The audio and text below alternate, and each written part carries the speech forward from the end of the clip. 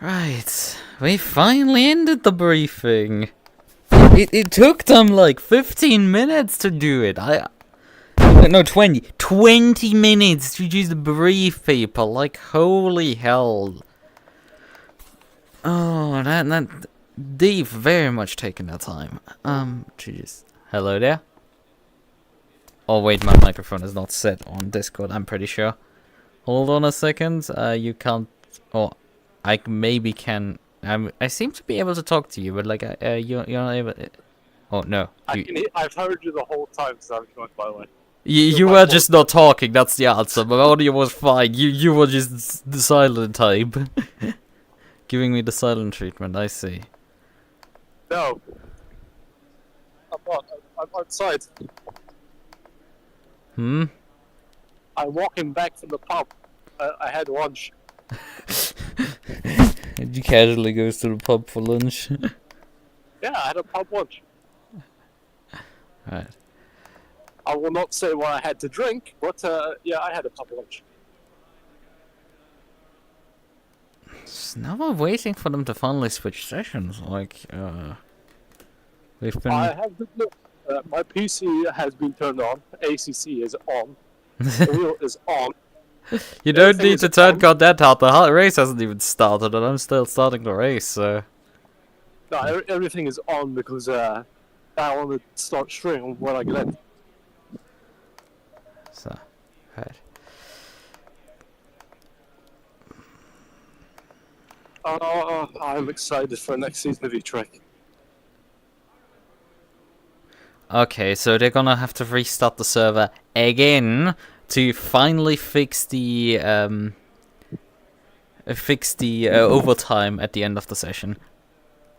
Because they, for some reason, didn't think that people, could take time to finish a race. Huh. I know drinking and driving places a virus. That says who? Virus. No comment. My lawyer has recommended me not to talk about this. Good thing. Right. Not do. What's it called again? When you get pulled over by the police and assess your alcohol levels. Yes. They don't let you blow there. Oh dear. I mean, he's probably gonna perform better with alcohol. Let's be. I will grab something to drink right now while the server is rebooting, so I shall be back in a moment. In that case, I'm drinking water, no alcohol. I was drinking the Russian water.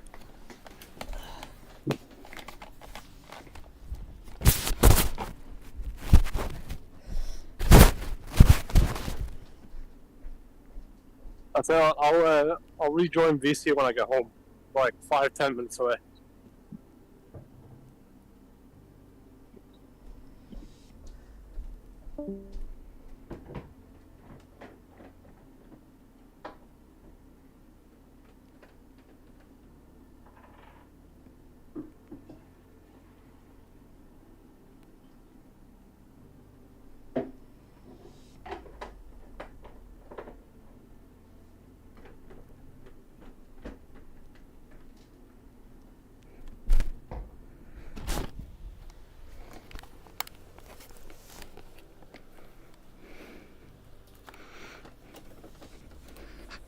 So, I'm back. Let's see, is the server now finally live? Yes, there's a server, we can press connect on it, and it takes a moment to load.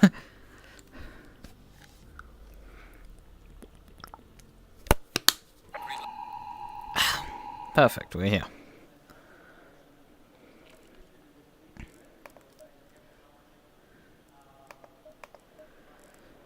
So, the amount of Ferraris on this grid is something. There's so many of them. And they're also so stupidly quick. I mean, not necessarily Ferraris, but like everyone on this grid. It's sort of quite stupidly quick. How many cars in total? Well, 24. Yes, you should. 27s now. It's all of the cars. Does the leaderboard plugin not work, or? Yeah, it does work. You can see there's 27 cars. It was less earlier, so go figure. Also, I just fuck, I broke my chat. I minimized OBS by accident, and then just my chat is gone. Pain, there you are. And that broke the chat completely. That bricked the window. Why are you like this, OVR Toolkit? Why is this like a recurring bug with you? That is like really annoying and it just bricks everything.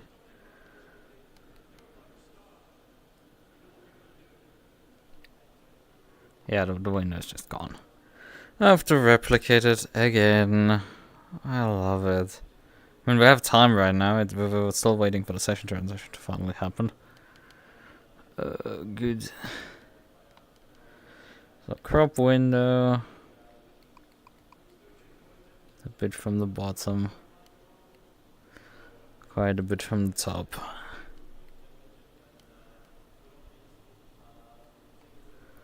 And that should do it. The only thing is I lock cursor input to these, because I don't need any in either of these. That should do the trick.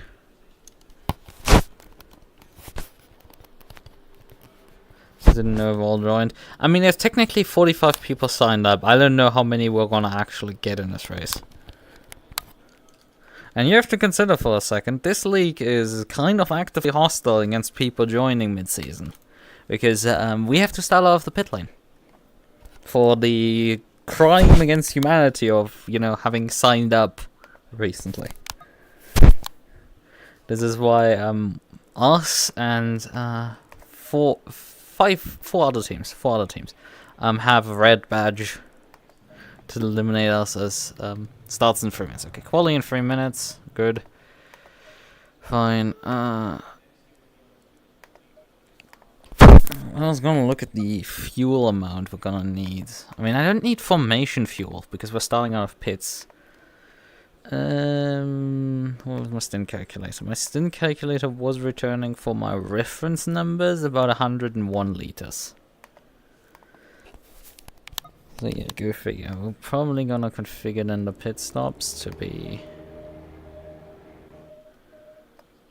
105. Take the starting fuel also down to 105. Apply current pressures. Because those were alright for at least these temperatures, although it's gonna be colder in the race.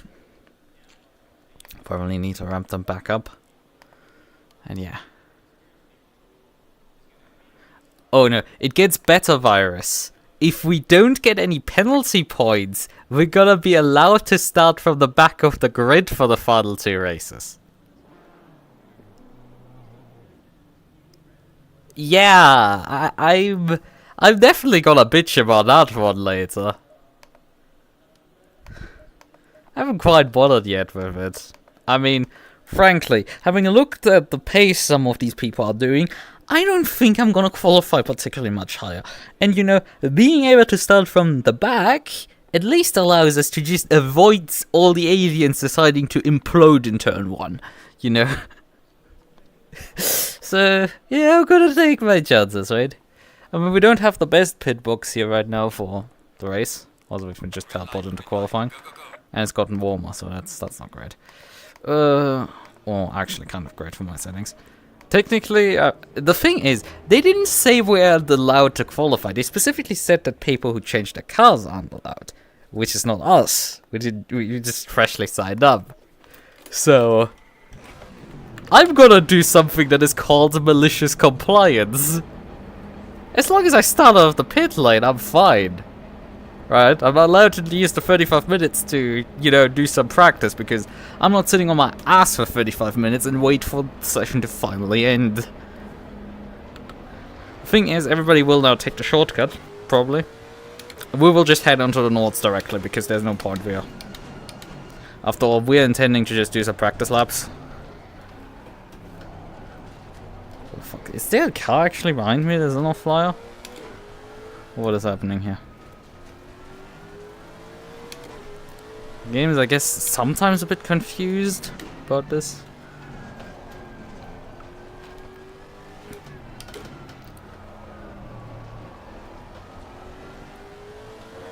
Well, yeah, I mean, as long as they don't bitch in the in-game chat that we need to return to pits, I'm gonna just operate on the letter of your fucking law, so...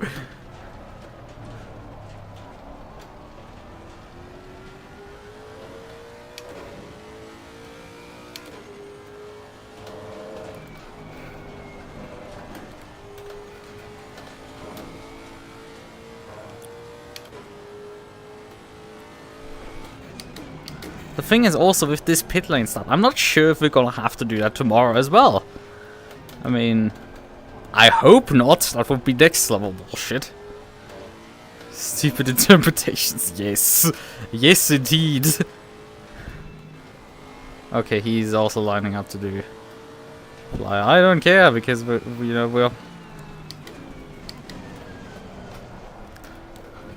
Because I'm not waiting in queue to, just... to the Nordschleife straight out.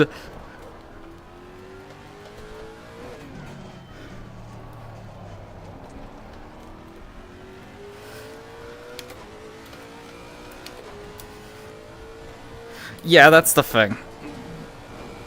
Like, the thing is, I'm not too much against the, like, I have to start this race out of the pits. It's like, I don't mind that too hard. I do mind it that I have to start the next two.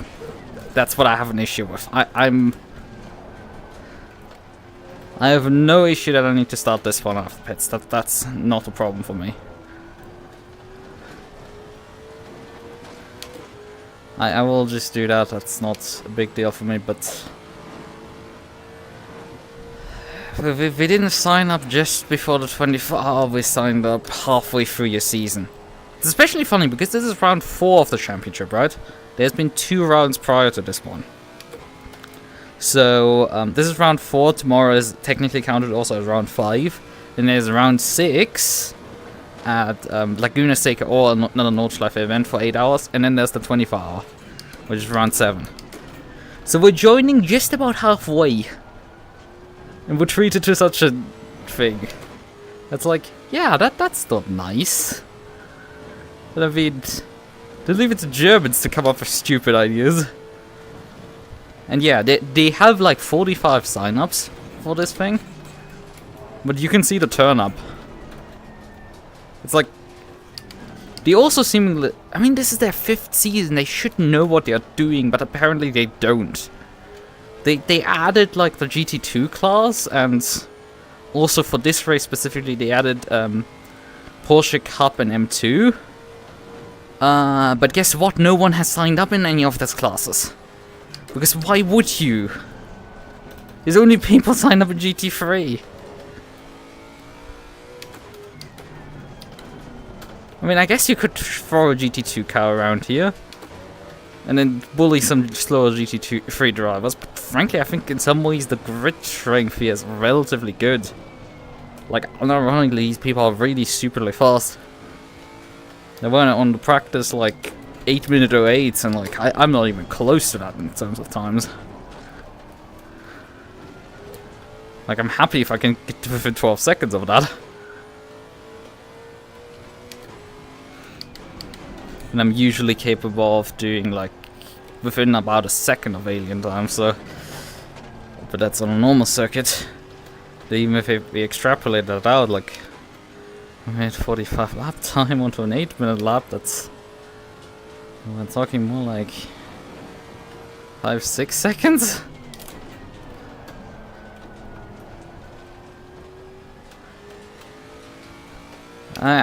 I've not broken through to 21s. I've been stuck in the 21 so far.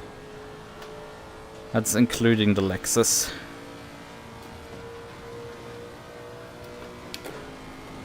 And in the Porsche, not Porsche Cup, in the GT2s and the 935, the fastest time I've done is a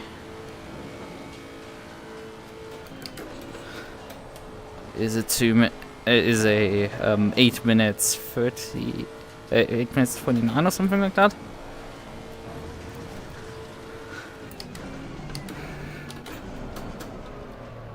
And considering how handily our GT2s were beating in the... I've never been fast, that's the thing, Asa. I mean, you out-qualified me at the Glen, but like a handy margin.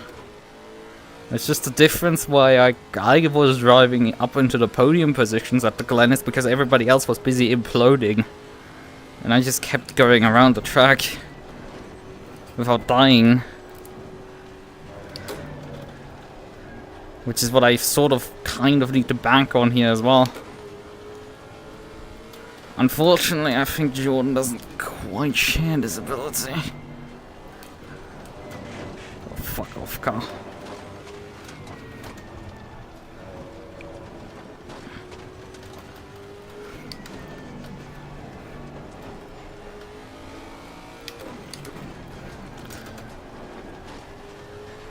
I think in V-Track he even out-qualified me at one point.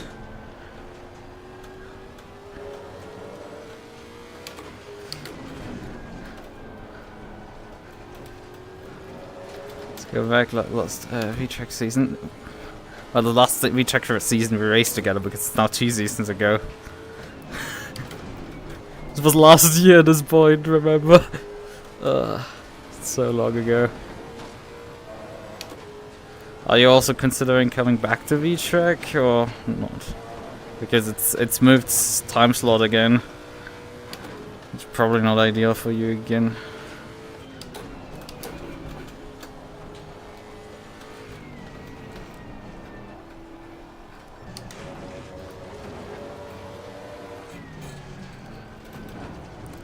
But yeah, man.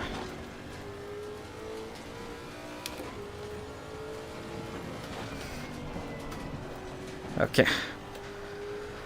I am considering... On one hand, the time slot is better, again, so I can do it, perhaps. On the other hand, it's like, man, the track selection, like... It is like the bottom of the barrel stuff. So, racing the 296 again. Oh no, the Japanese sus machine on course. Ah, yes. I mean... If you look closely at the thumbnail, I mean, probably YouTube compression killed that part. I'm advising something that you probably can't do with the thumbnail. So go figure.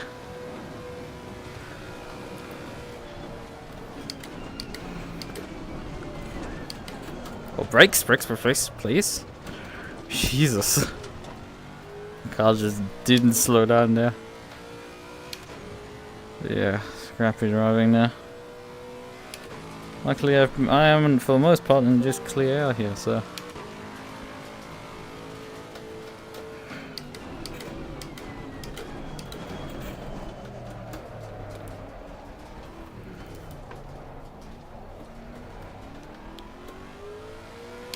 Nice. Seen it. So Chris has arrived, I assume, in voice chat, or is it just Jordan back again?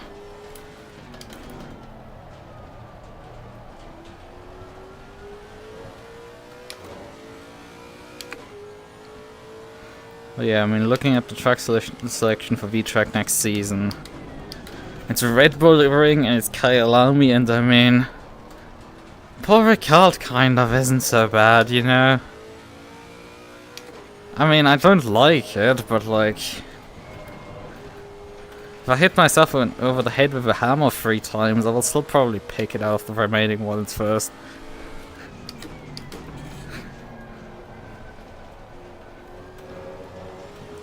Like, I mean, it looks shit. And like a not so great Mickey Mouse section there, but like otherwise, I guess it's like okay-ish. Misano. Oh yes. Radio check. Radio check cleared. Alright, this isn't fucking roleplay. I was just asking a question. How was the web?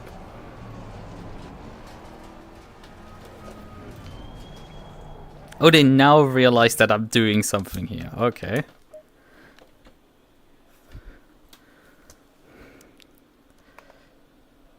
This, what setup are we running? Yours, right? So now they've realized actually I'm doing something here. It took them this long to realize that we're like, you know, doing a lap here. Did they just tell us to stop? Yeah, they just told us to stop finally. That's BS. Hey, even if we started in the pit lane, we should still be able to qualify. Just to see where we would be.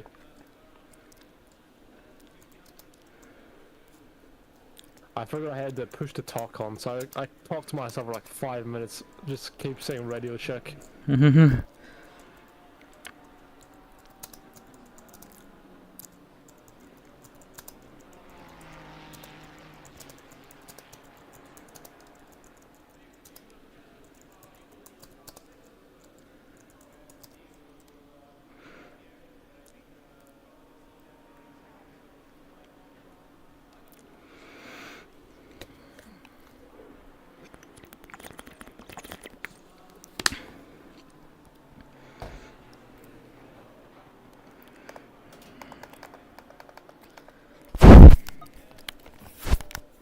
Simply put, I will comply with that. Slowly losing his grip of reality. Ah, yeah, open scan converter. Right, that's interesting. I was about to say there's an 8-minute 06 on there. Nah, there's somebody just doing 8-minute rates.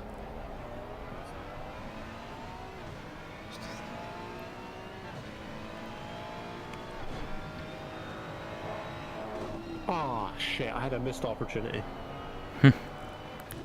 Basically, my mum was betting on horse racing, right? Oh boy. She asked me for 4 numbers. I missed the opportunity to say 25 for our car. The thing is, I said 24 instead of 25. What's it? 15 for me, because my racing number. I think I picked the number 9 because my favorite football player. Definitely not because of Nikita Mazepin.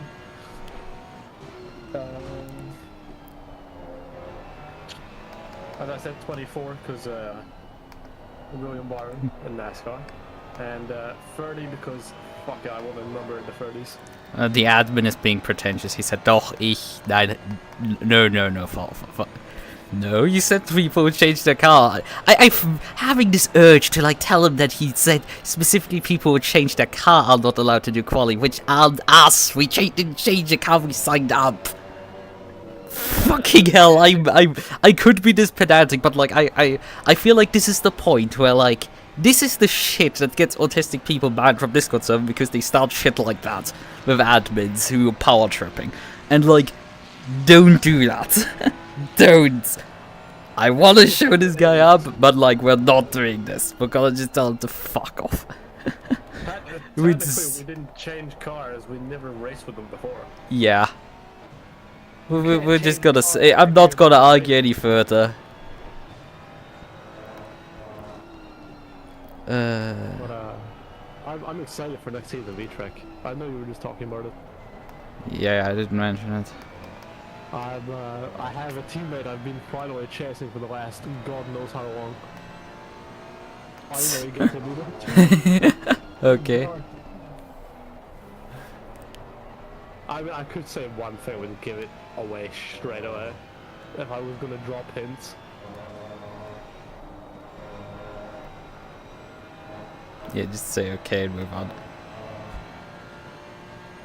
I went out with drinks with said person in the past. I mean, yeah, I guess a virus. I can say I thought it was just the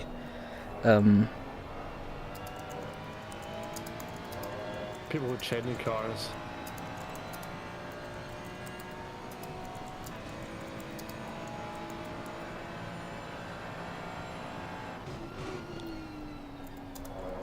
Do we have any pictures of the car?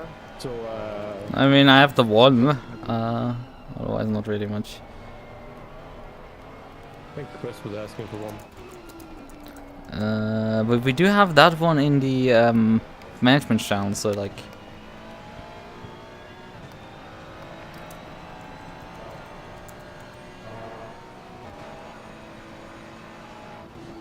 Guess what I saw when I was out in the bar? I saw myself a copy of Daytona USA for the Sega Saturn. Oh, nice. I was tempted to buy it, but then again, I do not have a Sega Saturn. Yeah, I have way too many retro games I still need to play.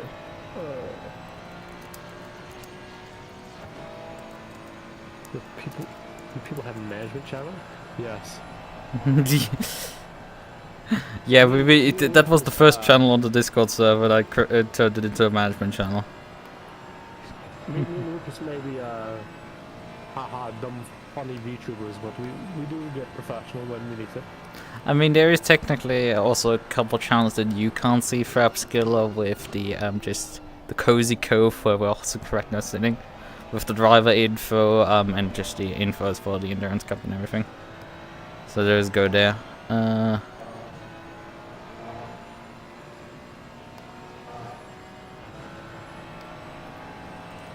You wanna know something funny? You know how I just mentioned how my mom asked me for horse racing numbers? Okay. Can you say one more? And I thought, you know what, fuck it, 25. So, fingers crossed, even if this race doesn't go well, I might win myself a fiver.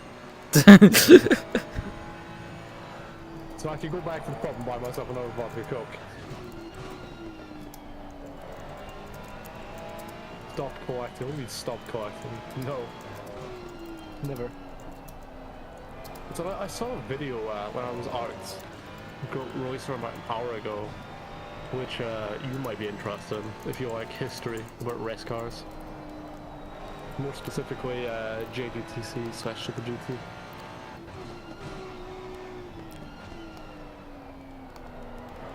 Alright, the Honda NSX.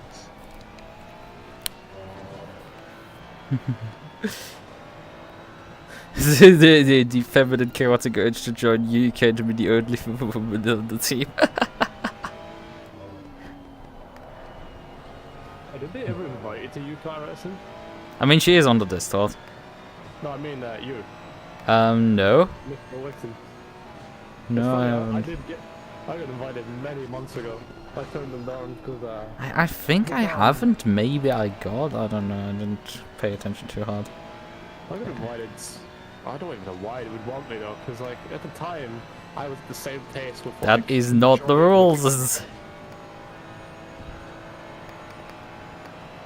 up? That's not what I. Well, this doesn't say. What are you talking about? I'm talking about the fucking admin arguing with me. Look, I'm. Oh. I may have, I found a poster, which is pretty sick. A whole 25 quid, but that means that I have to go to IKEA and buy a frame as well. Oh, pain. But I have to put a hole in a nail in the wall, which I shouldn't really be trusted with because of the last time I tried to hang a picture on the wall. Pain.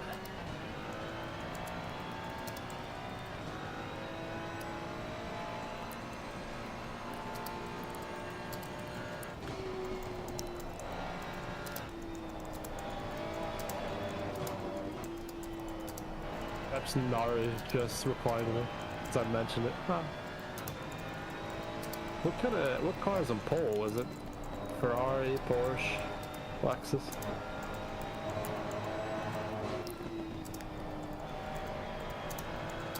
Or is it something like, something out there?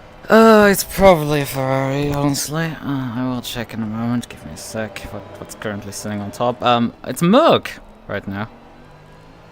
It's Merc, a Ferrari. They're like within half a second of each other. Then it's like 3 seconds back, another Ferrari. Some BMWs, and McLaren. Then 2 further Ferraris, and a Porsche. Porsche now, and then another Ferrari. We're obviously not allowed to. I'm just looking at it already. I see the wing end plate. Oh, Jesus Christ. Fucking hell.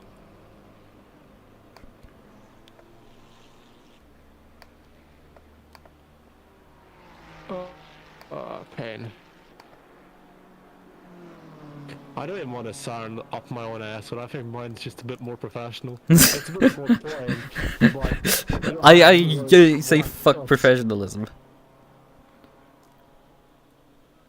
We did go for different angles though. You went for a more pink and white, I went yellow, white and black.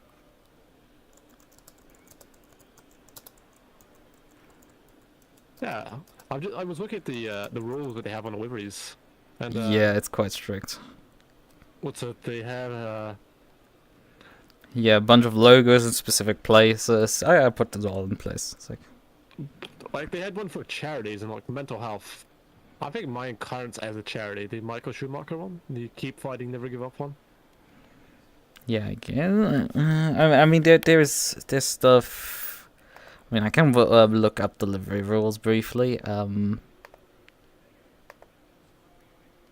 Decent brand and BMW don't go together. Debatable. Depends what model you're talking about. E30 is good. E36 decent.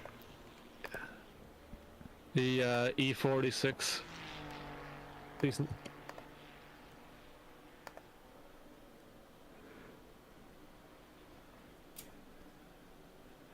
Oh yeah, right here, livery rules. The following things are prohibited: racist, sexist, homophobic, religion, as well as politics. Alcohol, no matter what falls into this area, 0% anti-alcohol, pseudo things. So you can't like, what was it that Clarkson put, that the BBC put into their endurance car? What, the Peterson oils? That it was trying to, I think, emulate alcohol, but like isn't actually alcohol. Yeah. Biscuits. Well, biscuits are probably fine. Tobacco, drugs, gambling, logos that are direct competition with companies listed under mandatory sponsors, which is obviously you can't, I guess, put a GT7 logo on there because you know we have ACC 505 games and SRO on the list of logos, Pirelli and. So no Michelin and CF logo, so I guess no other leagues and SimGrid, so... But you're telling me I can't have my good old fucking Polyphony digital logo? Cringe. I guess that would fall as, because it's technically competition. Following is permitted, which does not violate any of the above: charity auctions, mental health promotions, characters/graphics for various anime, cartoons, and mangas, anti-bullying campaigns. Okay, so we can't have bullying campaigns? Damn. You can't have pride. So you can't have a pride flag. I'm pretty sure if you slap a pride flag on, they're not gonna fucking jump down your throat for it. Like, that just ends in a PR disaster if they try that shit, also. Like, that's just like, you know, this is the same level of me trying to argue with that, but this is just don't. Well, let's be fair though. There is, I don't think any really like race organizer is gonna dock you for having pride flags. It's just more generally accepted nowadays. Maybe if it was like 20 years ago, it'd be, you know, maybe, but like nowadays, yeah, no one cares. Yeah, this would end in a PR disaster if they try to pull that shit. This is just like something that you know, but like you obviously shouldn't put any flags related to political organizations, right? You should probably not put any relating to current and historic conflicts. Like that stuff. Like that's probably gonna piss people off. Like, don't put Palestine flags probably onto the car. That would probably trigger this rule. Do I get blue or do I get yellow? I'll show you what I'm talking about. Because I'm buying posters to decorate my room because my room is just white walls. It's like a mental asylum.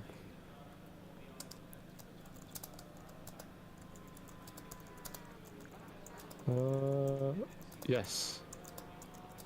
No. Yes, wait.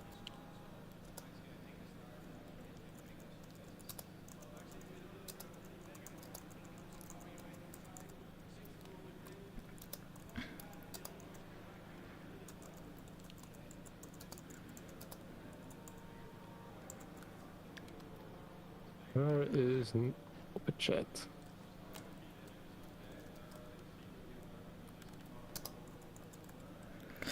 Uh, I'm curious. You've been very quiet on the subject matter. hmm. The racing VTuber list.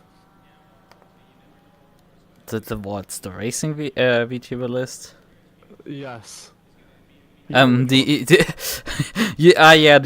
bottoms or tops. Yes. Who did you put in bottoms? I haven't done the list. I mean, I guess I could do that. How much time is actually left in this qualifying session? 8 minutes. 8 minutes. Yeah, I guess we're gonna do that. I will just be. I already know a few people who would go on bottom. If you call yourself a top, then you're lying. That's all I'm saying.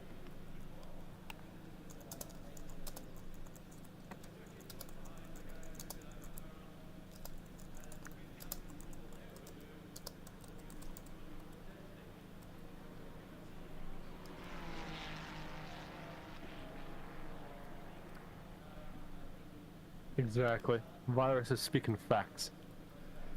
VTuber is all bottom simple. Ah, yes. I'm trying to find the server details. Probably just in SimGrid. Manage entry.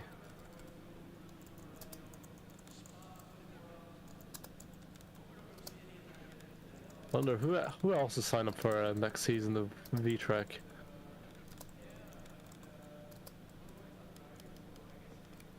Because I know that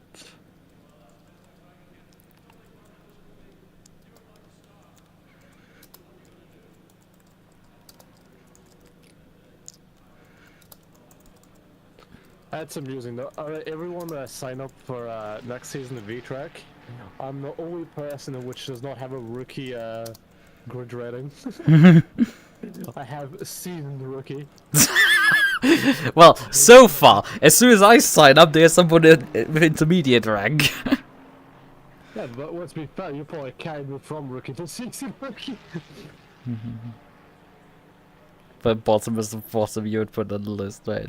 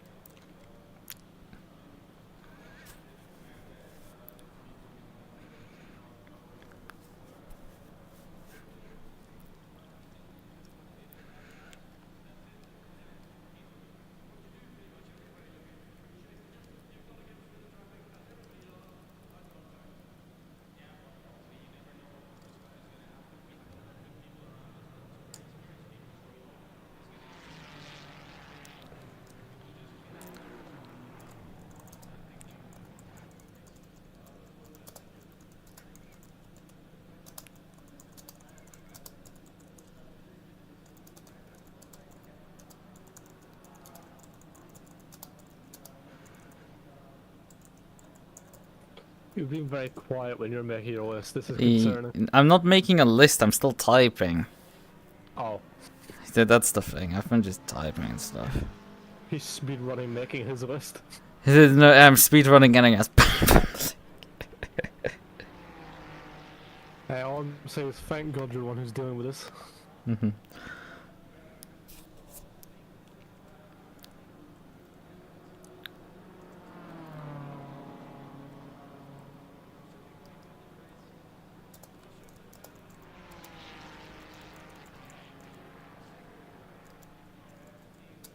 Alright, I'm guessing it is the one with more people, the race server. Yes. Okay, good. It is apparently the wrong password despite copying from SimGrid. Probably copy it off the Discord.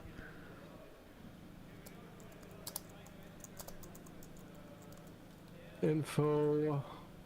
Server info.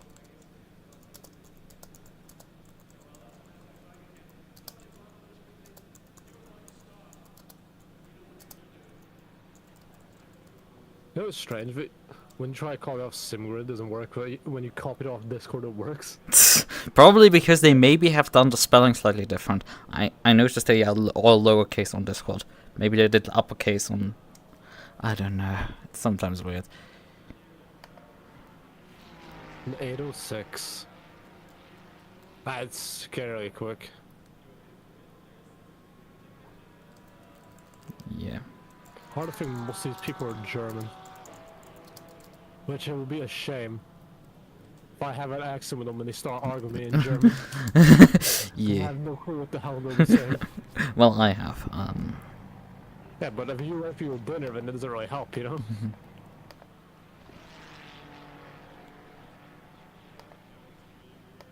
That's what it looks like a minority with this color scheme. Black, white, and yellow.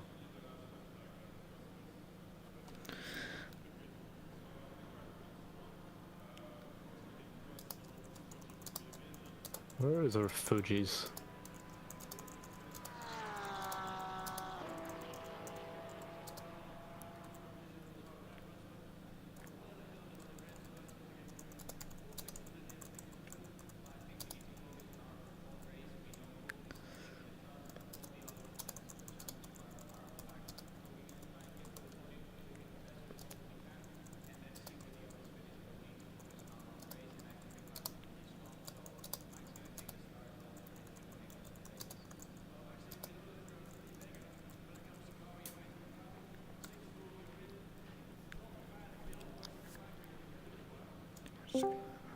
Alright. Hello there.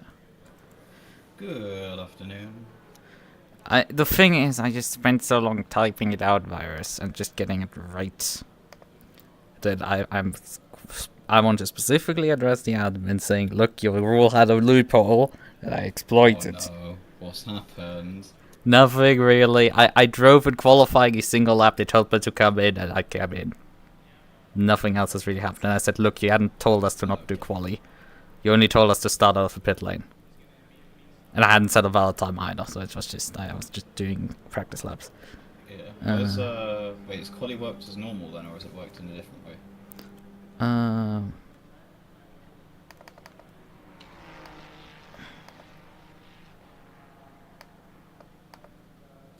Also, I enjoy the fact that you've made a sandwich specific for your thumbnail. Yes.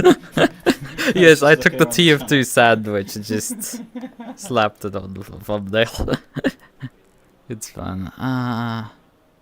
Two bottoms and Chris. Oh, I don't know if labeling Chris a top is maybe a bit of a stretch. I don't know. No, that is wrong. I am not. Alright then. No,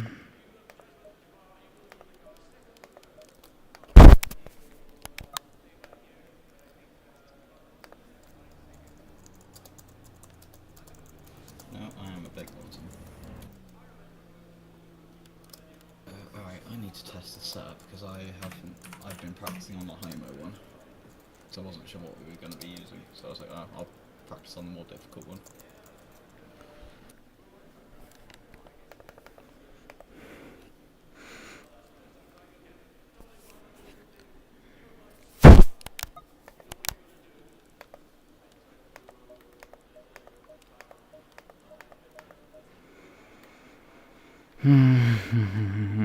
Okay, let's get this It's rolling.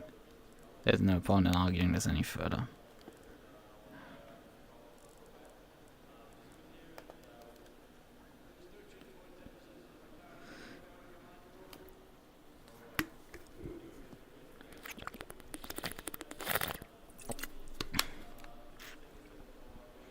Yeah, what position are we starting? The last. We have to start off the pit lane, I thought. Oh, okay, that's what you mean. Yeah, that's the thing. They told us on the because I was just trying to do some practice, right? This waste of 45 minutes that we had qualifying, and they told me after I had just done a lap on the Nordschleife that I need to come into the pits because somebody noticed that I was out on the track, right? So yeah, this has been a rule that they put out, I think, yesterday or the day before, where like people who have signed up now freshly they have to start this race out of the pit lane, and then if you don't do any incidents, you are allowed to start from last place for the remaining 2 races. Fuck's sake. And that's the thing that I've been pedantic with the admins about. In their ruling specifically said that you have to start this race from the pits. They didn't say I wasn't allowed to do quali, which is why I was pedantic in the beginning of the session with them. And I've decided to now move this argument into the DMs of the admin and said, look, this is my position. I don't like this particularly. I'm fine with starting this race out of the pits. This is acceptable, but like I feel like this is kind of a bit of a slap in the face to make this way. And like, look, but in the end, I'm just a guy who signed up for this race, racing with you guys for the first time today. It's just my opinion. You are the people making the decision in the end. I just had to get this off my chest now. And I hope we don't get fucking banned because the admin goes on a power trip over this. Right, of me being about as polite as possible to take something that I feel like is a serious overreach of them to them. And it's like, there is 1, 2, 3, 4, 5, 6 teams with us that are fresh signups. In total, there were quite a few more teams that had to start, weren't allowed to do qualifying. Yeah. Because if you changed car, you weren't allowed to do qualifying, which, again, like, yeah, okay, I guess that's fine for 1 round. That's the thing. If it's for 1 round, that is fine. Like, do that for the rest of the season. We're trying halfway into the season here. There's been only 2 races so far in a 7-race championship. No, wait, 3 races, actually. 3 races happened there. This is round 4. Round 4 tomorrow is round 5, and then there's 2 more rounds after that. So and that's kind of my issue. Like, we're joining halfway, we're reinforcing your grid. You barely have 31 cars on the grid. What the fuck are you doing to discriminate people who are joining late into your championship now? Making sure that you have actually a race happening. Because people that join in the beginning of the season, you will obviously have people lose throughout the season. You can't avoid this. This is a reality of life. I know you're also not the first time hosting it. Put some pedanting in the bread. Right. We're not obviously again allowed to start off, so we need to make sure that we don't press drive. So we start off the pits here correctly. 5 minutes on the grid now. Temperature's 29 at track temp. It's not particularly low, that. I've slightly corrected the tire pressures for this.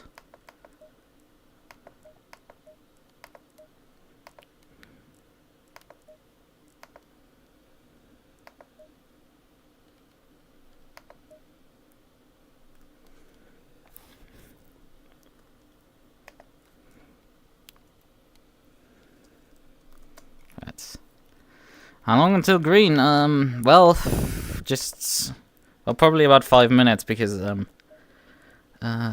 formation lap starts in about 4.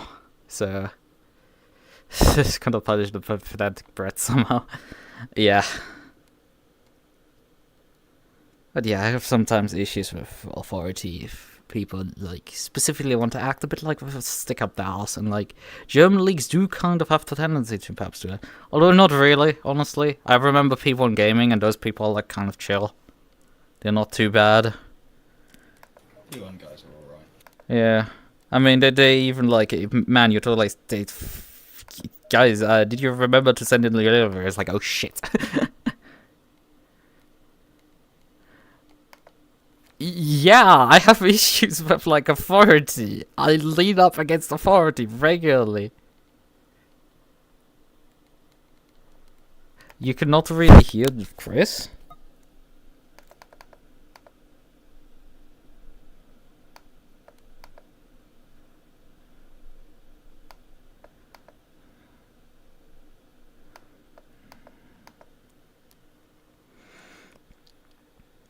He's a bit quiet on YouTube. I guess we're gonna turn up Chris a bit further. But I mean, I feel like Chris is fine on my end. Maybe it's just Discord being quiet. Also, Chris is on maximum, so like I can't even do anything anymore. Like, this is as much as I can give you. I could just give the general audio a bit more, and then maybe dump ACC in-game a bit lower. I could perhaps do that. That would be a possibility. Just hold on a sec. Just increase this by decibel, and then let's go into the options.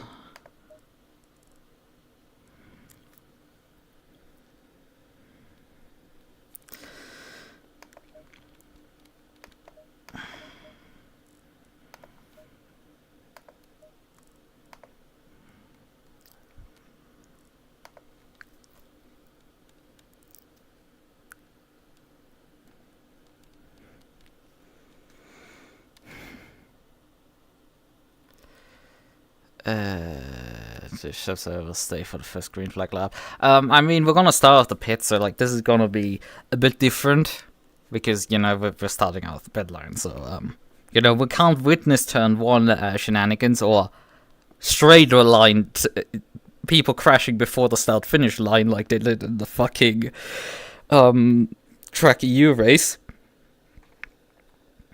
Remember Jordan when that happened? Jordan dodged the really big accident there. But yeah. Also the admin did respond, but we are not getting banned. So that's like the good news. We're not getting penalties, we're not getting banned. Like, it's... I may be able to, like... I don't know if I'm gonna convince him, but like... there seems to be... understand. I've approached this nice enough. Not yet. Well, he seems to have not taken offense to me saying what I've said, right? He hasn't quite understood my point effectively, but I will, after my stints, perhaps, and I'm like, look, I understand that you make people start for the first race of the pitch, but like, for the following races, it might be nice if we were allowed to start, you know, regularly. Okay. Was to do a small rewrite of the rules. I mean, that specific rule, they probably do a rewrite to specifically say, look, you're not allowed to start. Right. That's understandable. Right, I should probably bump my... where is it? Filters. Because I did increase... Where's my gain 1?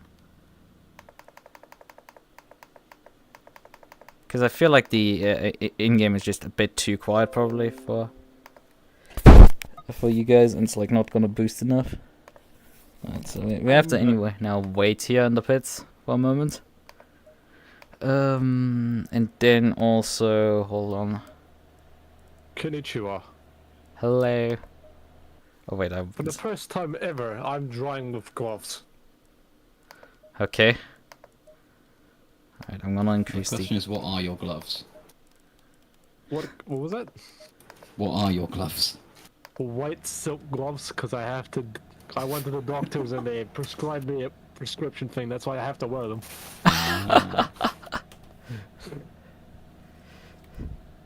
These are not my choice, Okay. but I kind of have to wear them.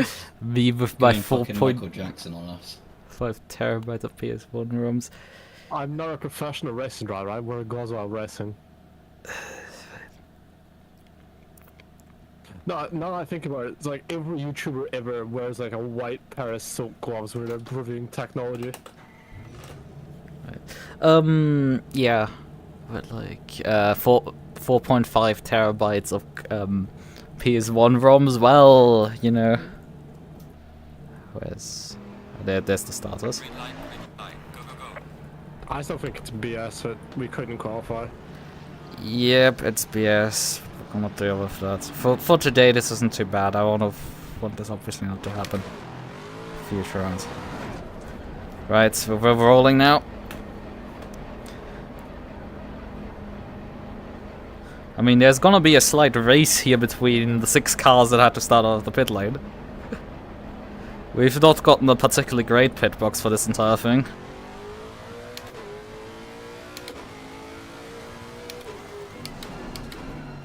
How is that? Haha. I still forgot I have ACC race control when I used to commentate. So now I have like a lovely broadcasting. Oh yeah, I did notice my Discord bot decided to break itself. It must, when I looked into the logs, it broke on like a couple days ago. I mean, it did still announce my, I think it broke a few hours after the OPL Pro race, so that's basically when it bricked itself.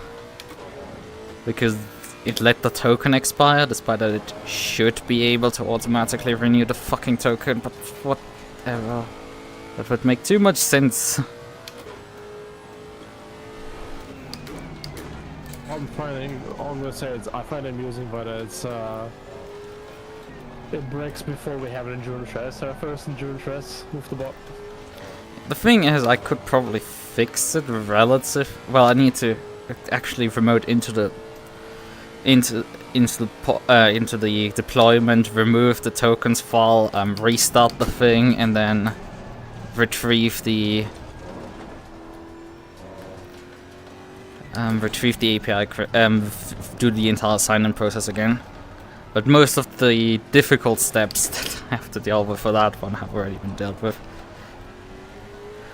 So it's relatively easy, straightforward to sign it back in. I think part of the issue is that effectively it just kept running, so it would have probably renewed the token if it had been rebooted in the middle of that time period upon restart, but like it hasn't, so now the token expired and it can't do anything with it. But it's just YouTube API pain.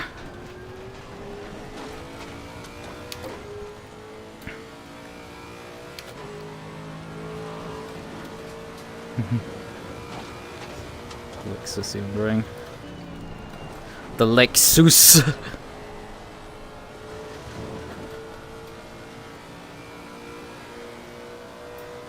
Oh yeah, so far there has not been much happening on the side lap. Well, second to last, and basically that's about it. There's apparently some of a drive-through penalty ahead of us. They must have gotten off the start. Jesus, the cracks sometimes. And we're not really going the pace of the cars in front, but the guy behind me is also not really closing, so like this is gonna look like a boring race. What pace have you been getting out of the setup? What I've been able to get out of it, 21s. Okay. See, I'm finding this thing is like terminal understeer compared to the Hymo. I mean, I wasn't able to drive the Hymo. I didn't find the time for it. Well, also there was actually the car that started, I think, regularly and has drive-through. We're now in front of them. One of the Ferraris dispatched. But yeah, it's quite understeer probably. At least right now it's not doing too well. But yeah, I mean, Jordan did drive the Hymo very briefly, but I think he didn't even get off the GP circuit. But you were already struggling, Jordan, just normally. Okay, that guy must have some damage if he's pulling over like that. So let us go. It's called a skill issue. I mean, if you put perhaps more laps into last night. I'll be honest, I don't remember what I was doing last night. All I remember is I had chips and I fell asleep. Nothing said chips. It's probably better that you didn't remember much of last night. I mean, as far as I can judge at least, like, it wasn't bad, like, it's just, it felt like you were... You did some laps on the Nordschleife and then you hopped onto iRacing, and I think you joined later on the Track EU Discord server, and you were playing AC. So I don't know. You must have been just looking forward to feel something. Damn. The way you put that makes me sound like an emo. Mate, I've been there. I'm just jumping from game to game, or like racing game to racing game, and just trying to find something where like I don't feel like I'm terrible at it. Yeah, but once what you said to me is I need to mentally train myself, which I still need to figure out how to even do before I can even start. To be fair though, the setup you made felt decent. Before I crashed, but still, it felt decent. It does have a lot of high speed of that still. Yeah, I would compare it to a truck. It's very Okay, it's drivable. backing out. I strong-armed my way past a McLaren back here. What's the pace of the field like? Is it quite a strong field or not really? I mean, there's people. There were someone doing 806s in qualifying. Yeah, that's pretty good. Okay. I think that gives us a decent idea. Oh wait, no, I do remember something from last night. Wasn't I up like 7 seconds up on a flying lap or something? Oh yeah, right, yeah. On your second lap that you were trying on the Nords, you were like 6 to 7 seconds up at heading up to Hohe Acht, and then you crashed. Yep. I still yet to add Jordan and the corner into the Nordschleife. I make my own names. That's how I remember them. Yeah, the thing is, why... Oh god, they're crashing in front of me. Oh no, that's a good thing. We're making up positions. Yeah, but like I don't want to be killed from the cars in front or behind. You know, either one is not great. But they both crashed in a way that they are still in front of me. They crashed just before Flensgard 9s. So. Oh look, there's some minority ahead of you. 2 cars ahead.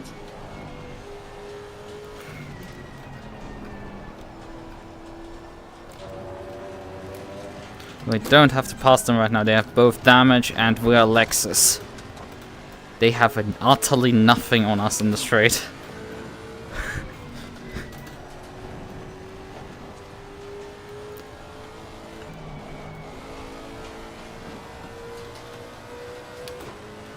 So let's see what we can do. Speed! 60, 70, they're starting to top out. We're reaching to 80 now. Rolling past the first one. I think I'm not quite fast enough for the second one, although... we're gonna close in quickly before the end here.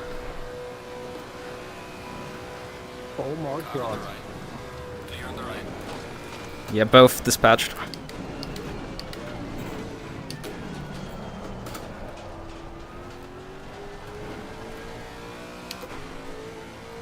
They are not seemingly coming in despite their accident, so that's interesting. That was important that I dispatched both of them. Big balls, mate, big balls. I also had Sata, the first one was pretty safe. Car on the left. Clear on the left. That guy broke so early that I was able to just easily dive him.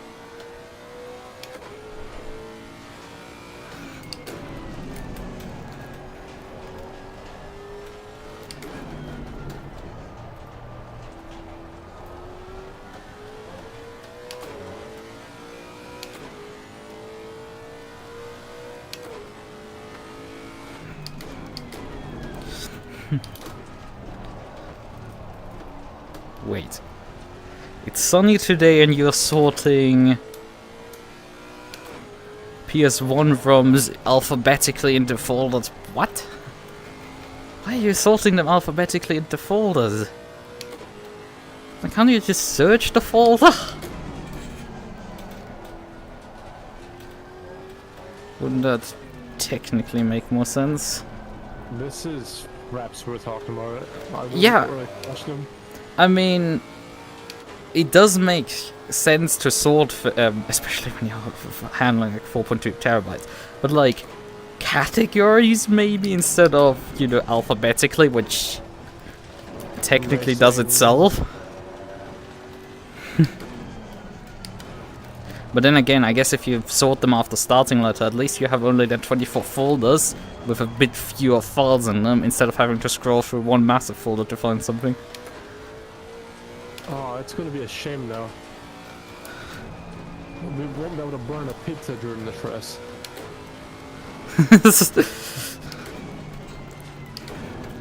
Yeah,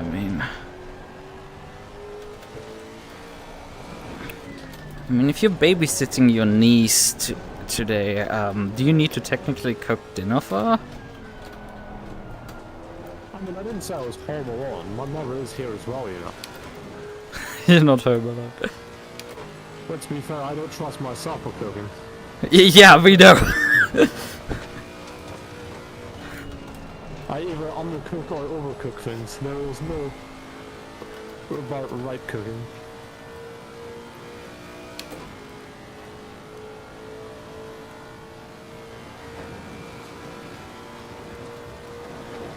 That's the reason I don't want to drive water, because I don't want to, if she goes to bed, I don't want to wake her up. Yeah, it's understandable. Move the crash into me, haha, very funny. Don't die, Lucas. Yeah, we'll try. I will try. Do not die. Right, next car ahead is 12 seconds.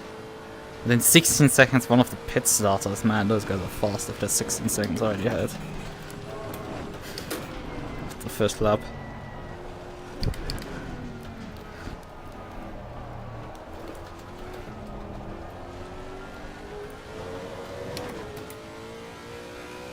Yeah, I guess that was my guess, that you don't want to endlessly scroll down the folder list. Oh. Fuck, fuck, fuck, fuck. Fuck! We have some light damage at the rear of the car. I crashed. God damn it. I'll tell in a moment. I had to first turn the fucking car around. 12 seconds. Ah, fucking Metzgesfeld. Doing so fine, and then I fucking dipped the wheel into the grass, and the car didn't come back from that. I'm braking for the next corner. I've re-ended it. Great, awesome. I was doing so great, and then I fucking threw it like an idiot away.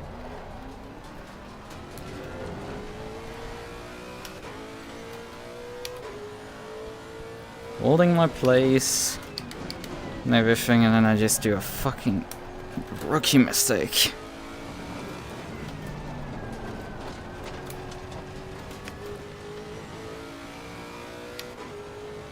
I mean, guest Curse and commentator really came home for that one. You feeling alright? Car's otherwise alright now. I'm driving. Oh, I was talking about you. I'm annoyed with myself, that's all. Oh, that's understandable, but apart from that, you're alright? Yeah. Alright. I mean, I'm gonna be able to recover from one accident. Don't do it me. Yeah. But that's a very blanket statement when I say don't do it me. That means multiple things. But you can probably assume what I'm meaning. Yes. Don't get into the mindset of me of one accident then snowball effect. Yeah. It's the thing, like, I thought that, like, I was doing bad with, like, managing aggression and things like that. It's snowballing, but, like, man, then I counted Greg and you, and it's just like, I'm fine.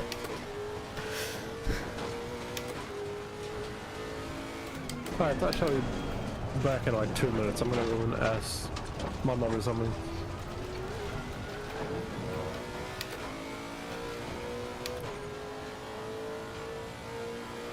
Oh, one of the cars in front has also dropped back again. I think that was the BMW that passed into turn 1. Oh, the irony. I mean, we were even close to perhaps getting into the top 20.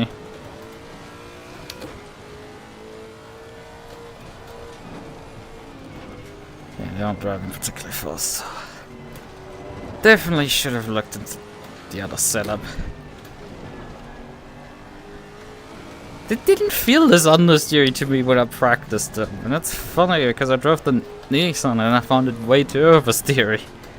Yeah, driving the Lexus. I only felt like it understeered in high-speed corners.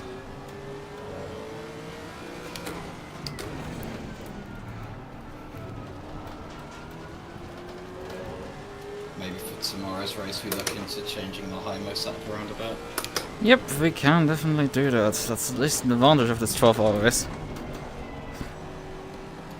Because yeah, I mean, I'm having to break through full of flats. The high-mo is near flat, just a lift to keep it rotating. Right now, stuck by the BMW, making you probably really nervous at this rate. There's a darting left or right. Trying to find a way past them.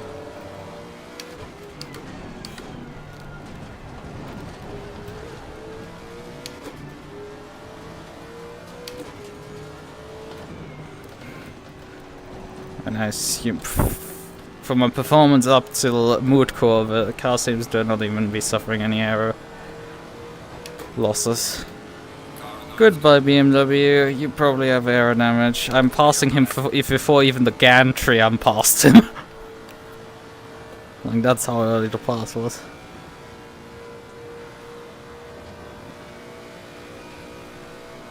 I think 3k down we are now on the straightaway to what we should be doing. At least without tow. I think the car should be doing 82 up the hill here.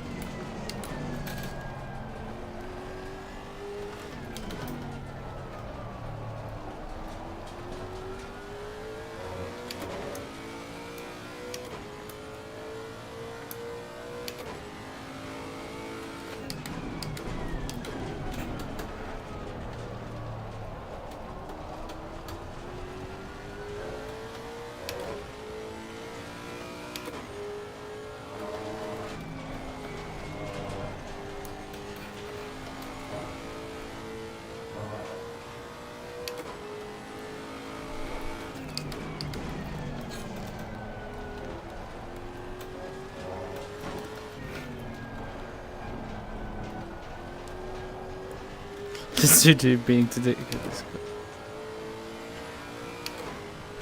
What were you recording? Why were you doing a window recording until you need to handbrake into Discord? I guess you want to share something.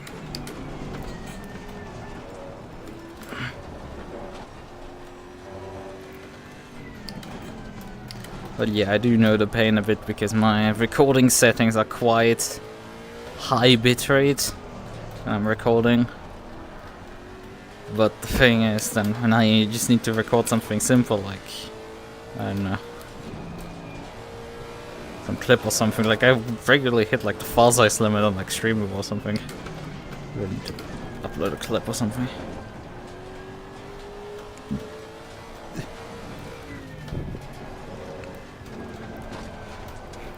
Right. I am back. Welcome back. So, I swear, didn't we make up a position? What? Did we make up a position? Yeah, we passed the BMW. Oh yeah, how long were you gone? Like 3 or 4 minutes. I mean, where did you leave? Because I think you're fighting the BMW when I left. yeah, obviously passed him on the straightaway. But there's nothing he can do about that.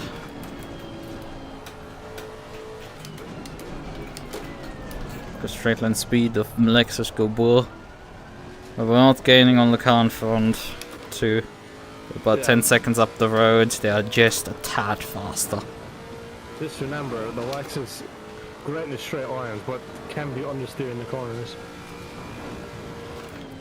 You probably didn't miss Chris mentioning that we might be considering to switch to the Heimer setup for tomorrow.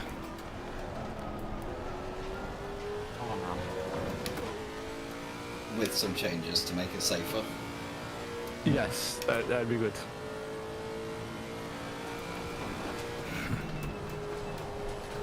Let's not die here again. I feel like with the fact the car's lifting over the crests, it's a rear downforce thing. I think it's just we don't need the rear downforce we've got. Yeah, it's sort of this like, well, the meta says that you need to run a maximum rear wing, and I mean, we're not even running maximum rear wing. And I increased even the right height a lot to get the car to maybe transfer some of its downforce forwards. But seemingly just didn't add up quite. At least that's a good thing with the race being split in over 2 days. We can make adjustments to the car for the second day of the setup. Yep. We're definitely making use of that. I mean, part of this race is just to get experience on the Nords. The main target is the 24 in June. Good date in June. I mean, I've already done the LFM 24, so... Yeah. Didn't you win it or something? Yes. Yeah. They won it. For God's sakes, why did I leave Irish just for like the next 24 to win it? God damn it. Yeah, for the team to suddenly decide to actually do an event and then immediately win that event.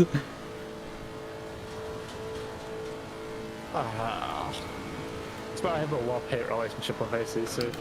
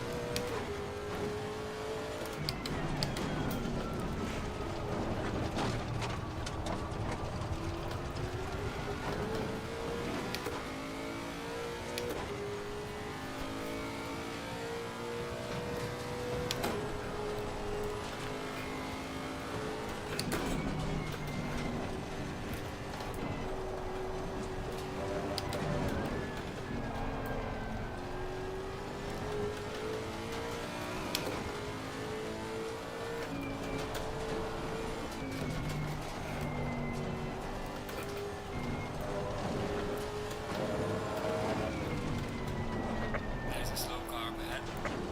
Yellow flag ahead. Watch out in front.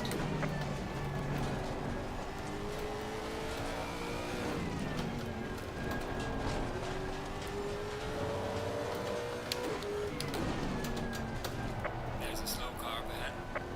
Yellow flag, be careful there. There was some sort of report in the in-game chat. Car 44 got 5-second time penalty, it seems. That's 15.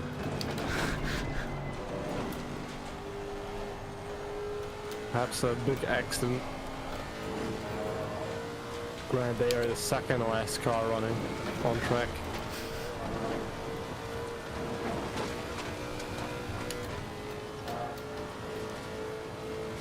Oh, the car 888 has a 5-second penalty as well. But they are 9 cars ahead of us. Yeah, and probably gapping us by that speed to pull up. If you want to know something amusing, car from P17 to P23 is all Ferraris. And you bet your ass they're all 296s. From P17 to 23, yeah, okay. Yeah, I think you can't even select a 488. That's sad. The 488 Evo still has some punch. Yeah, well, I think they might have it available. The thing is, they limited only to cars that have LFM Bob. Which is why I had to request them to allow us to enter with a Lexus. I think the 488 has a Bob. Yeah, and I mean, all cars as well, but like back in January it didn't, when they started the league. That's why in the track we had to make our own BOP for the Lexus. Because Alpha didn't have it. Yeah, I mean, you can enter a Bentley. Technically there's a Bentley on the entry list, but I don't think it's here tonight. Well, today. Today!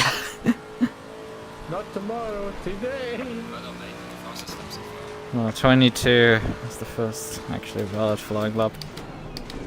Okay, it's tomorrow as well. It'd be amusing if the Bentley showed up tomorrow and not today. That would be amazing. Someone's in the pits.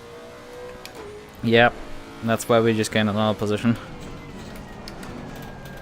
That would be the 124 Ferrari.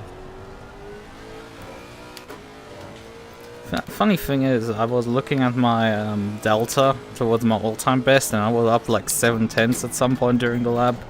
But in the last sector, lost all of that time and finished with like half a second down. The fastest lap was the leader with an 8 minutes 10. Yeah, well, I'm not surprised, not much. That's race pace, that's not even quality pace, Jesus Christ. Yep, that's 12 seconds faster than me.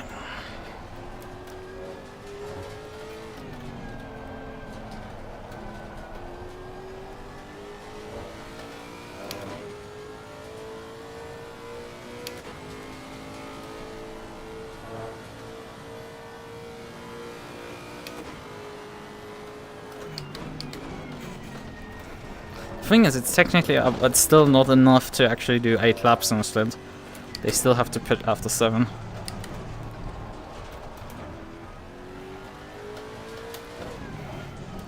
So they gain nothing from that. Into the strategy at least.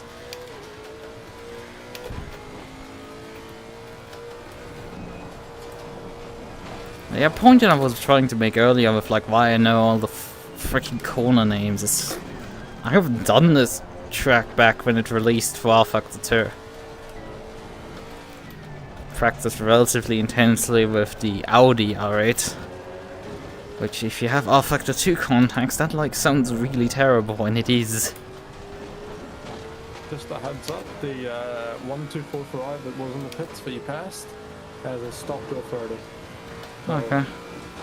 even more of a gap towards them.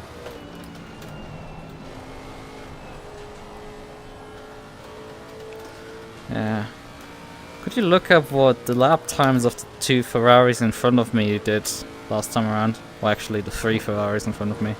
I can indeed. They are doing 8-minute 20s, all 3 of them. Yeah, that's what I guessed. The next car ahead is within 6 tenths of the upper Ferrari. So P22 and P21 are fighting. So they will be slowing each other down. Yeah, but they have been for the last 2 laps or so. For the last lap, actually. It's not 2 laps, it's the last lap. Didn't they crash? Did they have damage? That might be those 2. I can have a look. Yes, one of them is. And you know how there was 3, 2 of them crashed and 1 didn't crash? The one which didn't crash is the 3rd one out of those 3. So the one running in P20. The minority looking one is P20 and the rip-off Mirai United one is P21. I see. Some dodgy, I'm 2 seconds off the pace of people having damaged cars. Great job. I mean, technically I'm also in a damaged car, you know? But I mean, I'm literally challenging my all-time best, so there's that. You're not technically, you are in a damaged car. Yeah, technically and practically, it's just the question, does it slow me down? And I think their damage should slow them down. They nosed into the wall quite hard. I mean, my impact was not minor either. I mean, just remember, it's a look, I had a damaged car that I still want to move up there instead of Dragon 1. That car, the Ferrari, even with damage, is still a quick car. It's generally quick.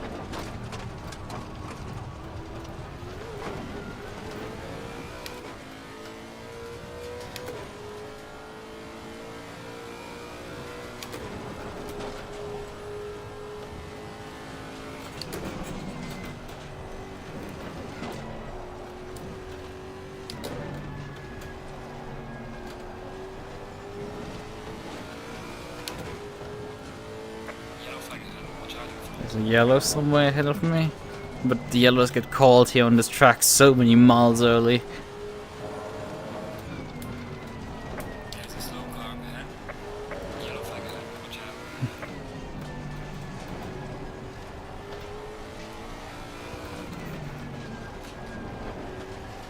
Need to wait for the marshals to start waving flags. Then you know you're at the accident side.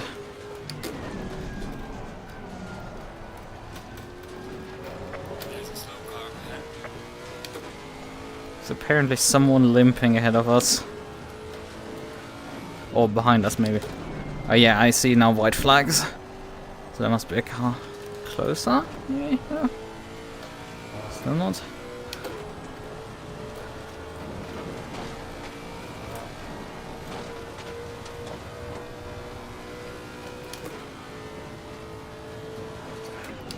P9 is in the pits. But then again, the pits is that far away and we still have a giant straight. They are literally gonna finish their pit stop before I pass the pits lane. Before we even get onto the GP circuit. I mean, except that they probably have damage when they're pitting now, so, you know. So we probably will catch them. There's a slow car ahead. I'm still getting white flags regularly. Oh yeah, the 888 car is dropping back. They are really slow here. They have damage and well, heavy front end damage and have the hazards on. Yeah, and I'm getting white flagged for them. All 3 Ferraris just passed them. They're all within like. Yeah, they must be going really slow if they're getting white flagged right now, Jordan. Oh, they are. They've, like I said, heavy front end damage and hazards on. Yeah, I'm visual now with them. You're a visual. What are you, police officer now? I have a no. I'm visual with the runway. Good few cars driving the pits. Okay, they perhaps Get want. into the 20? Top 20? It's probably yeah. My pace has started to drop off already. That's not good. I'm dropping further into. I've just dropped into 23 pace wise. But on the bright side, you are P19 now. That's something, I guess. Still about 11 seconds behind the car in front, which is, you know, I've not lost much ground still. That's not true. You only remember 9 seconds. According to my data. The in-game one and my well-calculated one say 11, so. The ACC rest troll is just being a bugger. But I can Race tell you control that probably uses a different algorithm to protect the gap. the 2 cars ahead are within 2 tenths, so they're fine. So. Yeah, but they've not slowed each other down much for the last 2 laps now, so there's nothing really major to expect. They are closer to the car in front of them now. There's only 2-3 seconds there. There's something maybe brewing.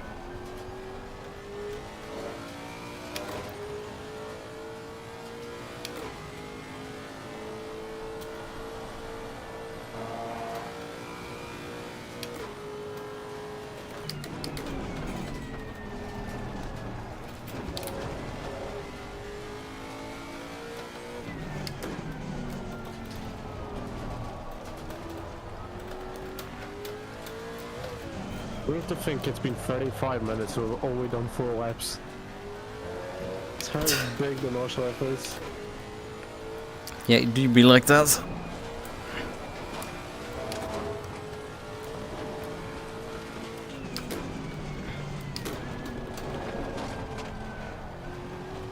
This is what towing comes on the circuit with an extra high penalty.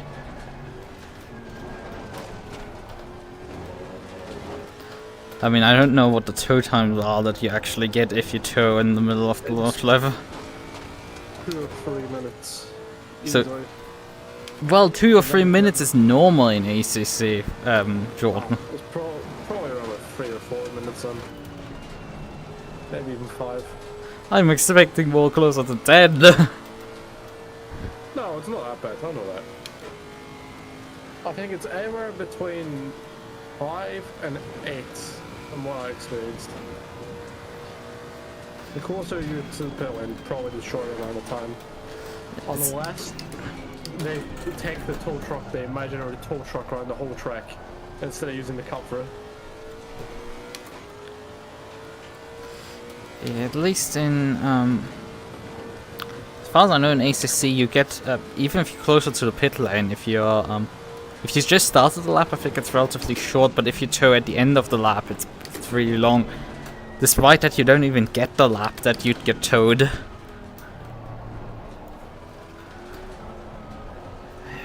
If you could, then everybody would be doing that, so it'd be way too broken. Well, it wouldn't be, because you have to wait obviously for the tow to finish to start then and driving again. No, but I mean at places like here. No. Yeah, it would become broken because you could shortcut.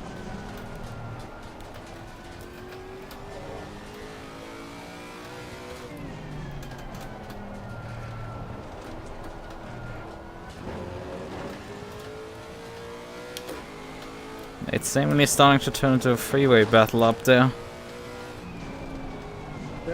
That should be, in theory, be good for us, but in actuality, no.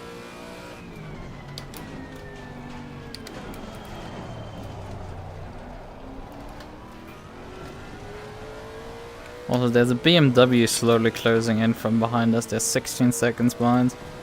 Or closer to 15, who knows, really. But they were at 20 like 1.5 laps ago, so they're coming in. I'm just gonna be AFK for bars. I'll be back just before. I'll be back for my stint though. Yeah, I mean, you have like, wait till you drive. While you're driving the finishing stunts. Setup's too understeery, but well, I can drive it. Yeah.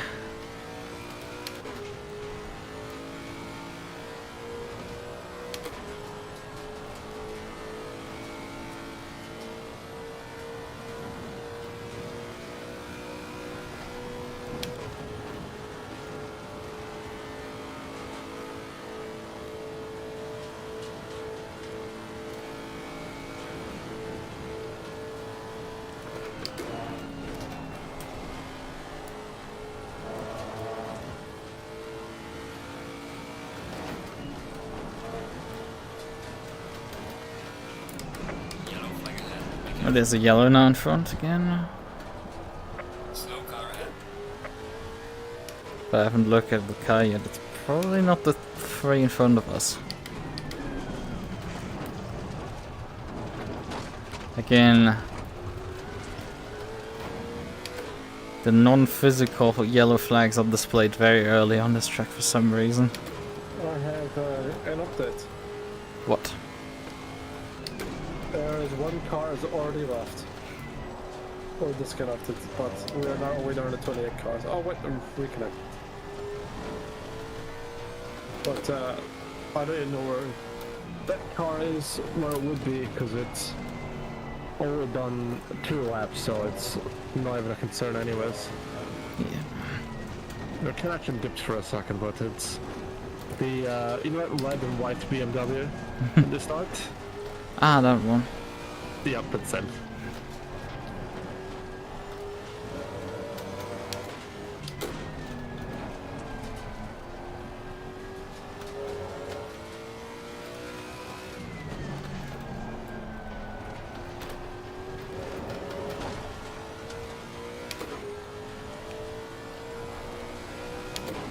Slow car ahead.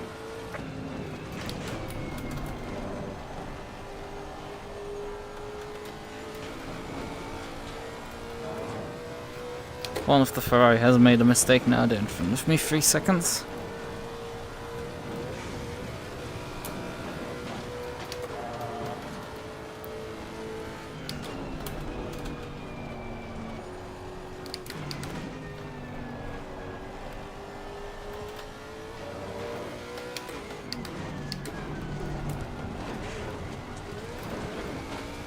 Got 2 seconds, obviously too far for me to attack on the Dettinger, except if he has a lot of damage.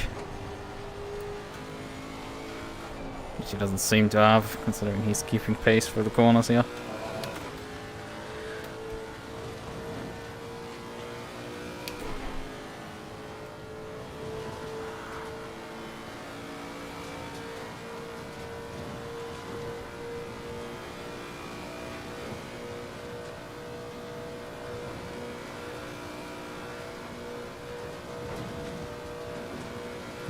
Clothing, but like not enough.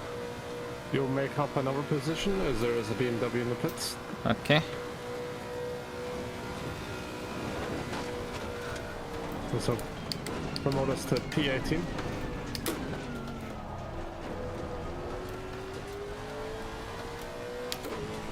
That guy's not coming in either. One of the Ferraris is also in the pits. Right, I have 2.6 laps of fuel remaining. 22 minutes on the stint timer.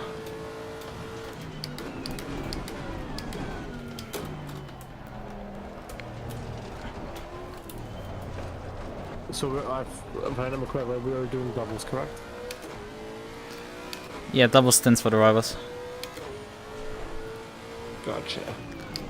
Double stints, 7 lap stints. It feels so weird saying we're double stint, but it's only like 14 laps. Any other track, that would be absurd. That would be like a single stint. But on most tracks that isn't even a stint. Even at Spa, a stint is about 24-26 laps. So... We might want to extend it if we do some fuel saving, but... no, there's nothing to gain from fuel saving, because stint timer. As I said, 22 minutes on the line. So that's enough for doing 2 laps, 16 minutes 40, but like not enough to do another lap, which would be 25 minutes. If we were a little further up the fields, like a little further up the track, would probably be able to squeeze one, but would be that tight. Nope. I did the math. You need to do sub 8 minutes 7 to do 8 laps.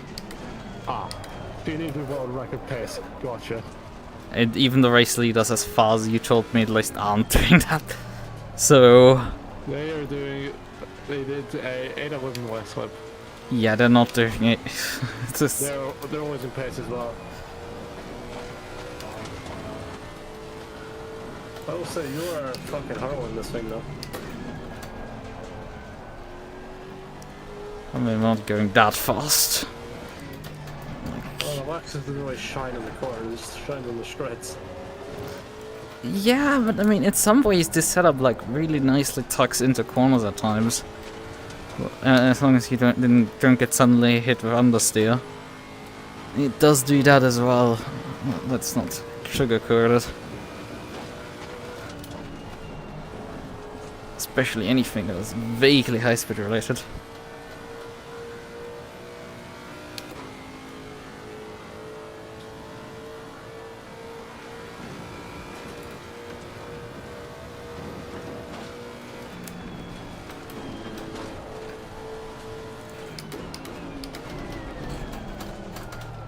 Just the thought that a Lexus is catching a Ferrari is amusing. Well, we're not catching, he's slightly escaping. And this is the best section right now on the Nordschleife before the dirting effectively fast. Oh, your flag? It's just that? Oh yeah, there's a lapped car. Is that the red and white BMW? Trying to locate where it is. I also don't have a visual. I think I'm visual now. Yes. Oh, it's one of the It's not a Ferraris. BMW, it's a Ferrari. But it is a lapped car, as I said. That's west.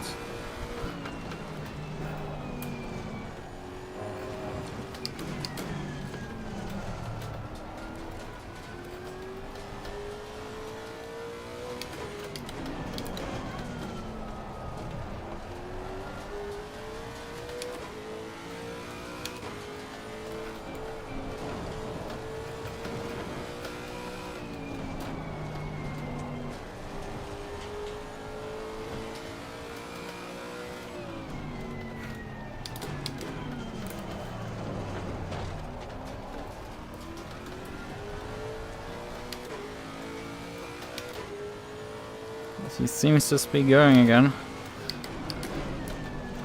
I guess ACC's relatively friendly damage model on the Nordschleife is leading to people just bouncing off walls and being fine with it. It seems also the Nordschleife is very lenient on the weather to you in ACC. And even if it rains a lot, it doesn't get flooded. Or not even close to flooded.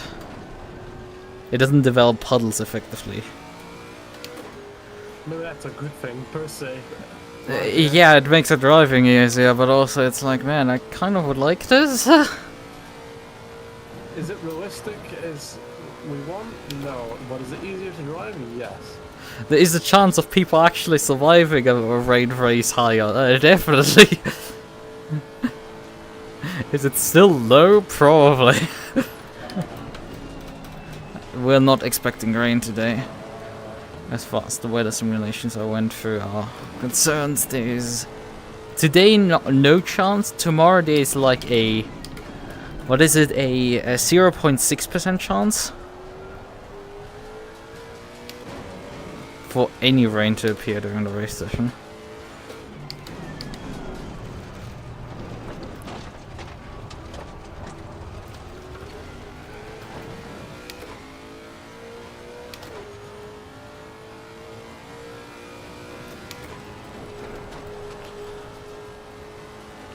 But also impressive fraps that you already finished sorting 5 terabytes of PS1 ROMs. I mean, granted, did you say that is all PS1 ROMs? Or was it just a selection of all of them? Because remember, PlayStation 1 came with CD, that was like the burning new feature, pun intended. And CDs can hold up to 700 megabytes.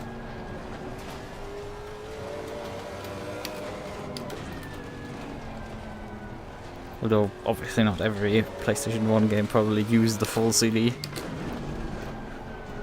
Especially if they were multi-plat at the time.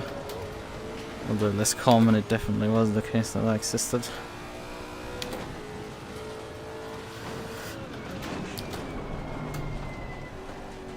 All of them that you can grab off the net. Yeah, obviously lost media is lost media still.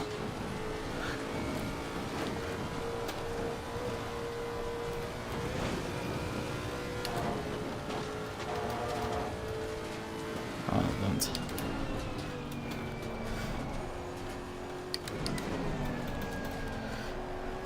But yes, the 4. Because the 4.5 terabyte in that aspect, compared to the size of a single CD, feels like a bit small. But then again, as I said, There was probably a lot of games at the time that were just... You know, what do I do even with this space? I don't know, I can package higher resolution textures in there, but like... I don't need this many. It's probably average game dev experience at the time.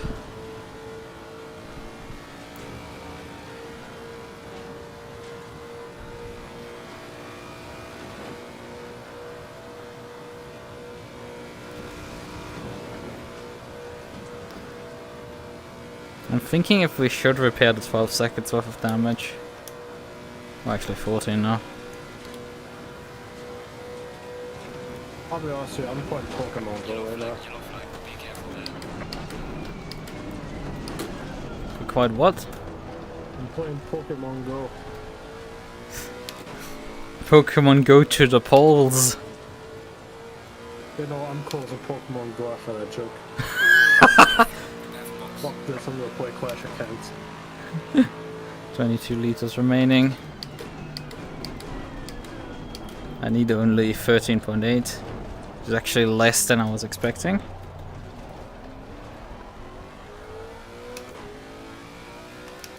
Well, one of the guys in front of us just got a 10-second time penalty. And they are within 10 seconds of us right now.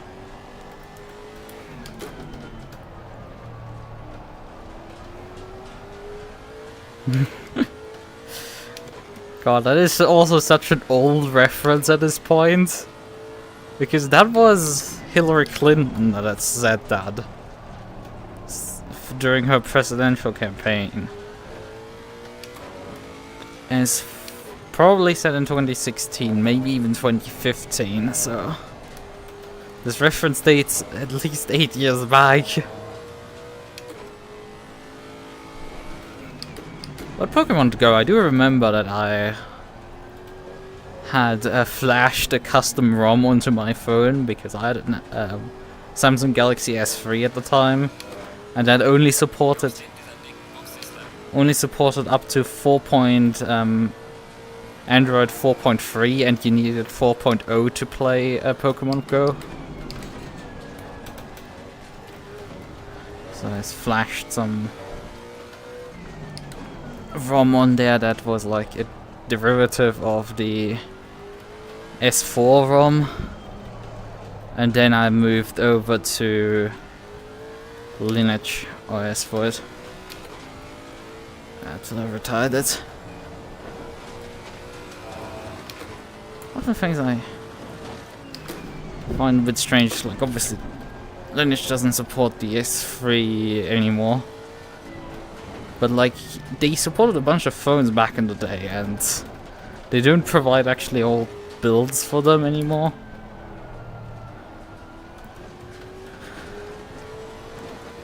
If you wanted to install an old build, at least they don't make it easy. Like, hey, we stopped supporting this phone, but you can still download an old Android version of it. But yeah, they supported up to Android 7, I think, on it. Unfortunately, the thing doesn't even power on anymore, and the battery's so dead. I decided back in 2018 then... No, 2019 it was. 2019, 2020 that I would replace it with a new phone instead of buying a new battery. Which was a more place, a Huawei J5. Which was on sale at MediaMarkt for 80 bucks. Well, fine, I guess, for that price. The main downside of it was its restriction to... That version came with 16 gigabytes of internal storage, and while that was fine back in 2019 still, at this point I can't even keep my essential apps on that phone, effectively. But it's starting to starve itself out of storage. And this is with me having a micro SD card in there to move files over there. Because apparently after like, I don't know, Androids,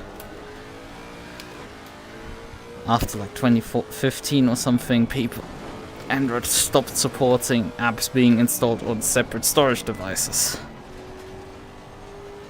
just something that it isn't really supported anymore. And a lot of phones are now also cutting just straight up the micro SD card slot.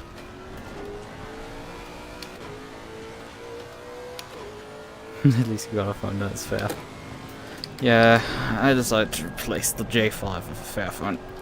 Specifically to be able to go back to running custom Android ROMs. Specifically for that reason. Are you talking about tech things? I also saw something on the internet.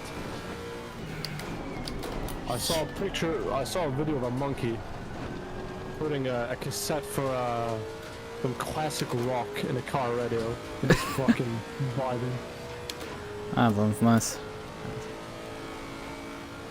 I'm still divided on if I should repair the damage. We can at least jump one person if we don't repair damage, because the guy in front of us, P15, has a 10-second time penalty and they're 7 seconds up ahead. And we lose about 15 seconds with damage repairs. As I said, car doesn't feel slower at all. So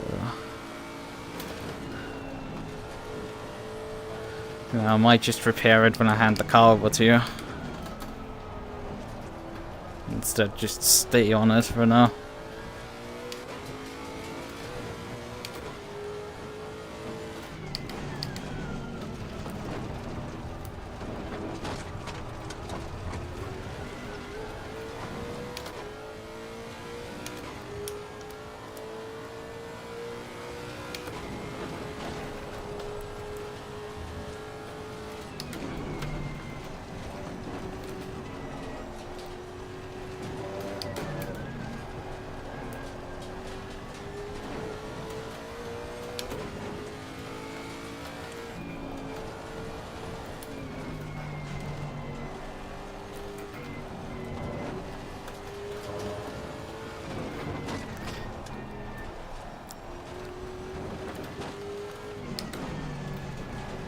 But then again, there's also the chance that these guys are also repairing damage in our pit stop.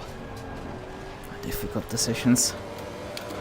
Let's be fair, it'd be kind of silly not to fix damage when we pit.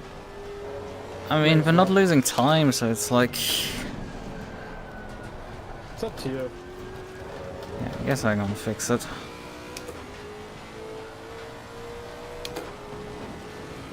I'd say at the end of each drivers, then we definitely do. That was my intention, definitely to fix before I hand over to you.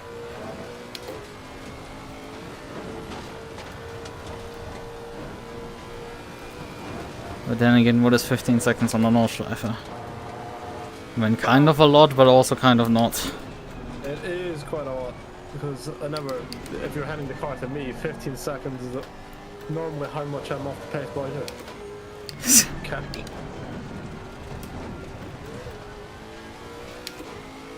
Ooh, we're far nearly lost in front of us. But I should be far enough back that I don't need to pass them before the pits. P2 to P8 are all in the pits. Everything is coming into the pits as far as I'm concerned. Anything that's staying out is gonna get a penalty or is staying out because they had done a pit stop already. Right. Okay. Tire pressure should be fine. Let's just put a fresh set on and go. We're definitely closing in on them, but like we're not passing them.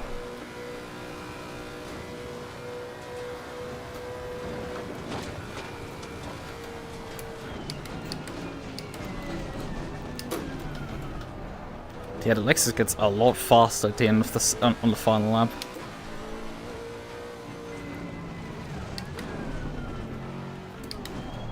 So that's the pit limit line.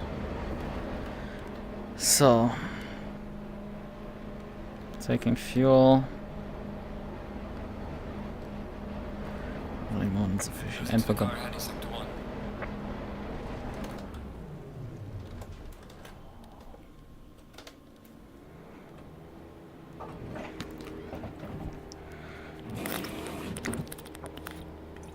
So I'm taking the repairs now. Let's see where we end up here. mean, P20 is about 60 seconds behind me, it says. P19 is also coming in behind me. So I have to wait for the pit stop to finish fully.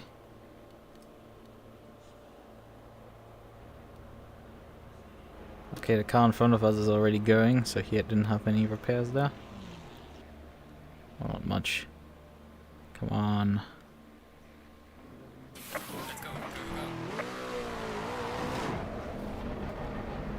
So we're rolling now as well. Yeah, I think the others the Ferraris didn't repair. For the most part.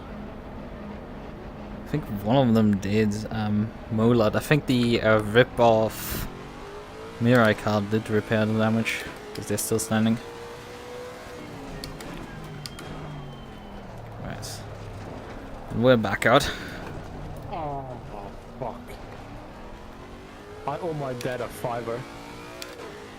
His horse won, jammy bastard.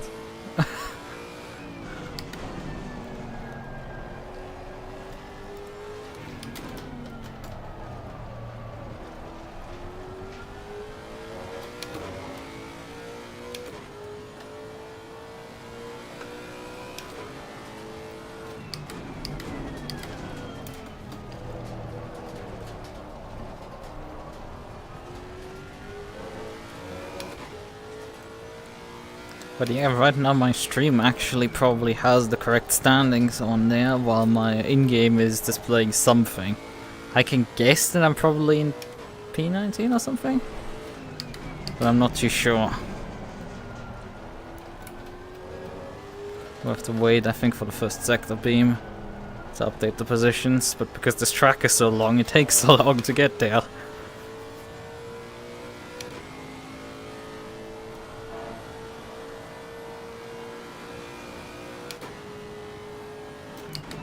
Although, funnily enough, the track is divided into 5 sectors, but like the game only has 3 still. Probably to not confuse any software or itself in the process. But on the track map it does display, I think, 5 distinct sectors. Or even more. I could count them at some point, but I'm not too sure about the number anymore.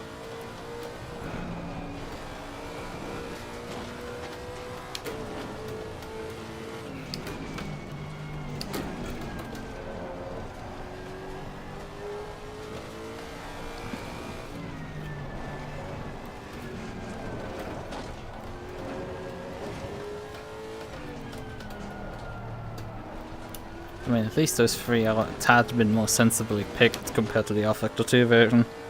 Where the first sector is, I think, like 5 minutes long. Because it includes the GP circuit all about X-Mühle, and then the second sector goes up till Kleine Karussell. And then the last sector is just the Döttinger, which is like, yeah, that's sensible.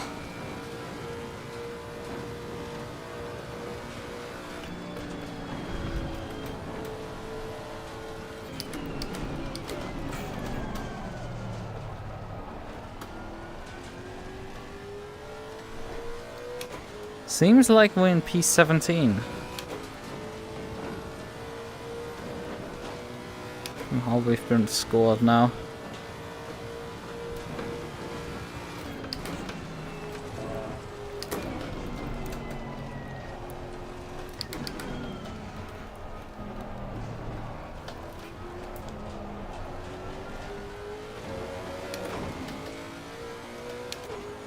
There seems to be a Porsche in front of us that isn't going too fast, so we might catch that one.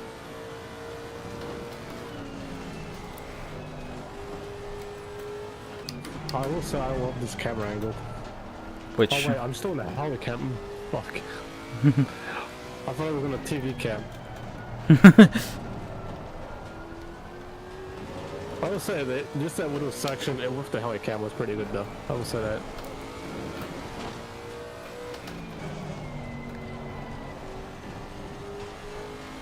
You are catching the Porsche. Yeah, he lost the position to the Ferrari, and I think he's seemingly dropping further back, as far as I can see. He doesn't seem to go That's fast. Yeah, he's right now slowly dropping back, but of course the Porsche is really slow in the straightaways compared to us. That's why we've really stretched our legs. I don't know if we're gonna catch him. I don't think we're gonna catch him this lap, but like probably the next one. We might. Depends on how the gap develops. Oh boy, how much he's losing from me driving through that corner down here. That was a second of one corner. Yeah, I don't think, however, that was gains from the corner specifically. I think that's gains from the straightaway where I'm faster.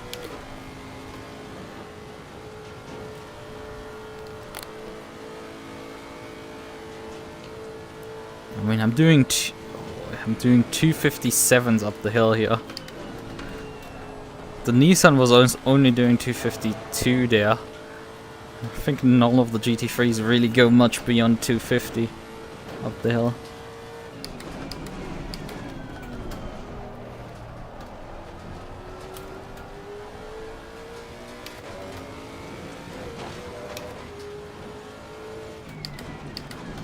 But we also have another Ferrari behind us in Bush, who is 8 seconds behind. So this might develop into a three-way fight here. And we're still keeping obviously gap with the two other Ferraris in front.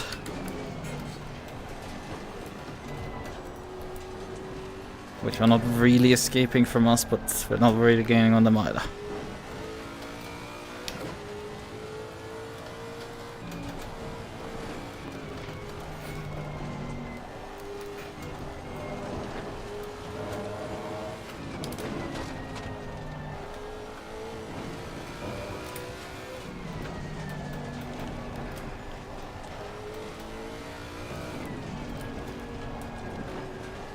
So you were saying, Oh boy, the Porsche lost there like 2 seconds for this section here. From carousel to ice cover. Okay, what do you want to say? You were saying with the Lexus is...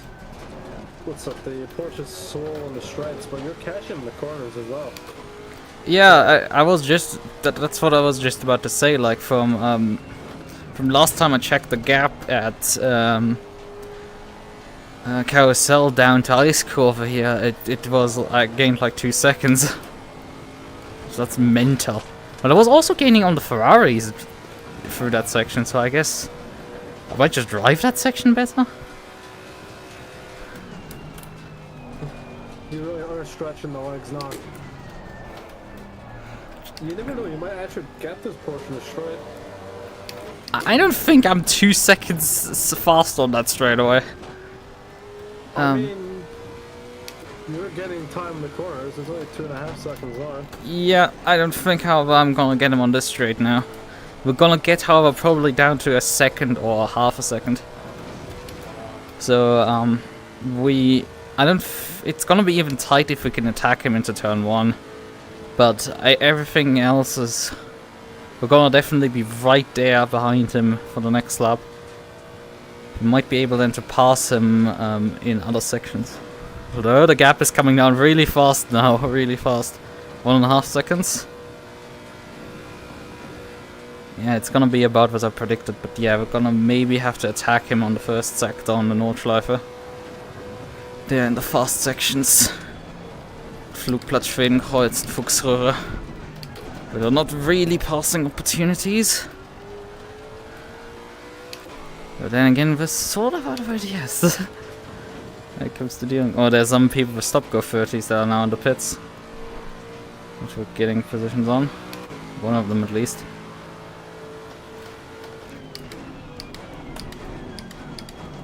That was a bit late on the brakes.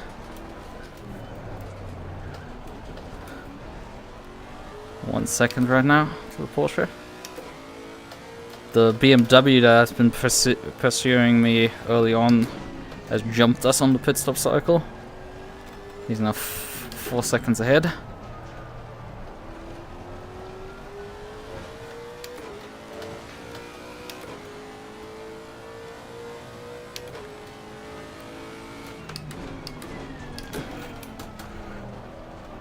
But the Ferrari behind us has closed up to 5 seconds, so he's gained from X-Mule up to here now. Around half a lap, he's taking like 3 seconds out of us. So he's gonna come for us inevitably at that rate. And what I can do. When he comes up to me, I'm probably gonna just let him go. There's not a point really in fighting him. But yeah, Porsche has been able to keep the gap on the GP circuit.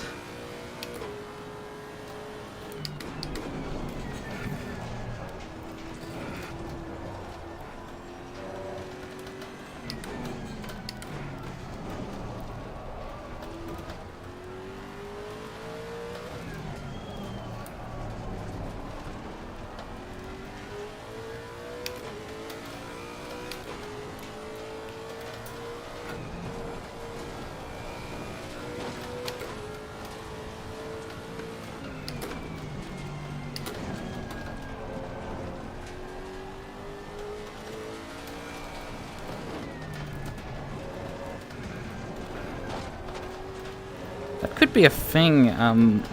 We could be able to take the curbs better, which is why in that section we're way faster than the Porsche and some other cars. But yeah, but now he's stuck for most of the Nordschleife behind him. We might be able to do something up to Moodkurve, but that section in side by side is in general like spooky as all hell.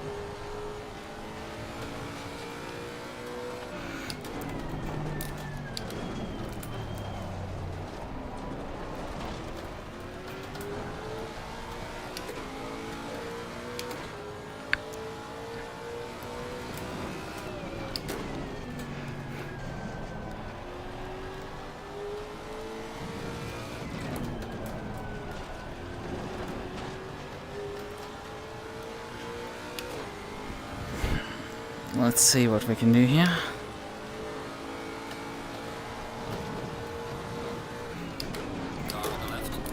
Okay, he just yields there already. Slight contact there mid corner. That's fine. No foul done there. Now we can just stretch away on the straight. It's funny, you're on the official broadcast for them. You have a little, oh, they're doing a replay. Of what? Of the overtake. I still don't have no clue what they're saying, I don't speak German. Fuck, I'm gonna say... Well, the Porsche lost, handed the position over to the Ferrari as well. So he's lost a bunch of ground now on the run up to Moodkurve here. How is the race going? We just made an overtake. Porsche went into the wall? Oh, did it? Yeah. Yeah, we're keeping actually a gap to the two cars in front of us. But nice.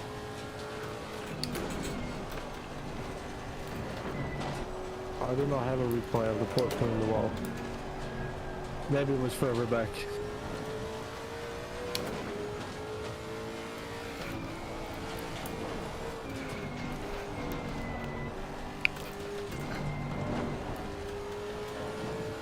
Oh, the Ferrari trying to overtake up the inside. Oh, I understand. Yeah.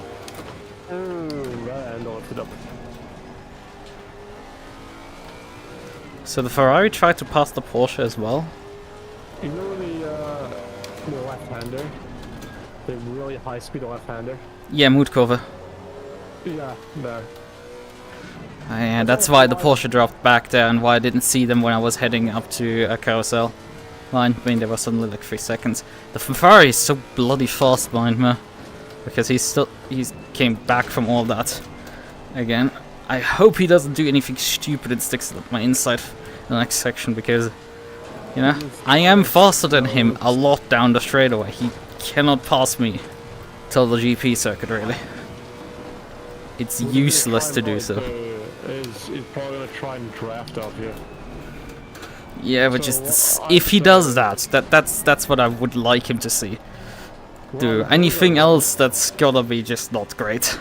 What I would do is I'd let him by it so you can slingshot by him. I don't want to fight him.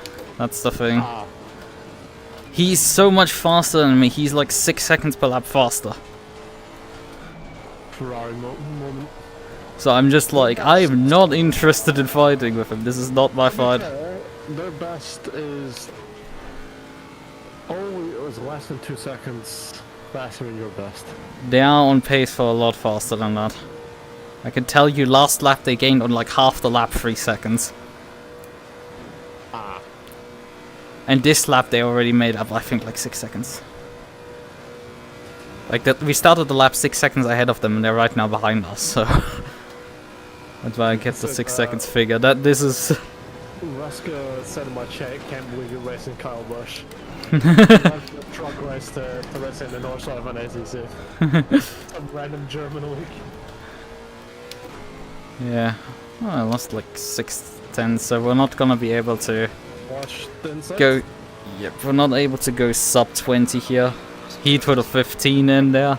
I would have nearly gotten a sub 20, but I wasn't just not quite in it. So he didn't stick it up the inside here yet. Oh, you know he's trying it. Oh, he tried there. We need play-by-play commentary. In English. In English. No, for fuck's sake, he stuck it there. I wanted to let him go at the hairpin, but like, fucking hell. Yeah, they're rushing your battle. That Porsche was fighting you, lost in our positions, fighting a Ferrari. Yeah, the knockoff Mirai car. Let's see. That reminds me, I will be driving a Mirai car on the track. Yippee. There's a yellow flag on the ring. Actually, high-speed right-handed, the John Martin the Brook corner. I see, Flugplatz. Gran Turismo corner. Nissan Airlines corner. Nissan Airlines. I'm trying to think. How much fuel you got? I have 73 liters remaining. That is... I've done 2 laps this stint so far. I have 5 laps of fuel remaining still. Okay, so I have 5 minutes to stretch my legs. Not 5 minutes, 5 laps. 5 laps, not 5 minutes. 5 laps to stretch my legs in stretch. Yep.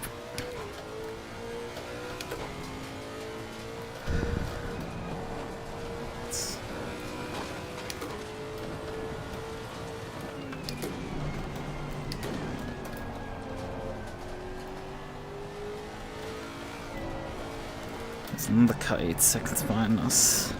No. That's not the Porsche, that's another Ferrari. Just dispatched off the Porsche now. But I mean, if Jordan described this as an RPG maker for the PS1, I've now actually read that message. Probably the RPG was covered up beforehand. But yeah, that's interesting. Isn't there actually one for like the SNES? An RPG maker? Or was that the N64? Because there is an anime called High Score Girl, which is set in the early 90s. It's probably not the N64, it's the SNES. And set in the early 90s. I do remember they have like a bunch of like licensed games, and that's probably, if you haven't watched that, that's probably something you should probably watch for nostalgia reasons. Because arcade games, I mean, it's technically before your era still, and there's a lot of retro games in there.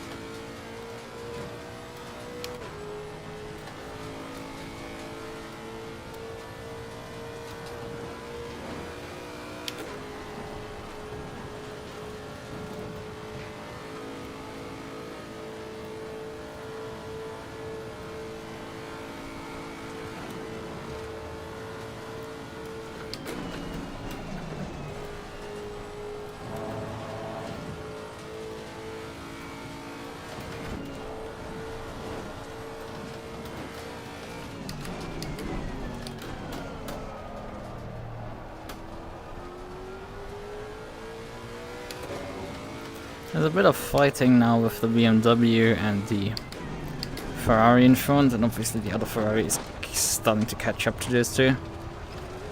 I'm also slowly losing ground to the Ferrari behind. Everyone's slowly gaining as well on me.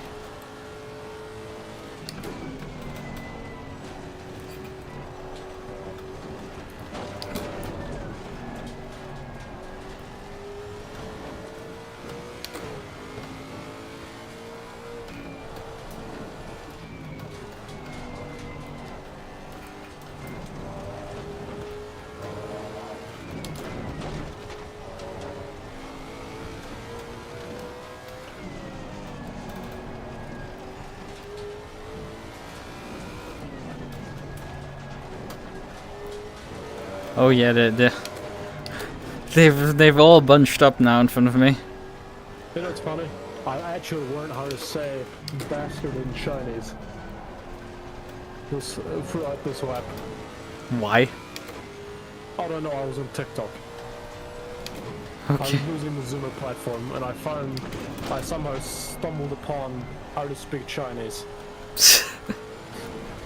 So now I know how to write the word bastard in Chinese. Yeah. I mean, I did have with, I think it was on Monday when I did my coding stream with Frap in the chat.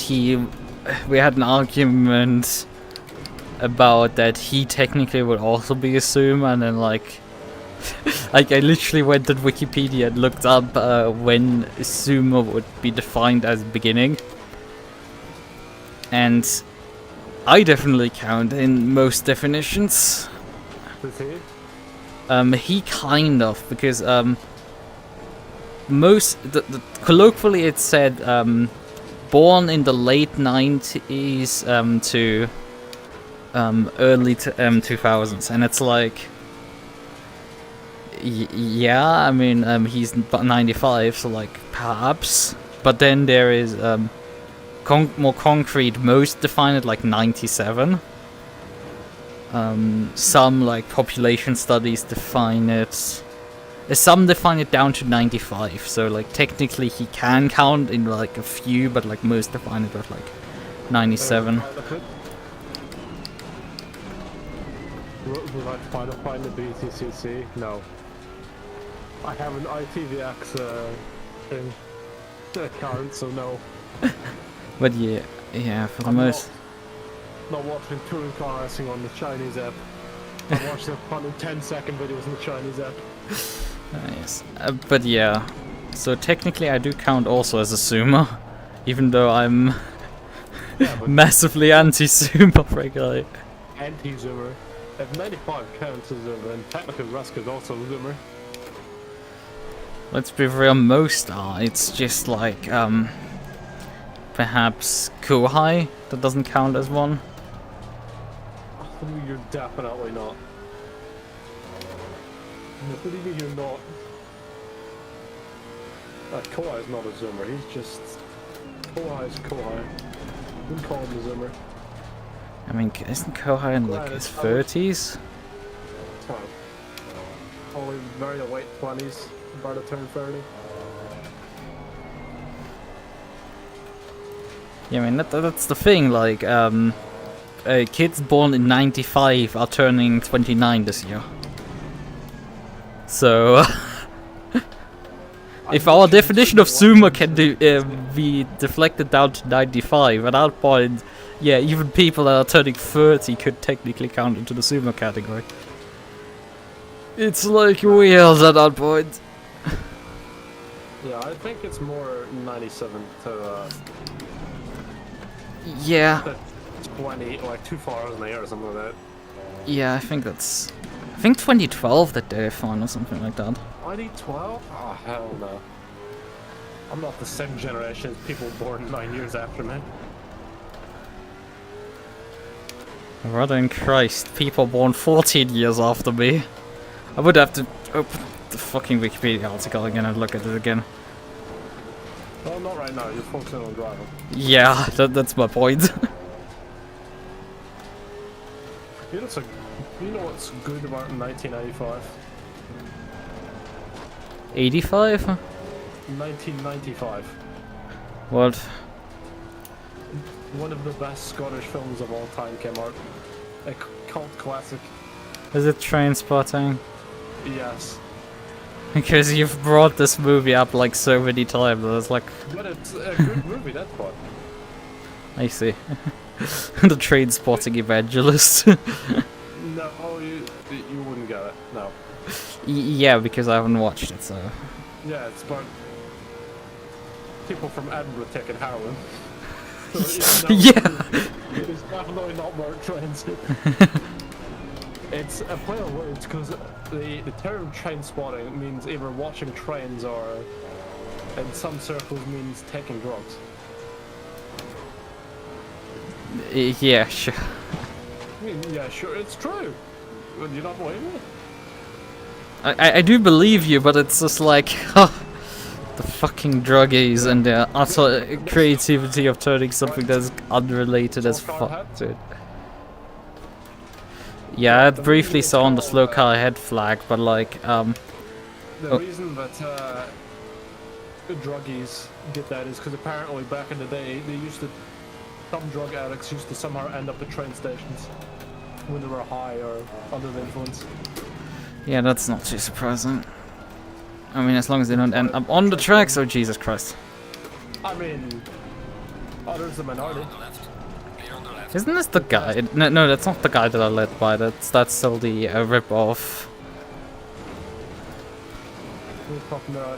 Yeah, that's the rip-off mirror that's also in front of me like 4 seconds, but... No, actually not 4 seconds, that's the Beamer that's 4 seconds in front of me. Who's right? That's all I'm saying.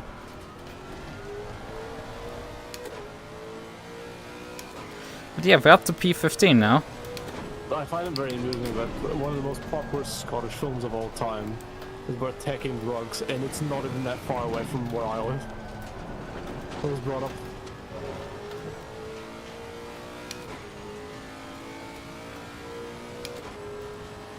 Alright, how many laps? 4, right? Or 3.5. Yeah. That's correct.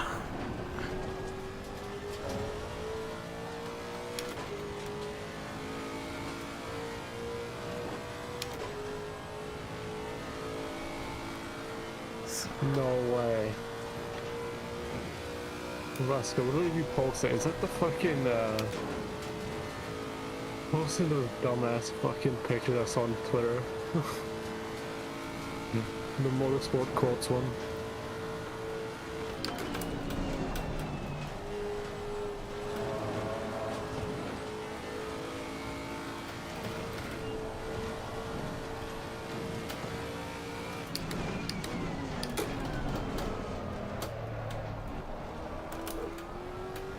Oh, this one's good. But I don't think anyone in Mirai would really get this apart from me and Cobb. Oh fuck, that was too fast. Oh, this one's another funny one.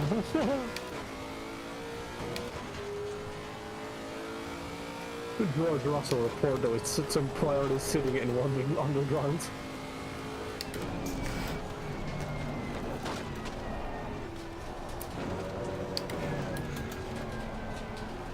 The sentence of my pregnant guinea pig is already like, okay, that's an interesting story.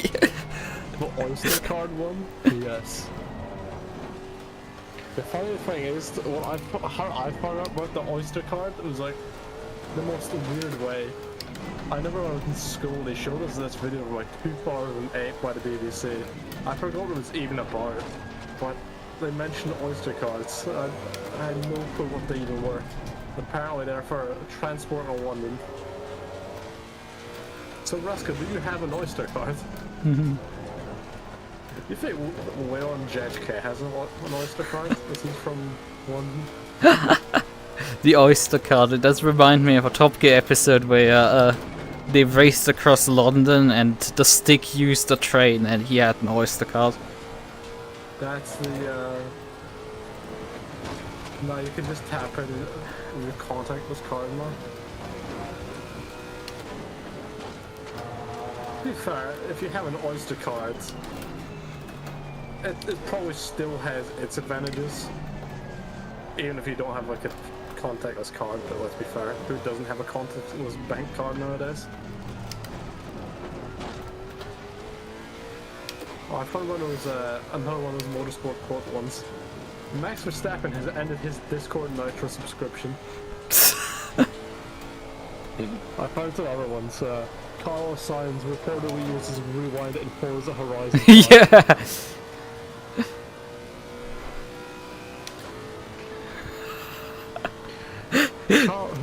I think in English it is genuine, like, what do you refer to the person that you buy pets from? It's a breeder, right? If I remember correctly. It sounds so wrong for us Germans. So, yeah. But yeah, it is the breeder. Here's another one. Charles Leclerc reportedly fought in the Chinese GP was this weekend. It's not, it's next weekend. Fortunately or unfortunately. I mean, I don't mind the Chinese Grand Prix, the track it is. It's okay, I guess. It's decent to hot lap. To be fair, tracks I like hot lapping are not good for racing. Or normally not good for racing.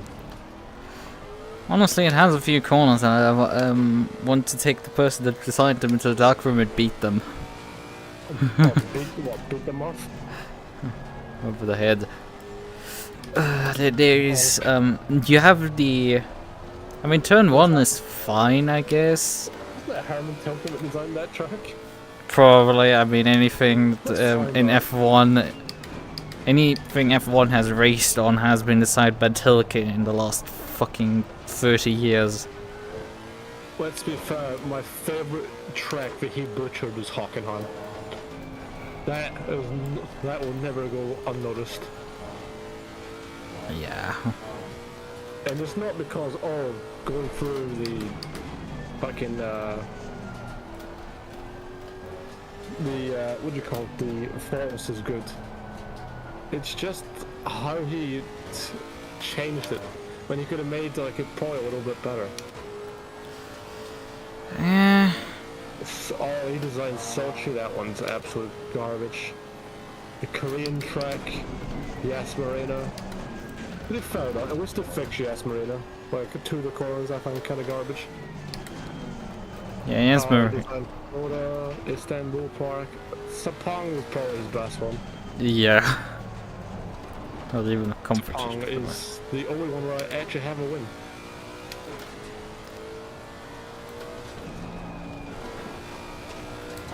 Sepang,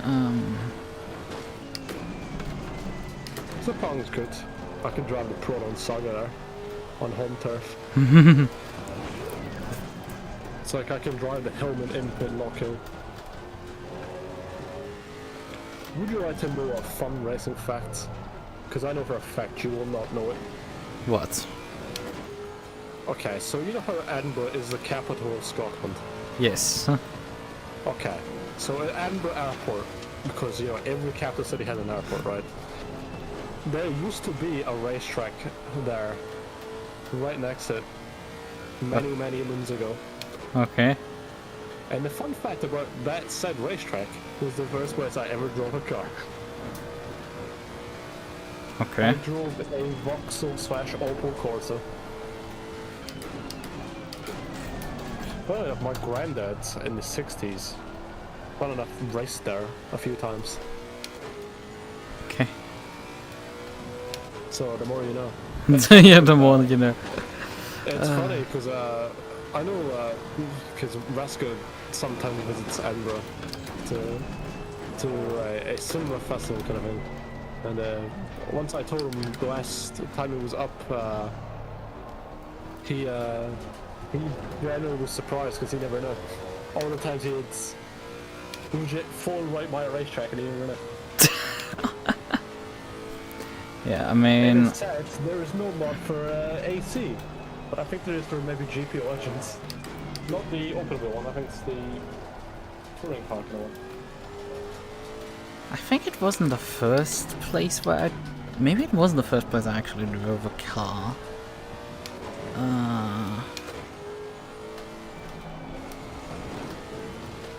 Because there's an ADAC, like, driver's training grounds near the start-finish straight of where formerly a racetrack was.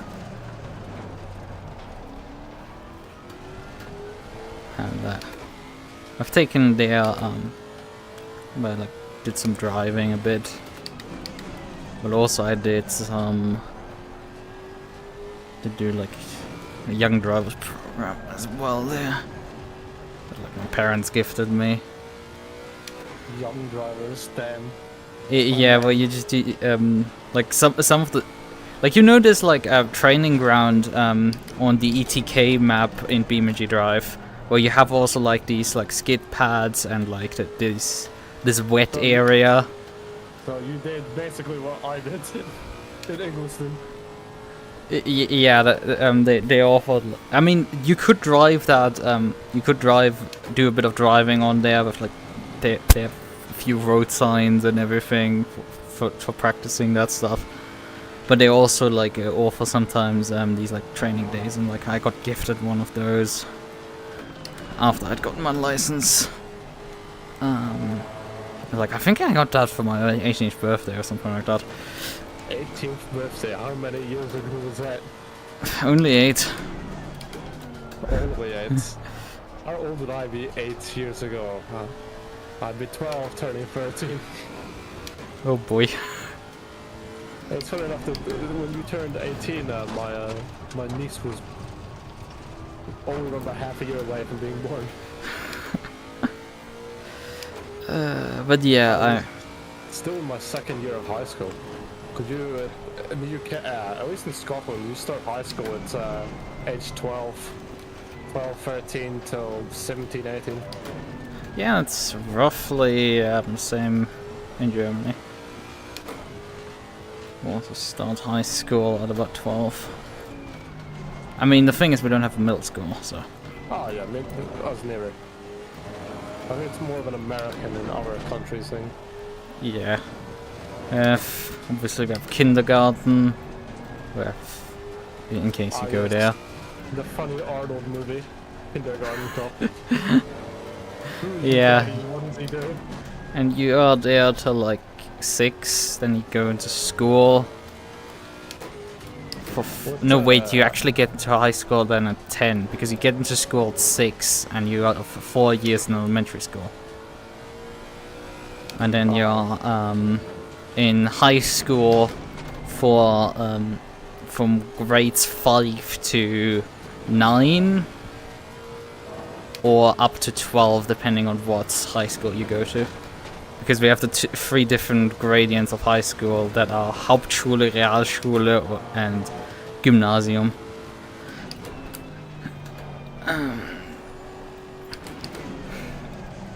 So I've just found out that someone who I'm teammates with is coming to visit. It's okay. He might be coming to visit, and I suggested we go to the pub. But he said that when I meet people, I usually go for a cafe or a tea shop. But I just replied that we could, however, the pub is better. Because there is more pubs in Edinburgh than there is cafes. I mean, I'm not sure, but I mean, definitely I think there's more coffees where I live, because they're like every fucking street corner nearly. Like, Jesus Christ, sometimes you ask yourself, like, how the hell do you guys all survive so close to each other? I think there's a different Ferrari that has been now spat towards me.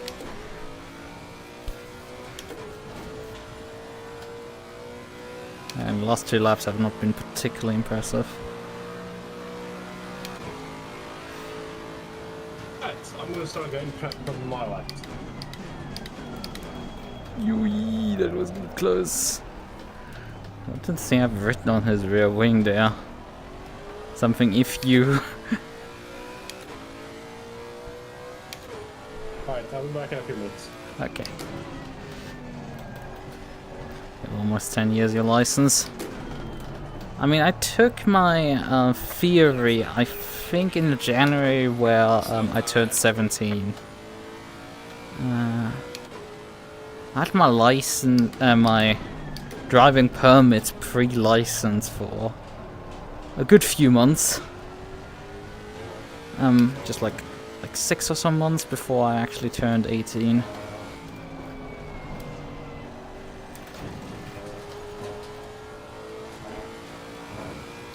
And then the thing was, like, I walked on my birthday into the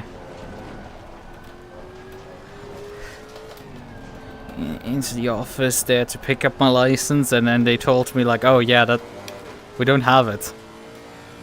Like, well, we lost your photo, so we don't have a license. We never fucking contacted you that we fucked up, and we need a new image for you.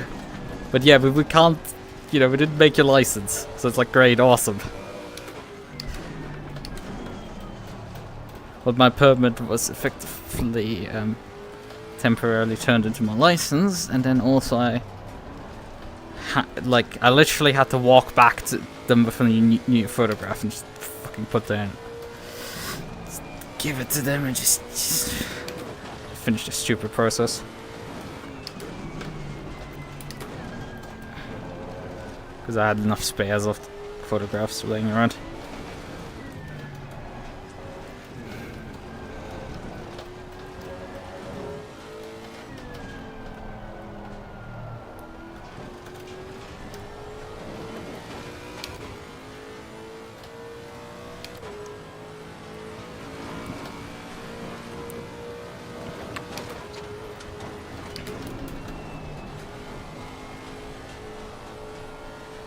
Yeah, and the steer is real. They're faster than P16 though, that's something. We've been gapping them. And then P17 is 64 seconds back. So that's about a pit stop. Also. I haven't actually measured how long you actually lose from driving through the pit lane, how much time lost there is. There's obviously some, but like... I wouldn't assume it's much more than the GP circuit, so 30-40 seconds roughly.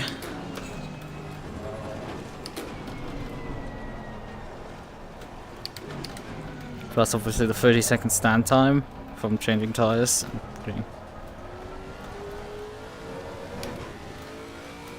I mean, the real race you have obviously way more time losses because the refueling is so much slower.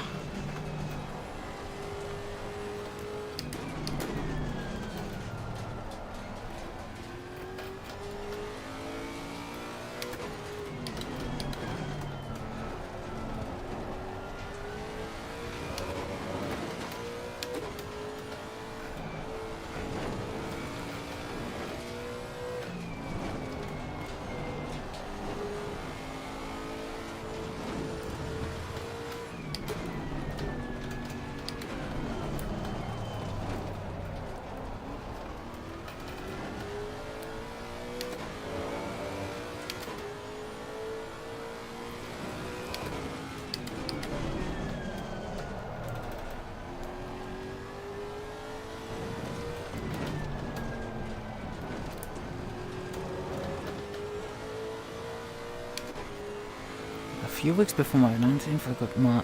What was it said behind God? Because I can't get a license to road rage? Huh? I still hate this icon. Why the hell is it still there? Because you're forced always to make custom chat clients to remove stupid garbage YouTube ads from chat. I mean, I've seen on Twitter that they're trialing a new YouTube UI that would move the comment section to the right side of the video where the recommended has been previously, and the recommended below the video. Oh, fuck. Oh, great, awesome. Picked up 4 seconds of damage there.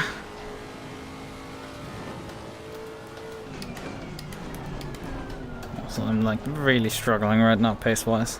I should be able to pass this guy, but like I'm just not.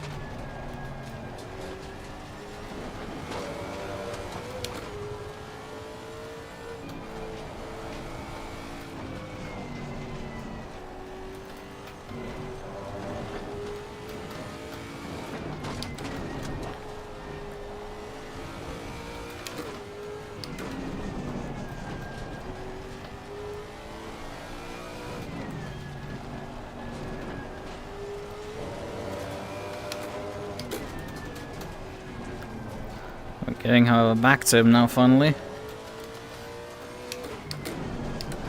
And if we're within half a second when we head onto the Dirtinger, we should be able to pass him.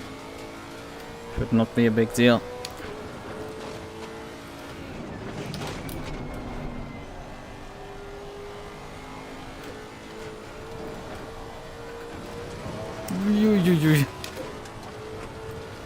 Right on the edge there.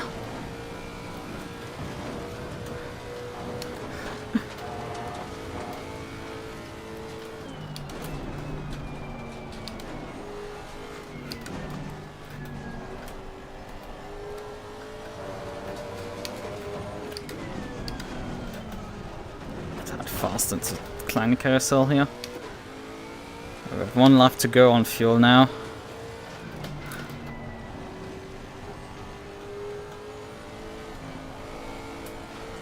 He's wide. Half a second.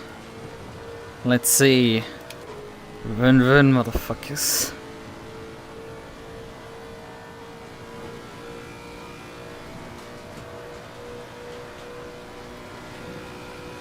Car on the left. Clear on the left. There he is.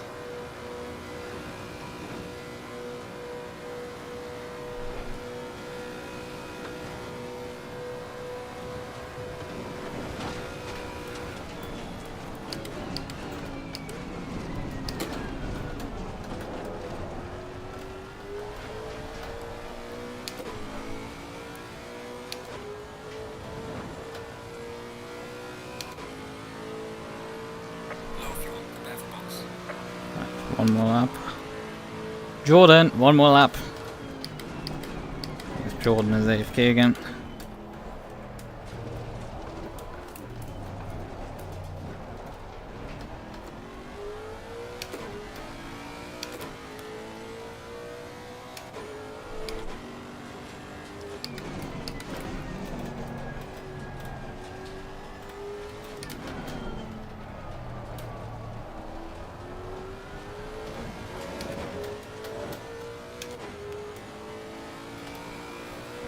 Yeah, we're in a relatively solid position here.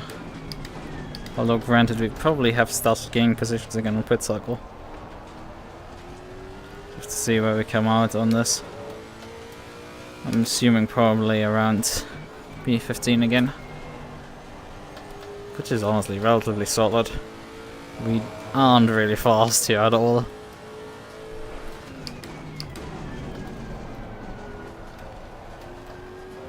Again, you can't just... It's just fast in the sections that you kind of need it to.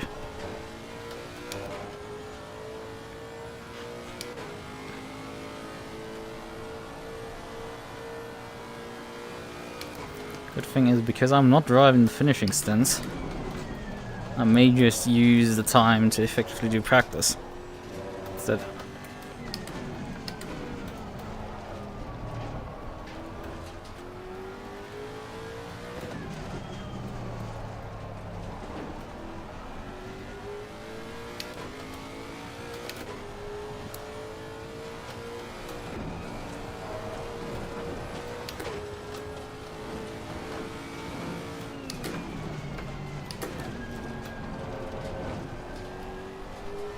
Hallå?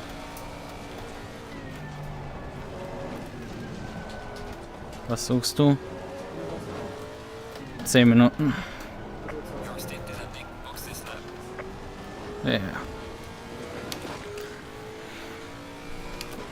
So, Jordan. Jordan.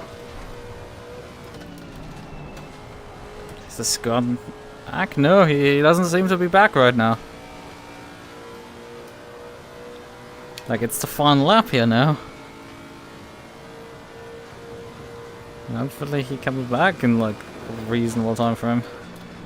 I mean, he still has, like, 4 minutes or so. Well, actually, like, close to 5. More like 5 and a bit.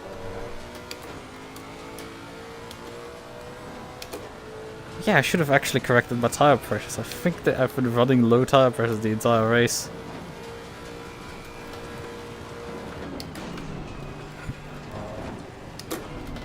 Yeah, according to my averages last stint, we've been running a tad low. I mean, nobody's tracking tire pressures anyway in the spreadsheet. If you don't do it yourself, you end up in this usual scenario where people just don't do something. It's a bit annoying.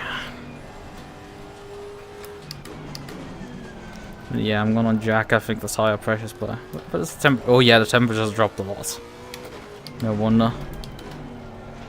Starting to run low on the pressures. I mean, the car flow is fine, it's just probably not as great. I mean, we are at the end of the stint, so the pressures are probably a bit lower.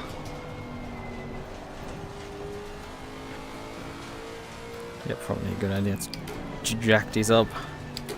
Forgot that on the first pit stop.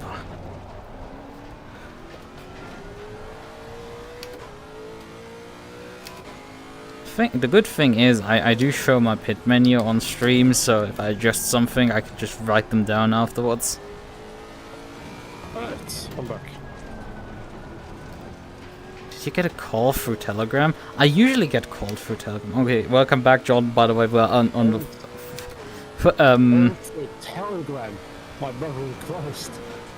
Everybody knows Telegrams only good for two things: drug deals and unsolicited nudes. And my family chat. Unironically. What, did your family sell drugs to each other? No. And programmers also use the thing. Like one of my groups, one of my university groups, last semester used Telegram.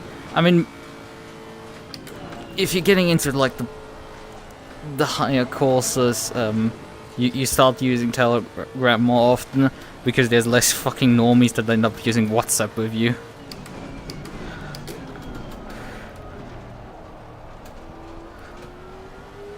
Like less MacBook users, like Jesus Christ, something What's your MacBook? MacBook users. What's wrong with MacBook users? I'm curious. I mean, there's some like I had one of the courses I had, like the group I was in, had, I think both of them were MacBook users. I mean, then they would clap back saying you're a Linux user. So. Well, I didn't insult them too much with it, but like they didn't use Git, which is like this point of like what in the actual, because I was added to the group and then they didn't use Git yet. They were just using a feature within IntelliJ to allow them to program at the same time together, similar to how Google Docs allows you to write docs together at the same time. But you want to use Git for obvious reasons for writing code. Oh yeah, it is the final lap, by the way, Jordan. We're coming in at the end of this lap. What I was gonna say is, I know that, well, you probably don't know, but I have coded things in the past. I know GitHub is like the go-to place for programming things. Yes. But yeah, and one of the twos I think never actually figured out how to use Git. It was basically mainly done by like a project in the end. Like one half of it was basically just done with commits from me, because we had to do for Mill, the board game, we had to do stuff. One of it was write an AI, which they mostly did. I did some touch-ups on it, but like mainly was done by them. And then we had to do complete solution, or whatever solving the game, whatever the hell you would really call it. It's a bit weird. Where you effectively, I mean, the way you compute it is that you go from the boards that have been won already, and then calculate the steps backwards and determine if optimally played from this position, if it's possible, is it possible for this player to prevent the other player to win, or is he not able to, and this will be marked as a board won by the other player. Funny stuff like that. It's relatively compute intensive. Our final exercise was for 8 pieces out of the 9 pieces to calculate that within 64 gigabytes of RAM and within 12 hours. Cool stuff. Anyways, remember pitting? Yes, I'm coming in. Have you selected? Good, maybe I should close ACC race control. So that I can just have my normal cams. Right. I don't have the TV cam when I'm driving. So yeah, I jacked the tire pressures by 0.7 because I was running sub 26, and you probably have lower pressures than me. And temperature keeps going down right now. So, have you selected? This should all be going fine now. We have 4 seconds of damage repair, so gonna take that. Of course. I got to down gear mid corner at Mood Curve and bonk the wall a bit. That's how that worked, right? I still don't know the corner names. Mood curve is also referred to as carriage corner, the fast left-hander when you're heading up the hill. 5 seconds. 4, 3, 2, 1. Right. Okay. Remember your adjustments you would like to do.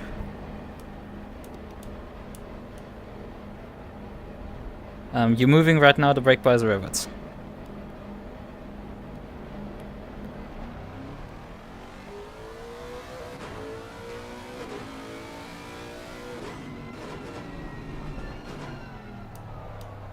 I no longer have a rearview mirror.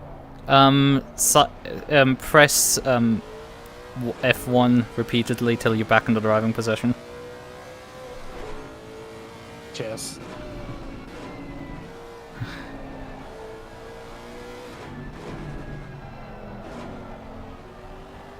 If I keep the car clean, even if I lose pace, it'll still be fine.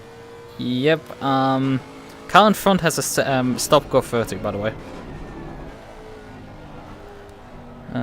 We have to wait till the end of the first sector that we can actually tell in which position we're running.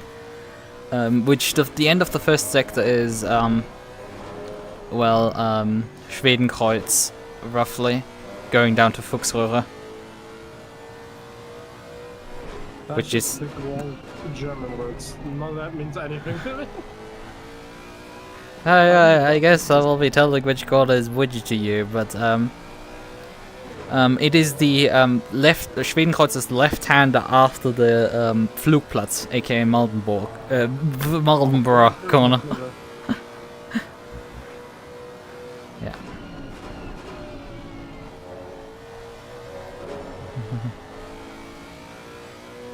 But yeah, I acknowledged. I wasn't gonna acknowledge the spinella from you, Matrix, before I do another spinella.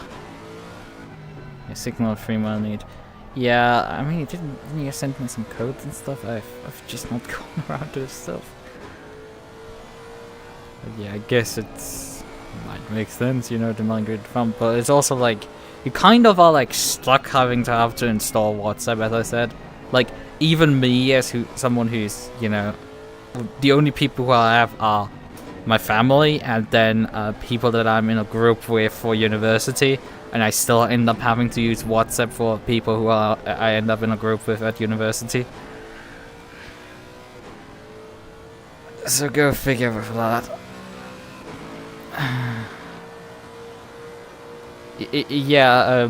Jordan has been referring to this corner here as Mardenborough corner. For well, I'm butchering his name terribly. Or the Nissan Airlines corner. For... You do know, Jordan, that someone died actually in that accident. When the Nissan flew off the track there.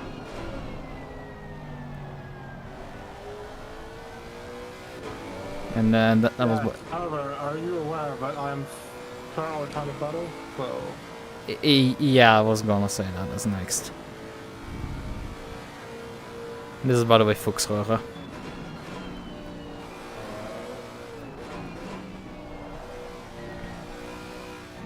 I mean, technically there's also signs at the side of the road that explain which corners we're heading into. Yeah, my brain can't compute that fast. Yeah, I mean, try reading those probably on a single screen while traveling this fast. I don't think so cheap either. Oh boy, how Jesus. I know they have a lot more grip than us, but... And that Ferrari also looks quite second-hand with its front ends.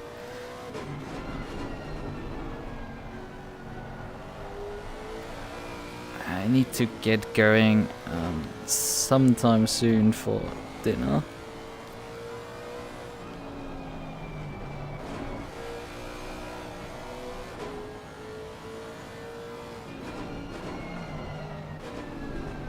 I don't know if it's wise to let him...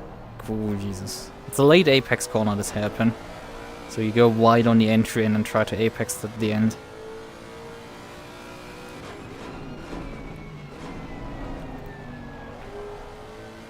He's alongside.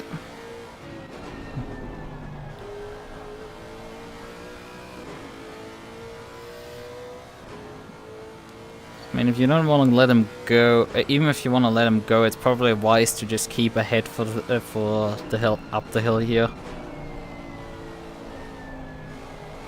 Oh boy. I guess not.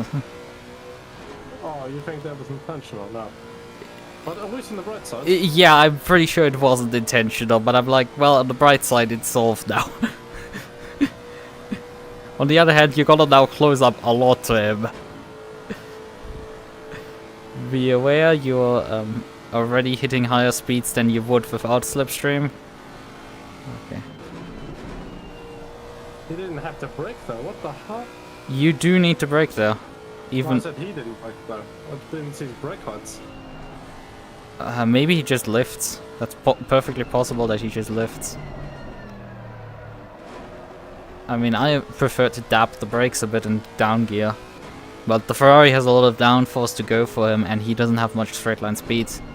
We arrived there with like 257 without slipstream. Like that's just mental.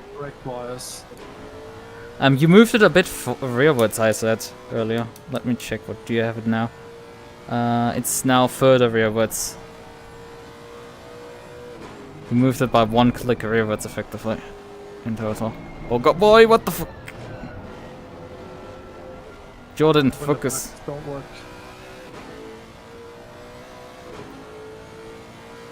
Don't foul around with the brake bias, that's fine enough.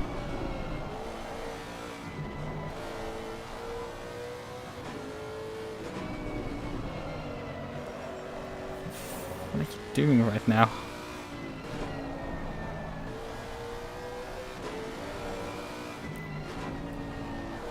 I don't know what you're doing to get this car so sideways mid-corner. I mean, it's probably you trying to drive around the understeer and in result doing funny things that make the car way snap into oversteer. It wouldn't be the first time for something like that to happen to— oh boy, what the fuck?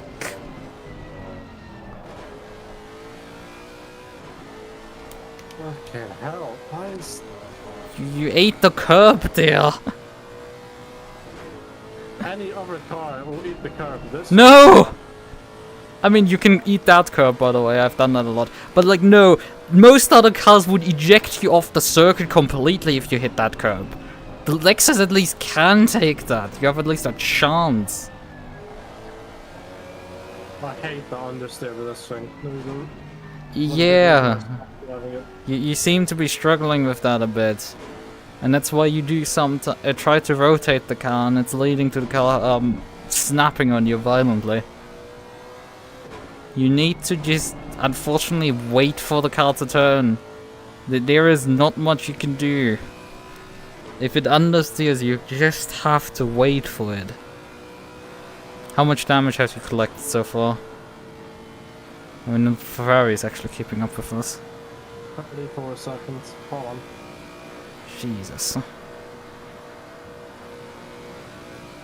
No wonder the Ferrari is actually keeping it. 24. 24, okay. I mean, we're not that badly down on straight line speed, about 3-4k. It's just the Ferrari gets a lot of draft here right now of us.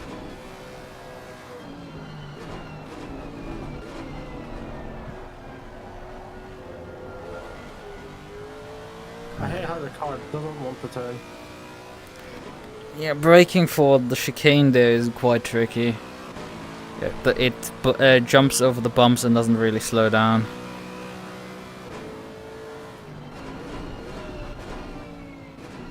We brake a bit later there, but like about a car length before the 100 bolt. At least for me it was.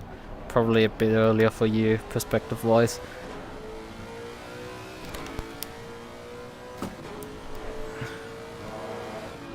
Or maybe even closer, actually. Come to think of it. Because I have a wider FOV, so I actually see things. Can see marker boards that you probably can't even see anymore, because you passed them already. Alright, by the way, we're P14 right now. Well, I say right now. Next car behind us is for position, the car behind that is not for position. That's a lapped car. Then the next car is 13 seconds and then 35 seconds.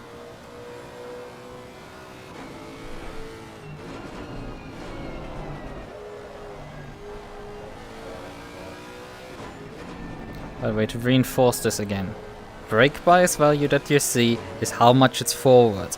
If you want to move the bias off the rear tires, then increase the value. It is that simple. Because you are running more rearwards bias than I was running. And I just can't be sure this is quite what you want. Maybe this is.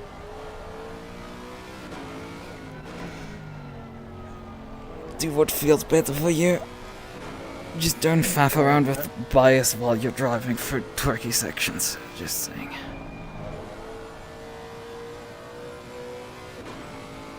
Right. I definitely need to go because I need to wash slightly before I start go downstairs for dinner.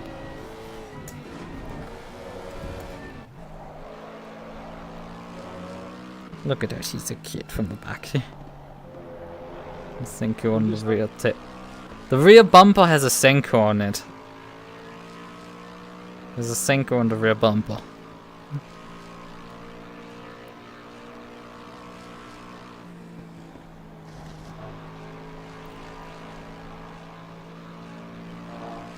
How was that car? Was that any good?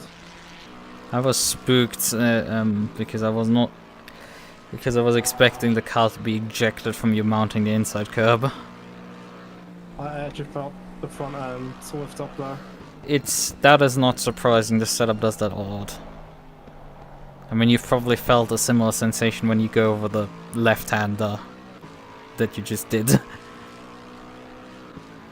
Because the front end really likes to lift off there as well.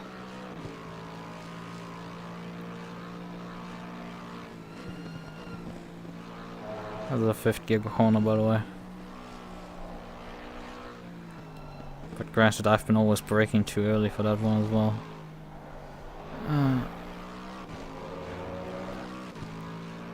It's the next one that is really tricky and has that caught me out early on the race.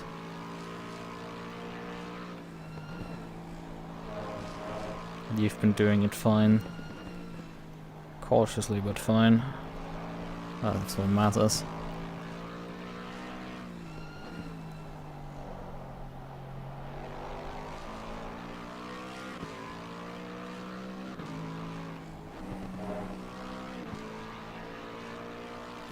I finally have the guinea pig. Come on, piss missile. You're doing fine. The Ferrari behind is not actually catching you right now. If you're keeping the gap, you're doing good. Also, the other two cars are not really catching either. You're doing really good.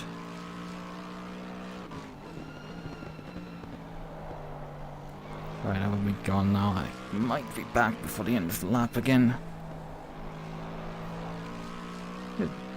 Don't throw the car into the wall. It helps. That's the plan. I mean, that's easier said than done. You do realize who you're talking to, right? I mean, it's an attempt. At least on the bright side, I did that corner better than I did the last time. Yeah. It's a late apex corner again. A lot of these are on this track, like you want a late apex done. So you can go deeper on the entry than that and come back effectively to apex them, but like this was pretty good already. I mean, if we were min-maxing lap times, the exit was slow, but like we're not min-maxing lap times, so there's that. Right. Yeah, I refer to this as mood cover 2 at times, because that corner at times catches you out more than the actual high-speed left-hander. It's quite funny in that sense.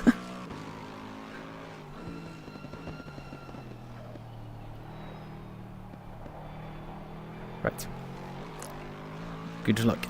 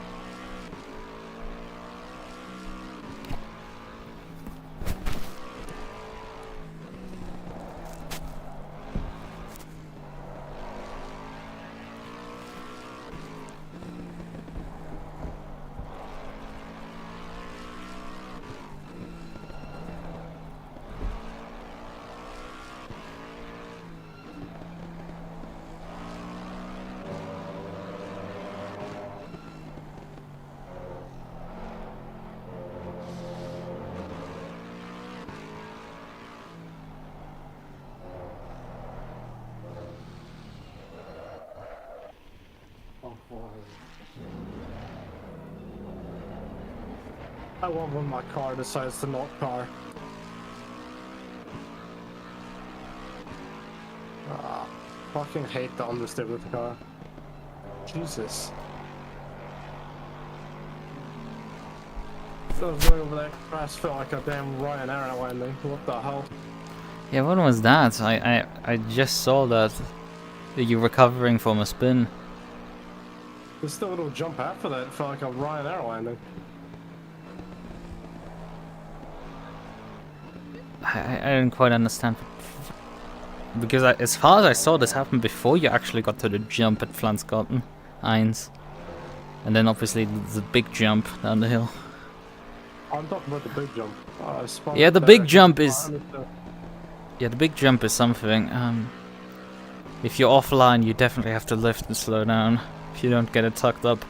And then Bell of S after that. That S section is quite tricky. Do not be afraid of lifting off there as well. Because you do have to mount curves quite hard otherwise. To stay in it. Keyboard. Could I kindly get an escaped menu? Around piss missile. How much damage do you have now? I will check when I get back on the GPU out. Okay, so you're not coming in. Why did it happen like that? What the fuck? Oh, you just ran wide out of ice curve, that's what happened. That's what actually the incident was. Steering is crooked. Ah. Are you are you on the GP already? Steering was crooked. I was gonna put hours. Okay. 45 seconds. I guess you're doing the splash and dash that we had to do later anyway. Hopefully this is enough laps for that. How much Probably is. I'm down to 74 liters already. Yeah, just fill it up to like 105 liters. If you haven't configured that. Shit. What the hell? I mean, if you're full filled, it's also not the end of the world. What the fuck? Did you increase the tire pressures? What are you doing right now? I'm fixing damage. Okay, so you're gonna have low tire pressures then. What I don't understand is when I'm clicking right on the D-pad, it's going between like the HUDs. What the hell? Did you remap something? No. Because it was fine hour. That's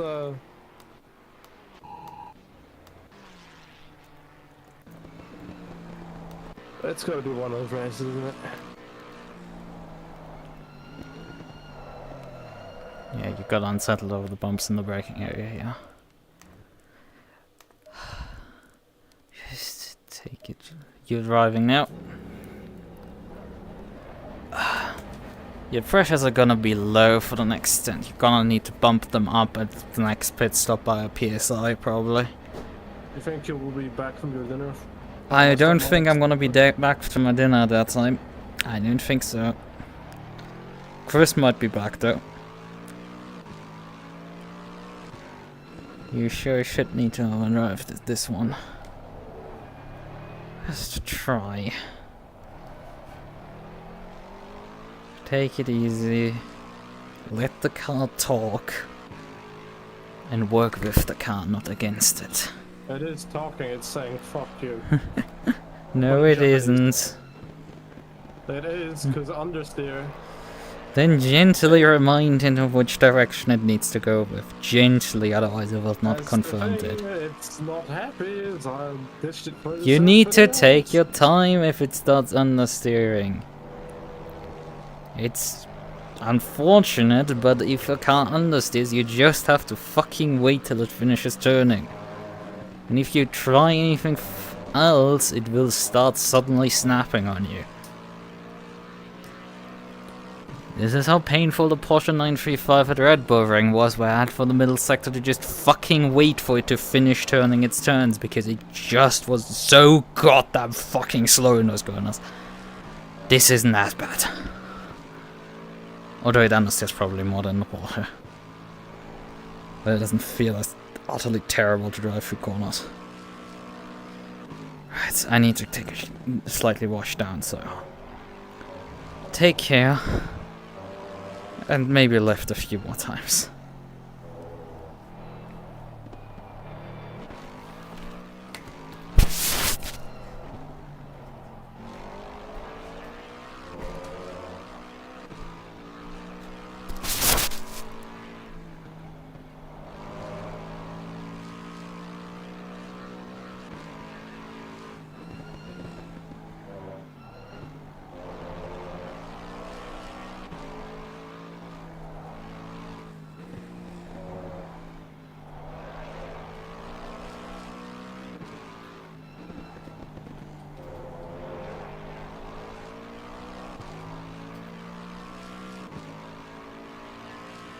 Hi from Yuki.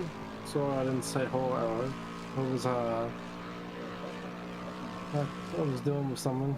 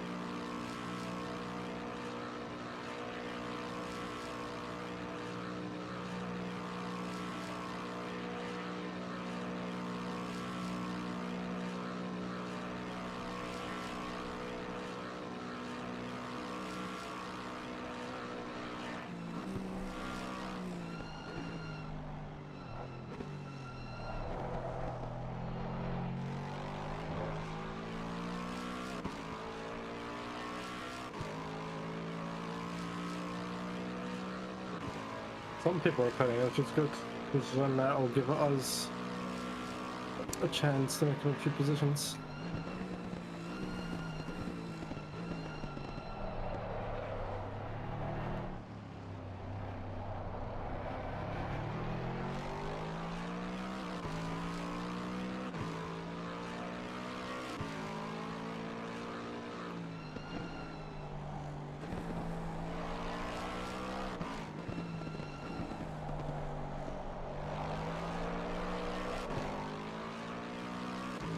Alright, let's give it some breathing space.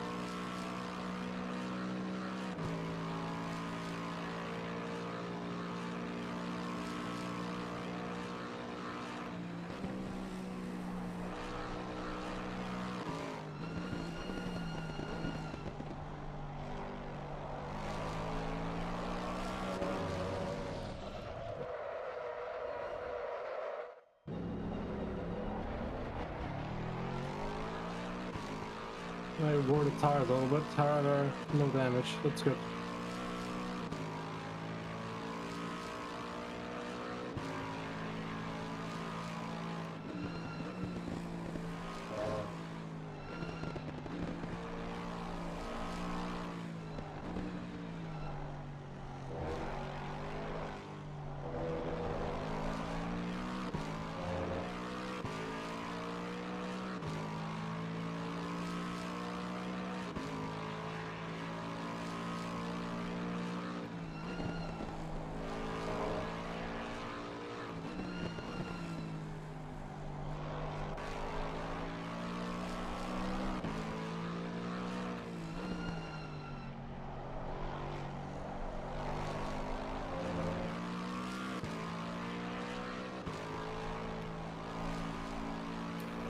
How far are you into your stint, Jordan? What was that? How far are you into your stint? And the next lap I have to pit, so roughly half the Have you just done the one so far, or have you done like 1.5? This is my first thing, yeah. Okay, because I know you had like a moment, I wasn't sure whether or one of you had a moment, so I wasn't So sure you whether still have plenty of time. Alright, no, that's cool.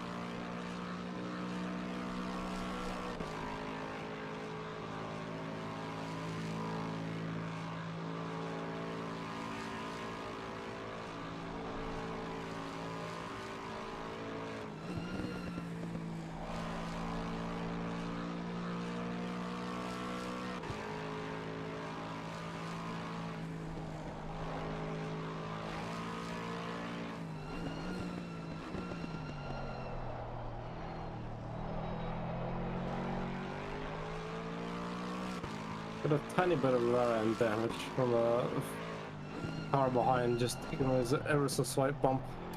Yeah, that's so good. How many seconds?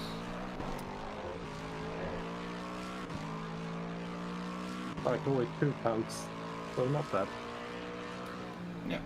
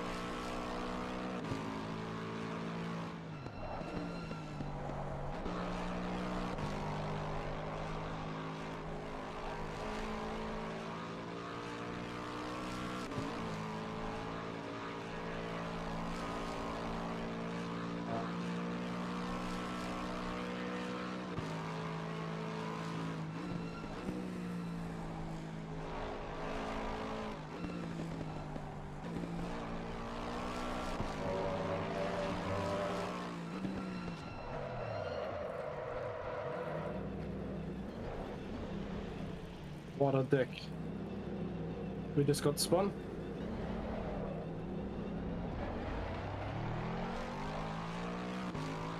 I forgot silent. Jesus.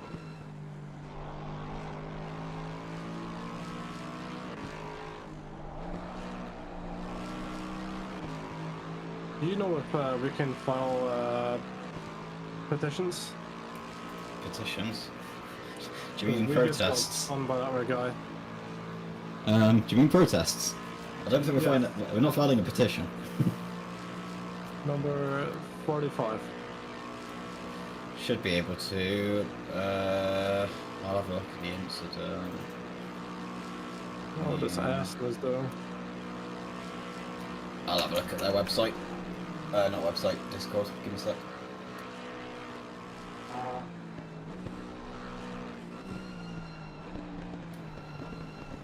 Protest form.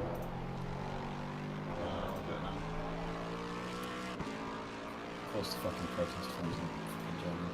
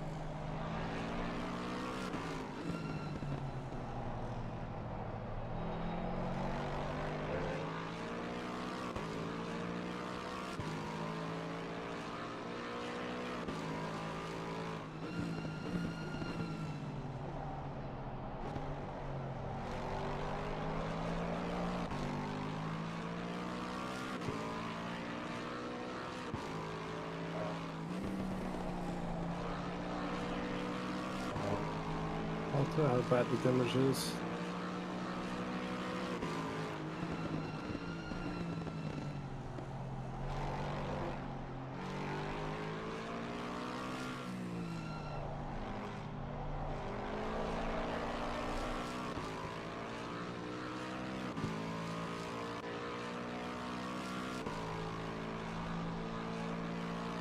Uh, 1 second, 1.7 seconds of damage.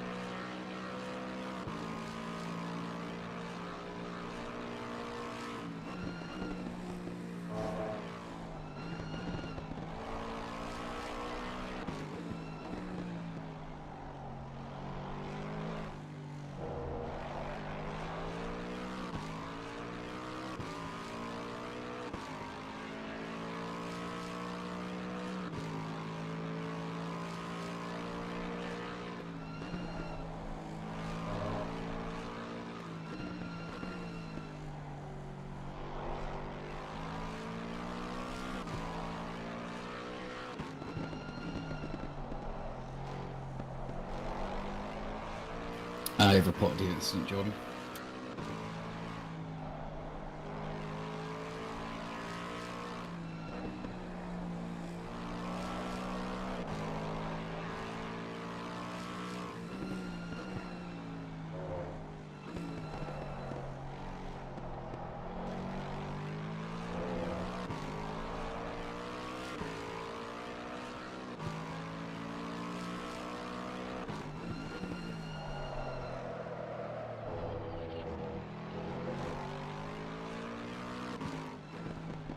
what happened there. I don't think it broke enough. I've reported the incident, by the way. Yes. You think I should change tires for this next stint or no? You're doing an hour stint, so yes. It seemed fine an hour. I think I'll just need fewer repairs. Why would we not take tyres? How long is repairs? That could be around 20 something seconds. Yeah, but I'm pretty sure we'd get a puncture for 2 stints. Rule of thumb I've had in ACC is you take tyres regardless every stint. I mean, I don't know what Lukas would say.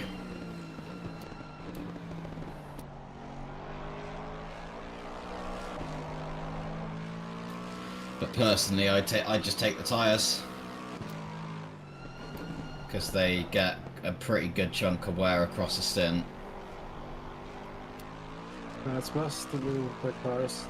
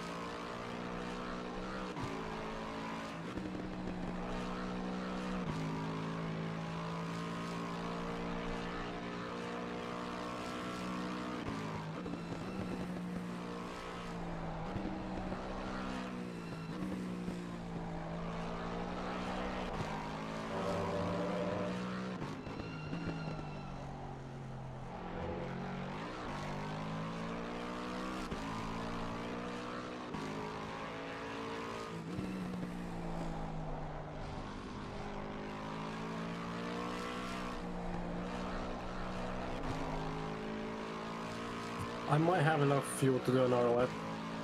Because at the start of the big long straight, I have around 19 liters. It says I'm using number 14.3. Oh yeah, you've got plenty.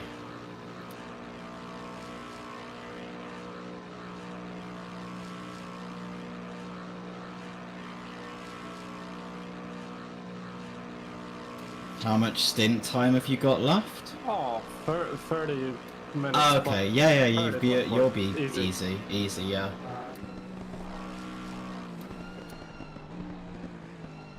I forgot how fast that big long straight goes in this car. Yeah. This thing is an absolute rocket on straight. This thing's insane. Yeah. I mean, on the high-mo setup, we're getting you get 289 out of this thing. It's fucking insane. Okay, putting at the end of the swap. Yeah.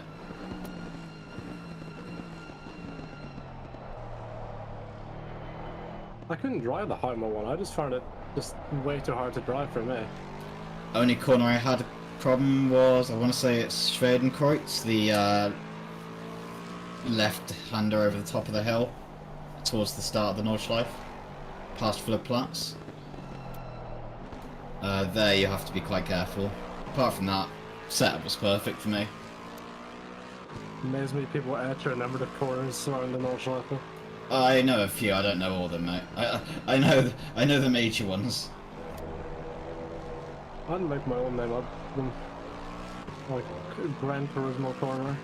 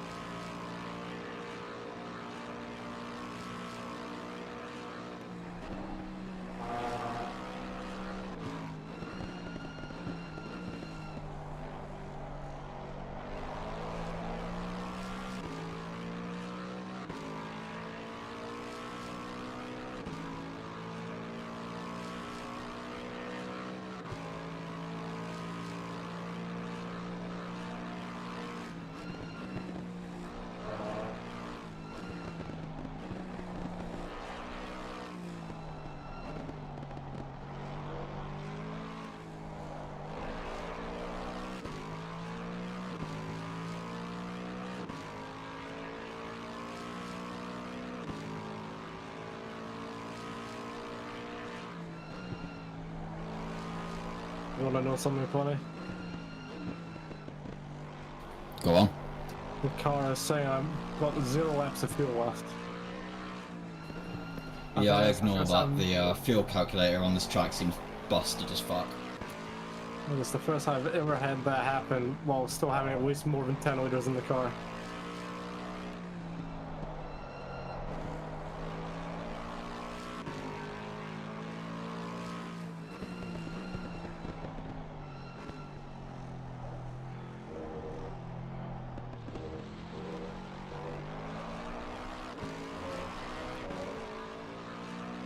Oh, that was gonna be a nice, quick, clean lap. Well, quick by my standards, at least.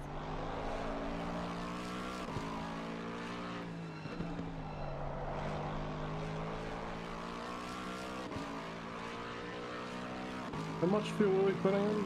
Well, we found it to 105 liters per stint, right?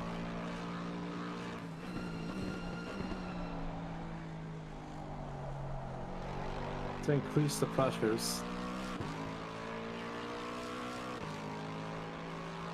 Lukas, did you hear? It's at 105 per... Second one? I don't remember what I had it. It's not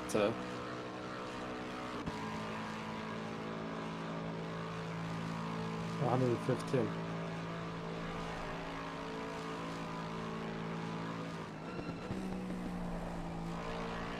If we're using 14 a lap, that's 98 on the dot, so probably 105 will be fine.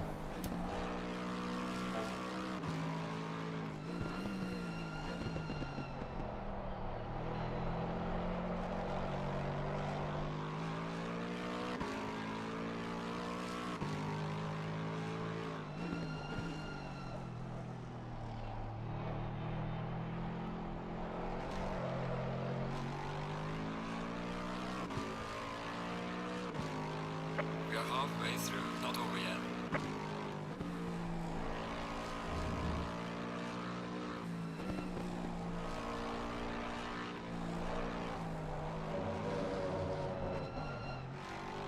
Bits.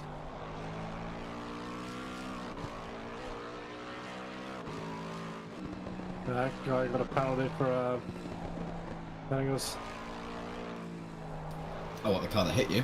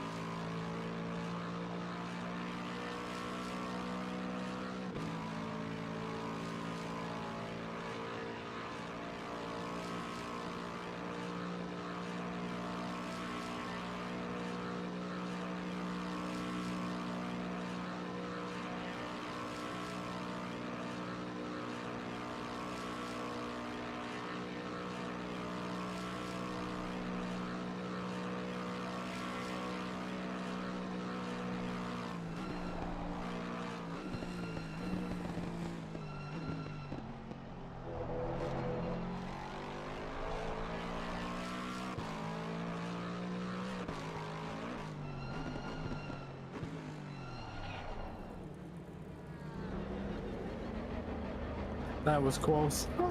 A little too close. It's fine.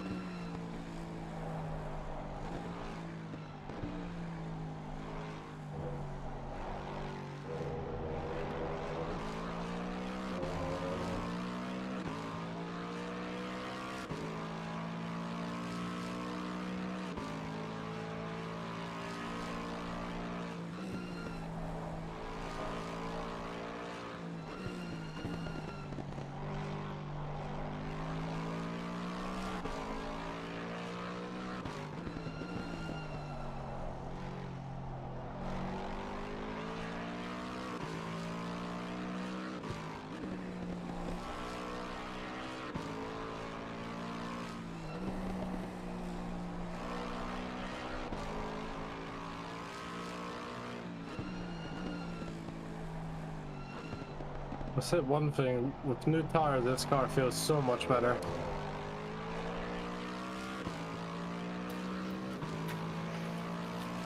I think with how the setup is, the fronts just get killed.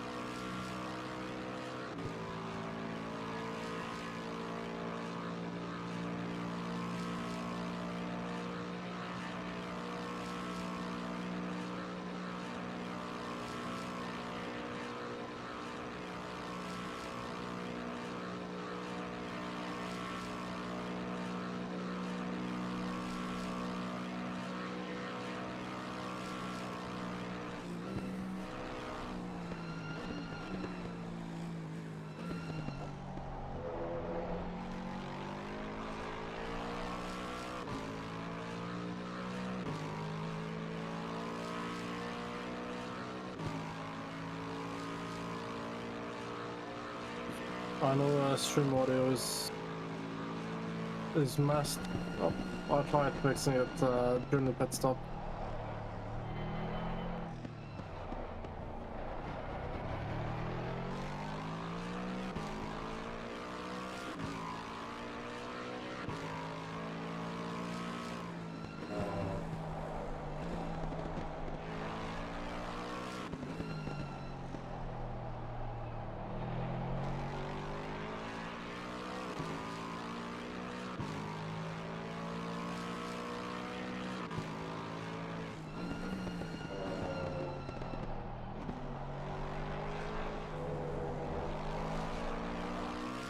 No, I'm not driving the Lexus next season. I'm driving the Ferrari.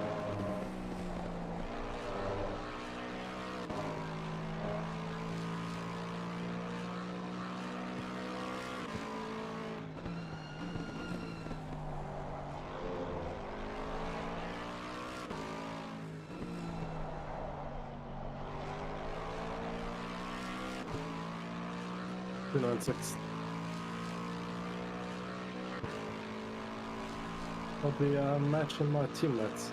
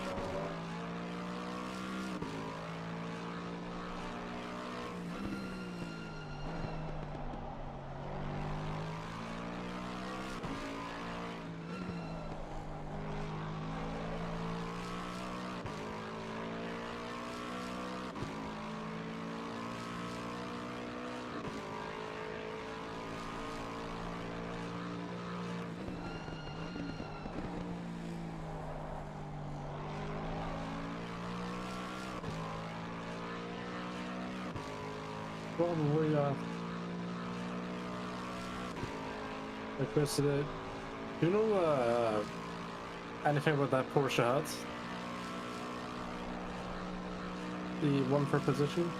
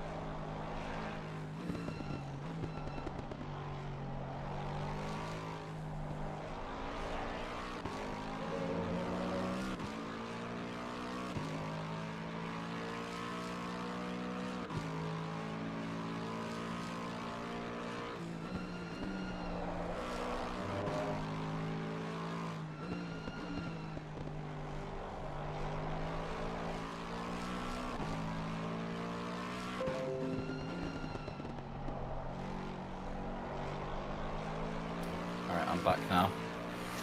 How are we getting on?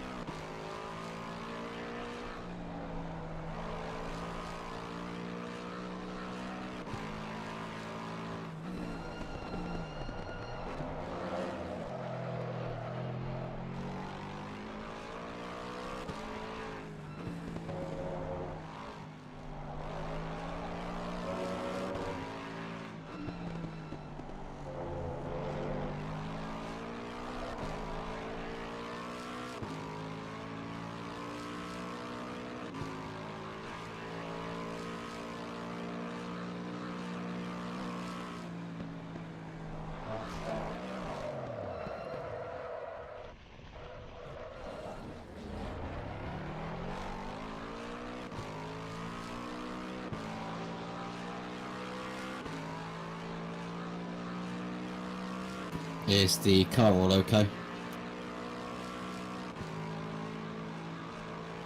I'm quickly checking the damage.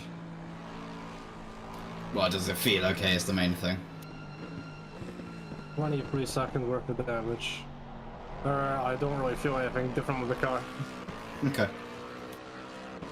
We'll take the It's damage not at the yet. repair. At the stop even.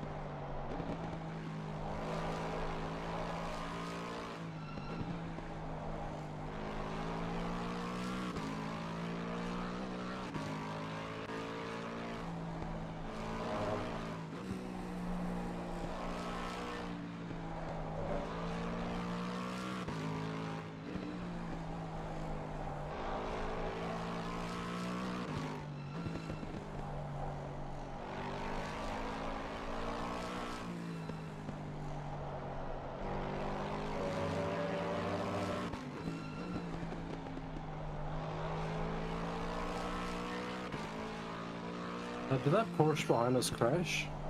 I'm gonna guess so. He's like something like 8 seconds behind. Yeah, I'm gonna guess they did. I don't know. I mean, I know they were slow anyway.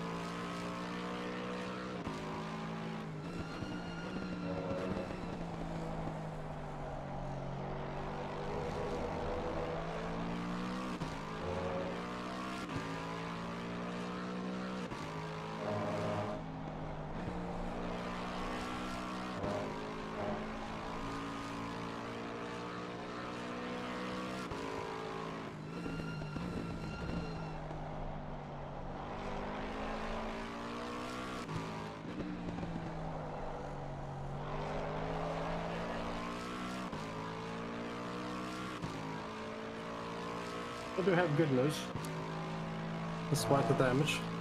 Go on. I do have some good news. Yeah, Despite go the on. damage. I'm using less than 14 meters per lap. Woo! 13.9. Let's go. I'm assuming 3 laps including this one.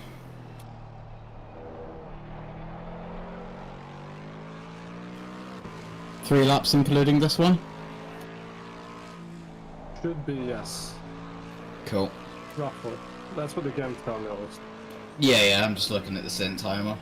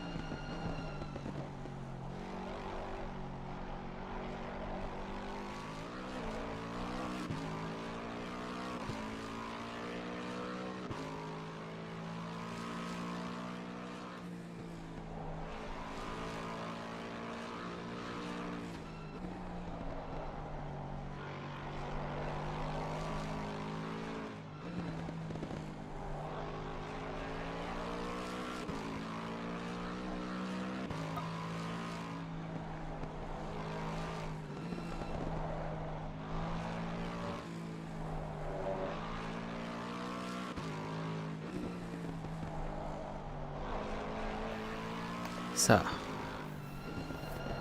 Now I need to unmute here.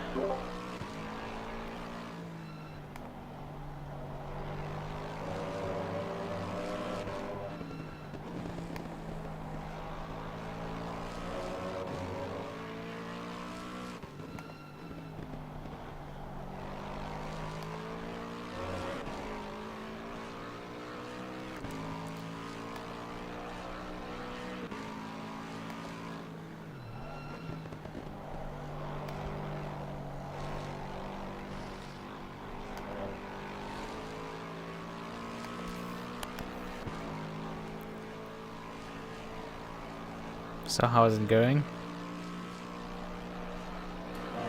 I mean, we're still going at least. Fair summary, I suppose. Also, for the race tomorrow, because I know you mentioned about the whole, like, back of the grid thing, are we still going to be able to start from where we finish here tomorrow? I don't know! That wasn't communicated at all. Ah. Oh well. I guess I'll poke the admin about it. It's gonna be nonsense if we have to start from the back. I mean, it's not gonna make... it doesn't make a difference. Well, I'm 16th. Nah, not really, no. I mean, we were still 19th probably after the pit cycle. Like... roughly around that place. Come on. Wasn't it that we lapped P20 relatively recently even? So it's like... when we're definitely not selling last.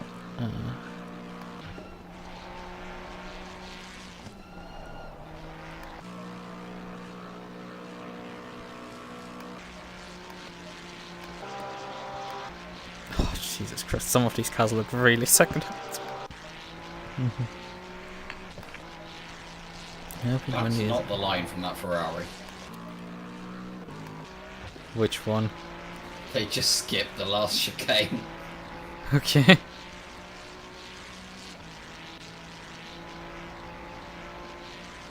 Incident lap on 18, Clarence cars involving car 25 and 45. 10-second time penalty to 45 for avoidable contact. Yeah, they rear-ended us at the Klein carousel. I see. Yeah, lap 18 was Jordan's stunt already.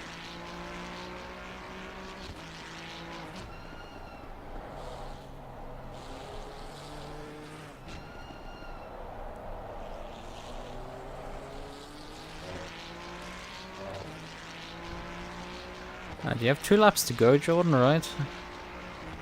You should do. Jesus! Yes, I have 2 laps to go. And 3, in fact. Are you sure you have enough? You don't have 3. How much stint time do you have remaining? 21 minutes. Okay, he doesn't. 21 minutes and 10 seconds. Yeah, you don't have enough time. Oh, and he just drives into the fucking rear quarter panel of you. Yeah, fucking. That's another report then. Yeah, that's such a... The thing is, he could have just moved 5 centimeters to the left and just dive bombed us, but no, just fucking drove it. Or you, Lucas? What? Do you want me to report it or you?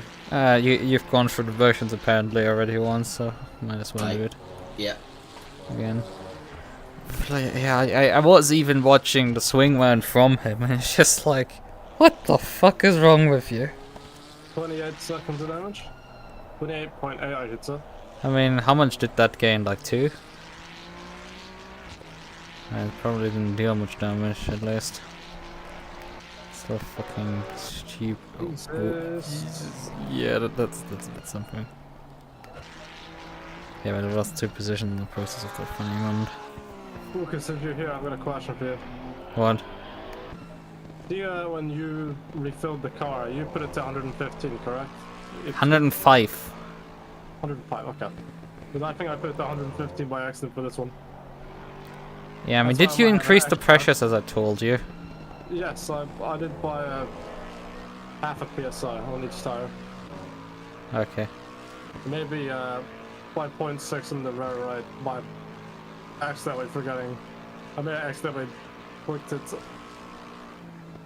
once more than I should have. I mean, what pressures are you getting currently? I have 26 on the front left, 25.9 on the front right, 26.3 on the both Ferraris.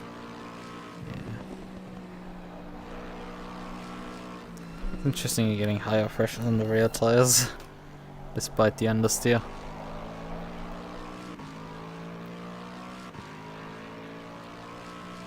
Yeah, temperatures have also like dropped quite a bit further than when I was driving, and I think I started the race on too low pressures.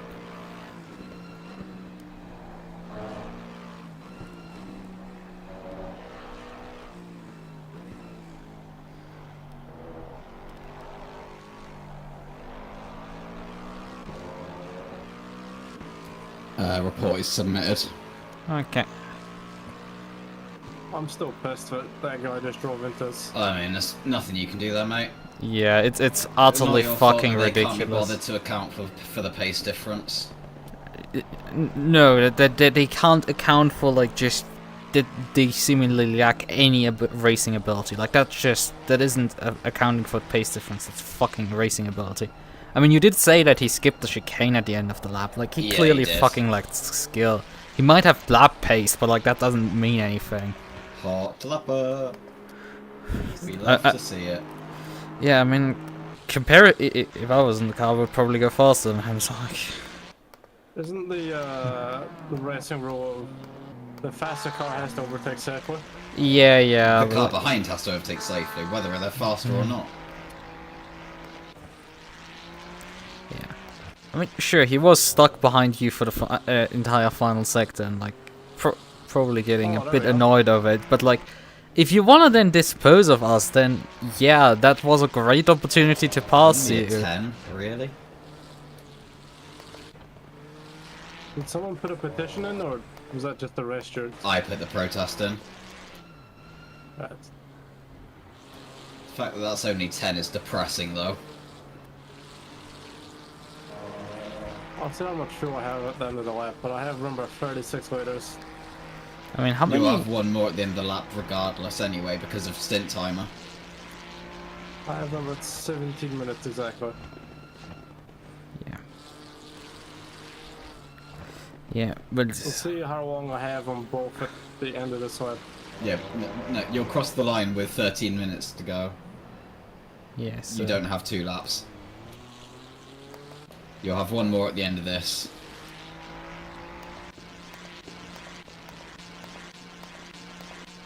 You know what annoys me? I was actually having a semi-decent stint as well. The one time I have a semi-decent stint, this happens. That's what it is. The first time in this race I've been spun either. by a No, Ferrari. don't take it to heart. Yeah.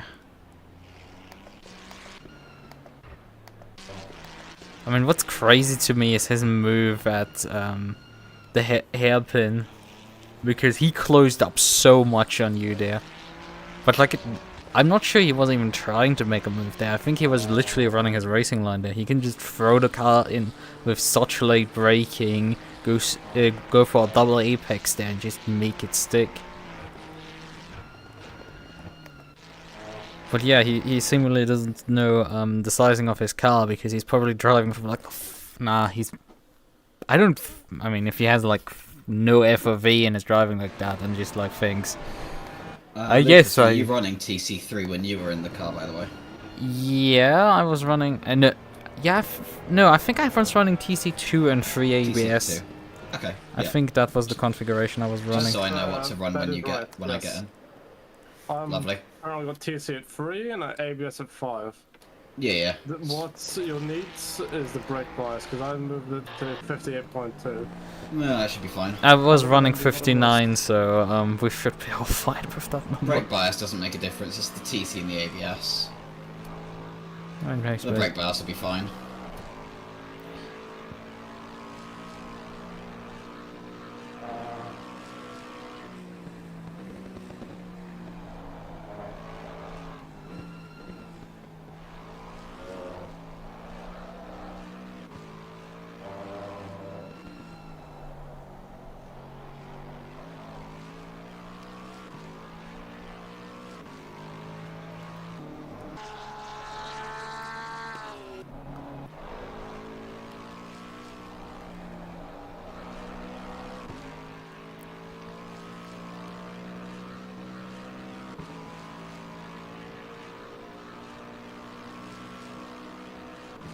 Time to launch the piss rocket.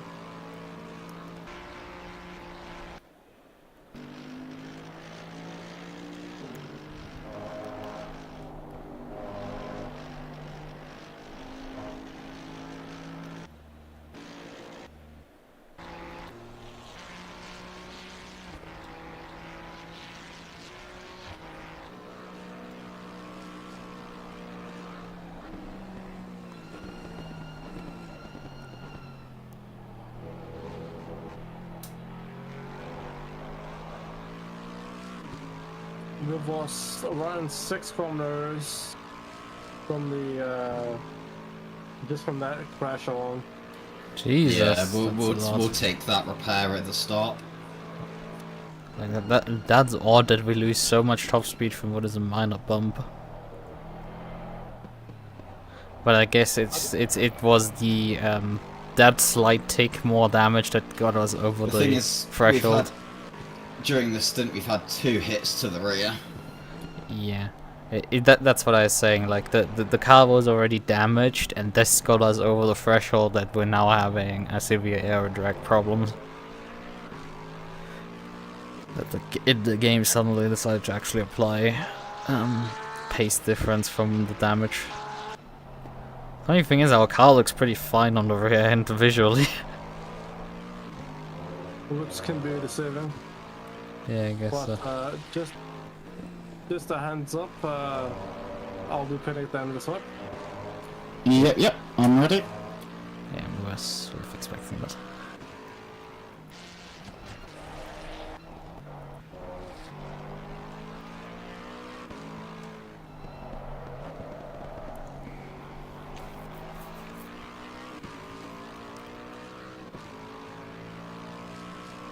I'll do the fuel at the end of the lap, well, on a big stretch.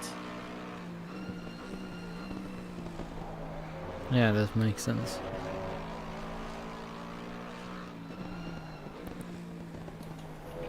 Are we still going to need to do a splash at the end, do you think?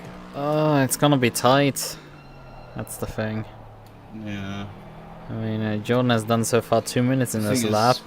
Awesome. When you cross the line for the race end, I assume the stint time is done. It doesn't count the end of the in lap. So yeah, that doesn't do the in count. lap. Oh, fuck. Right. I mean, you're coming in anyway now. Yes, but it doesn't really help because we're already lost a lot of, well, speed from damage to the arrow. Now I have severe rear end damage. Well, that tells us. So now I'm just gonna be very careful. Yeah, I mean, this car has so much rear end downforce, you probably are still sticking on the ground. In the high speed corners anyway. That much rear end damage, rear end arrow, but it just wants to understeer. So the front can't match it.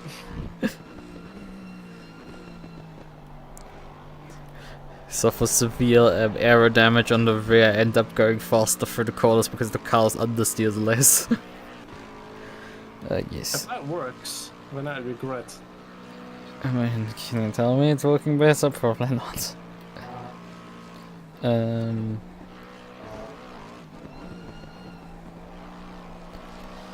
But yeah, that's the thing with...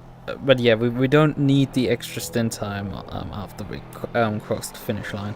It should stop counting. It's just making sure we've got the fuel. Well, Which, I mean, we can just lift and coast, I guess, all the way through. And we don't even need to lift and coast. We can just fulfill the car. This is fuel is really not an issue. We have fuel for 8.5 laps. We can fit into this car. This is like the fuel was really not an issue. We might just uplift the full fuel tank for the final stint, just in case we need to do an extra lap at the end. Because we can just, instead of doing a splash, we can just drive through the pit lane to reset the timer. That's true, that's true. Or, we could gamble and figure out how much a drive-through is converted to in terms of time. 20 seconds, I should. Well, if 30 seconds.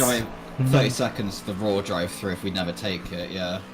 Yeah, usually this converts to 30 seconds, except at Spa where it converts to 45. Usually.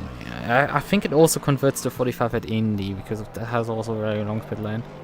I mean, I'm not too sure what our pit lane length here is, but it's also like around 30 seconds. Probably a bit over. It's probably safer to just take the drive-through and do it properly. To do it properly and just do a quick trip through the pit lane instead of, you know, having to I mean, get realistically, we're not fighting for anything. Yeah, we have to say. But yeah, we can see that at the end of the stint and at the end of the 7 laps, if the race is being finished, and then if necessary we can just drive through the pit lane to get the extra lap in. 3.5 minutes a lap left, plus pit lane time. I'm gonna come out with like 154.50. Jordan, please. Just a few more corners. When I stopped, I slowed down a lot more than I actually did. I mean, technically I had the same mistake also early in the race. On the bright side is the car still driving straight despite having a meatball.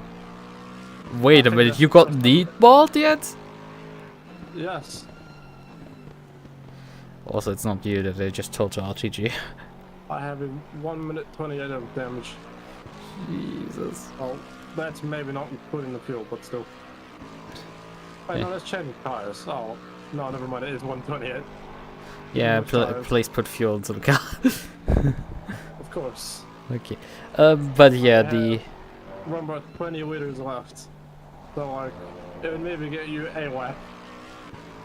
Well, I mean, if you come to start finish, it will not really be a lap anymore. It will be like half a lap, probably closer to that. But yeah, what I wanted to say is like, alright. You know, it's funny, right?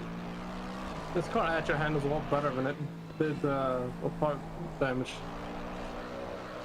You say that and me. Yeah. I did for a whole 5 seconds. Commentator curse, be real. Am I just filling the tank or just 105? 105, 105. Yeah, 105. Chris will take the full tank at the end. I thought you said something else. I thought you said Chris will take the feet. I was myself, what? Oh, yeah. Not that I good. became a Soika. Yeah, I was about to say. This is the guy from before?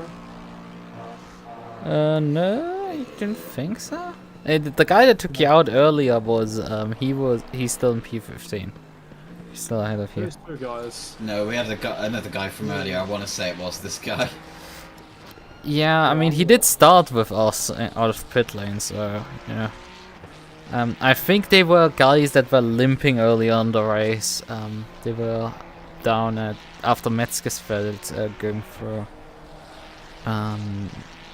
miss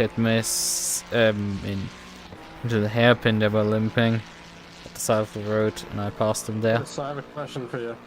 What? Yes.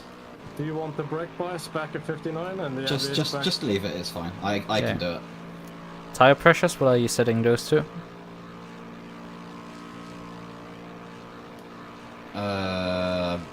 I mean, I don't know. What have we got them set to at the moment? I think the front left should default to 25.2. We probably left goes to 25. Front left is 25. Okay. Just increase them by full PSI. 1 PSI up on all tires. I think that's a sound idea. Timer is in the yellow. Yes, just come in. Oh, I'm coming in anyways. I only have enough fuel for 1 lap. Alright, so what do you want the pressure at? 1 PSI up. 10 clicks. Just on everything? Everything. Yeah, 105 liters. Him selected. And 1 PSI higher. That should do the trick. And done. Cool. Good work. My balls hurt. Of all the things. Yes, because I did not change into. What seating position are you in? Okay, the slight problem is I've been wearing jeans. I forgot to change out my jeans before the race started, so my balls are in agony. Yeah. It felt alright until I just realized that I have to get out of the car. It hurts. I'm gonna go and deal with my balls. I'll be back in a minute. This is. Yeah, from what I can tell, P20 is right at one is right now approaching Galgenkopf. Yeah, I'm just gonna drive. I don't... Galgenkopf, so it is. I mean, you're gonna end up in front of them. We should be still P20. Yeah.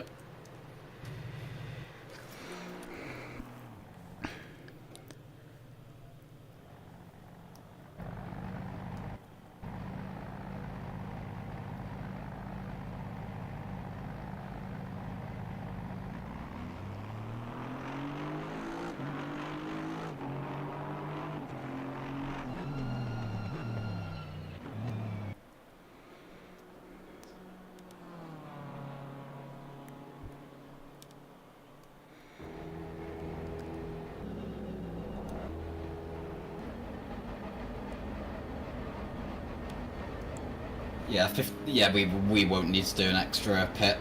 No, not. Oh yeah, right. It's 53 minutes. Yeah. Yeah, I mean it depends on where the race leader is. This is gonna get interesting. When the race actually finishes, because of how much overtime the race leader can produce. From depending on when they cross start finish. Because we can get north of 16 minutes of like overtime. Effectively. Although I don't think it's gonna get that bad. But we've gotten lapped some time ago. Where's the race leader actually? Yeah, when the race leader is right, but the race leader hasn't pitted yet. I know that. The P2 they have pitted and they are heading down to Exmühle. They're heading to Bridge right now. So that's where they are.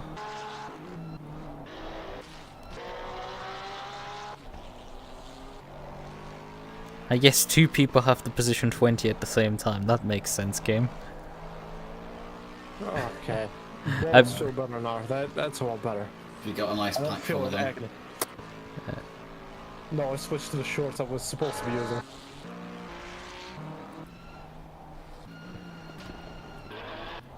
I still don't know how they started hurting though. I don't know. But yeah, currently my game says that the Porsche in front of us is P20, the car right in front of us, the Ferrari is P19, and we're also P20. Same. Yes, math. It says on the ACC race control that we are P21, but then again, it also still says that I'm in the car. Okay, it should all update once we hit the end of the first sector, which is around Schweingrad. So I swear, you're gonna have to get a picture of this track and tell me all the names, because I have no clue what any of the names are. let me grab them actually. I sort of know how to drive the track, but I don't know the names. Like I only know that this is Gran Turismo corner. It's still Flugplatz. Gran Turismo corner. I could take my shoes off as well. Take the racing shoes off. Oh boy.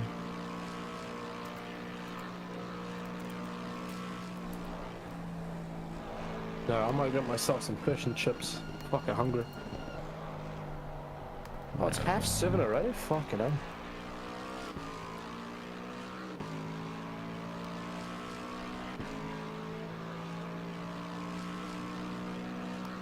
I don't like the fact this car wants to lift over every bump. Oh yeah. Wait, the Hymo setup does not do that? Not really. How?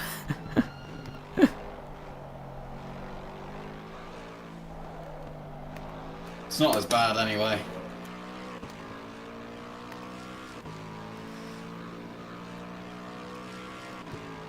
Problem is that the image from racing circuits of info is quite low res.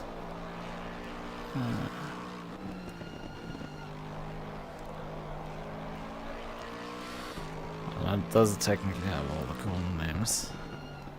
I mean, even I don't remember some of them. I mean, technically it doesn't even have Schwedenkreuz on it. It has only Arenberg.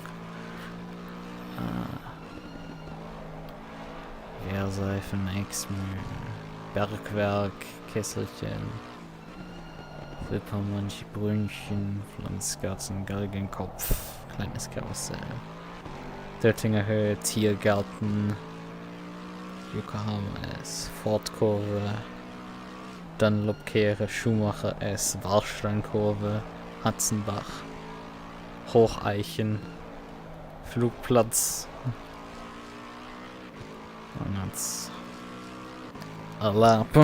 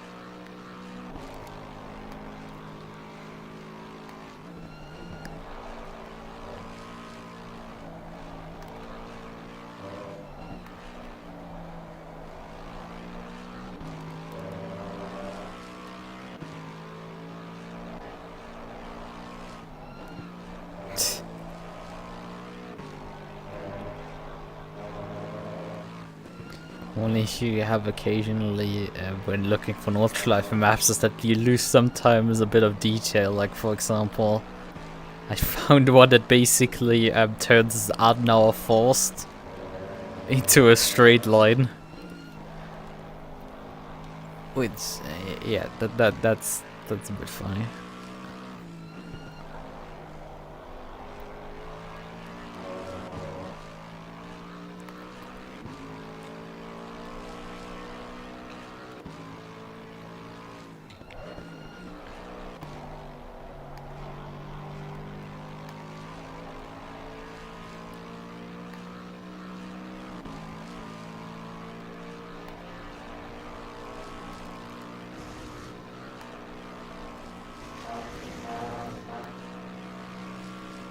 I didn't know Lexus produced lawnmowers. I told you, this thing timely understeers. I know! Like, I'm used to taking that corner flat this far. No. Or at least the setup. No. I mean, you can take the section flat out, but you do have to at least drive through the grass a bit. You basically mount our simulator, it's fine. you mount the out of the bell of S, you mount the left hand arms inside curb. You have to mount that one, and then you just basically straight line it. I mean, it's hair raising, but I've been used to worse from our factor side to look sure. I mean, with how the sun is positioned, we might. I don't think we get total darkness, but like the sun will probably set before the race ends. Although this twilight is relatively long during that this time of year. It seems the cars in front of us are escaping slowly.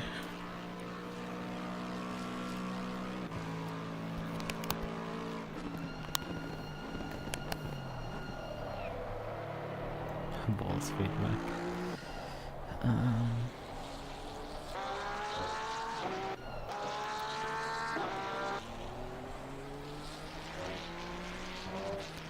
The Ferrari was on a valid lap in front of us and he did a 8:19.5. Porsche was not, he did an 09.54. Our lap was a 10-minute 27. With the repairs and everything, that took a bit.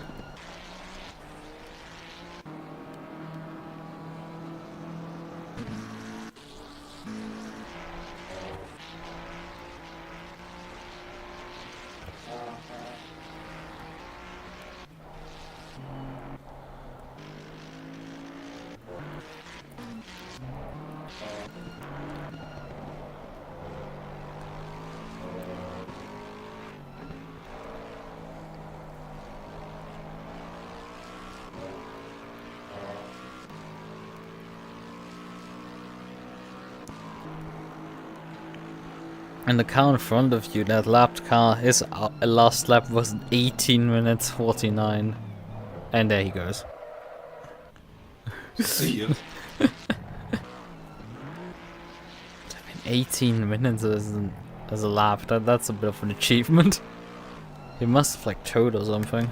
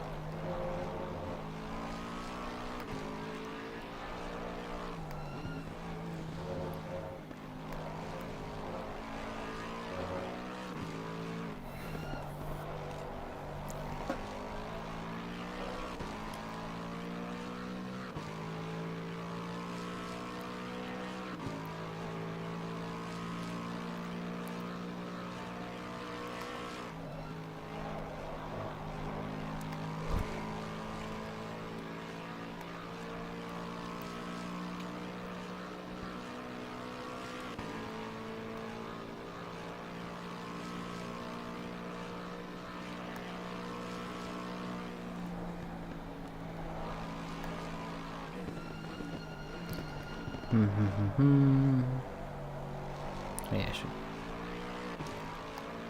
Welcome filters too.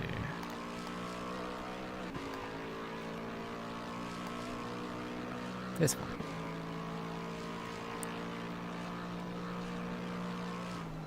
Yeah, I'm noticing also my overlays also has the wrong name in it. So Jordan's race control probably has also the same issues. That's interesting.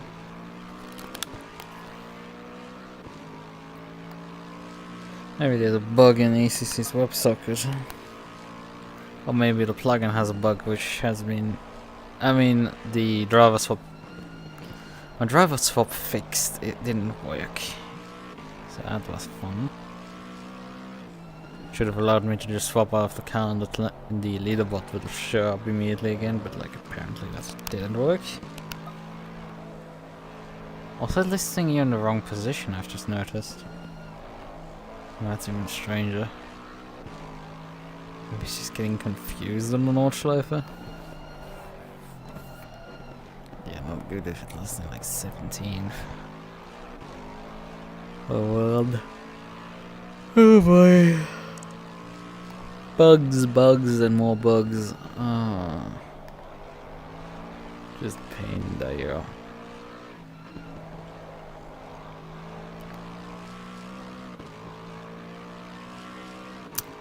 But reloading the plugin did actually fix that problem.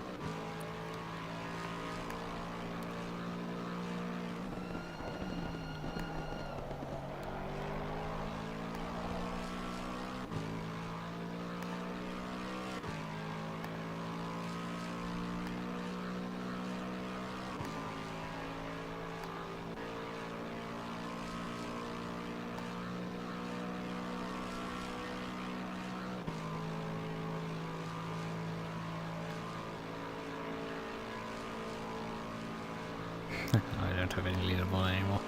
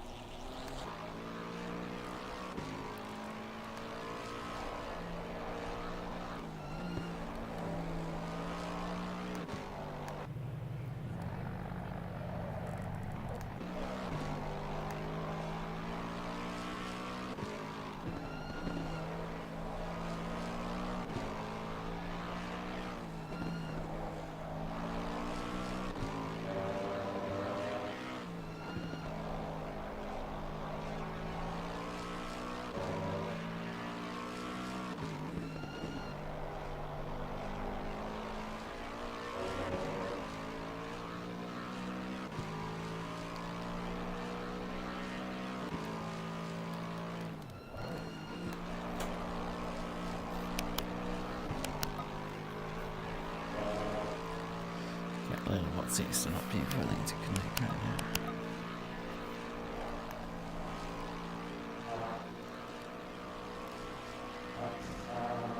Good, this is a print rich feature? Huh?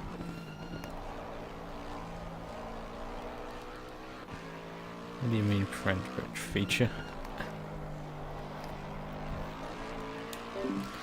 I mean, I want to do some work on the plugin right now, as well, because it clearly isn't quite working as it's fucking supposed to, so it's up to default. I could do a try of just leaving the server and rejoining, because sometimes the WebSocket just goes stupid and stops communicating correctly, which could be the case again. This is why I usually try to, you know, have this plugin work and not have these issues. Apparently in this case it didn't want to just work. Give it all you got. I'd go back in the server again. Which card will be given? P14.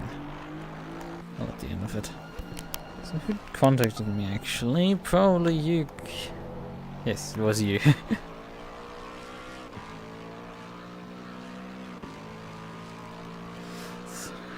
Critical error, you messed up really badly, you're right now. Ah!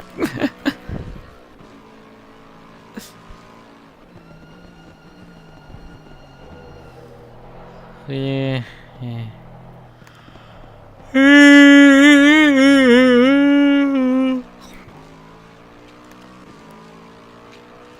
Right, and the leaderboard is not coming alive. Okay. So, simple solution. We were closing some up, even though this breaks the entire half the stream. And we're gonna debug some hub instead.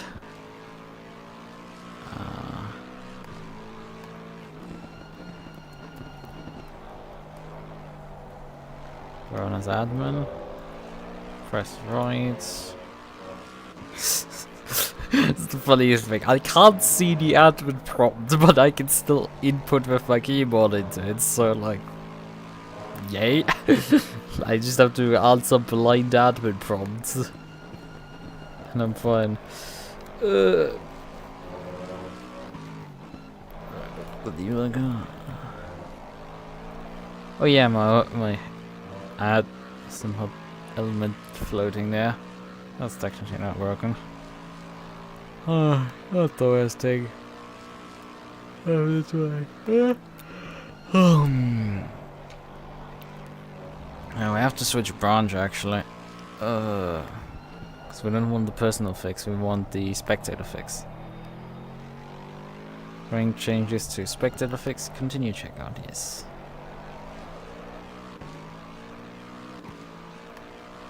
Now, part of the funnies. Figuring out why this doesn't work properly.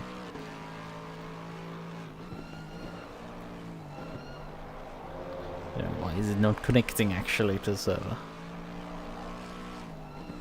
Because it should definitely sense that the game is, you know, running, so it should pull the leaderboard down.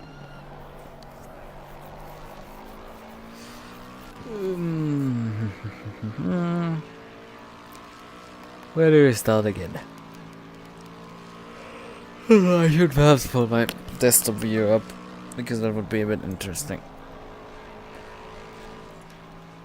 EP little mean. Yeah, I guess I'm sleeping again. Hello, could I get my mouse cursor please over to the other screen? Why is this like asking for too much? Just desktop.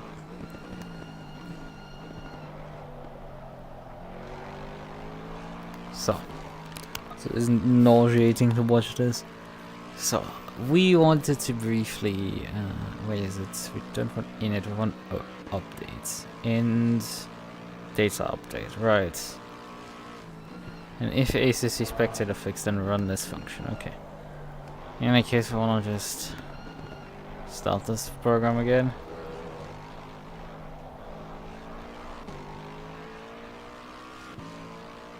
Come on.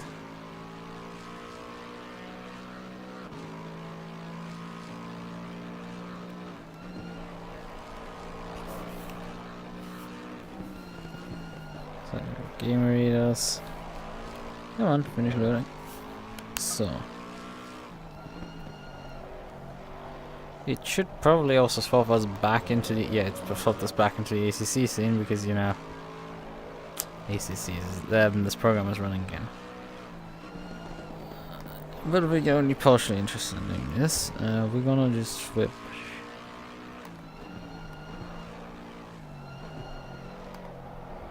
Transition. So if we go in here, this line should be hitting me. Yep, this line still runs. That is correct. That's perfect. Okay, so it should check for the broadcast client to run. What is it failing now with?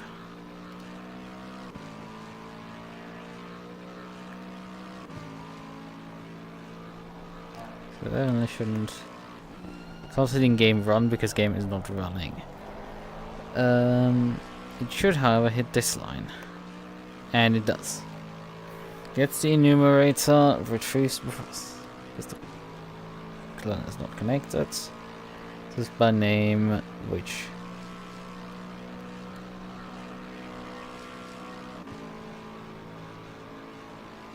should actually retrieve us now. Cache. Cache is true, game is running is true as well. Oh, that's a bit of an issue.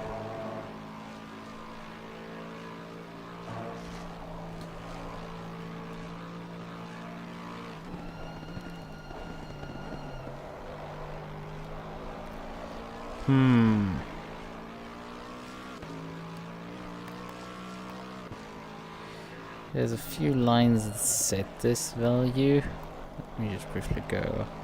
No, wait, we have one that. Oh boy, what do I have open there? I have my downloads open, oh boy.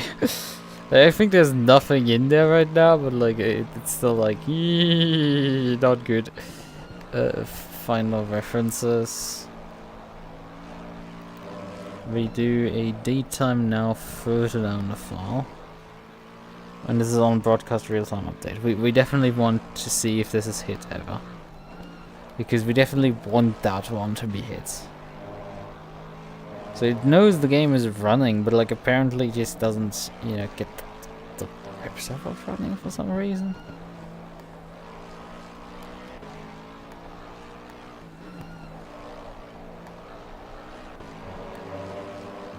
So yeah, these are all hit, this is all fine.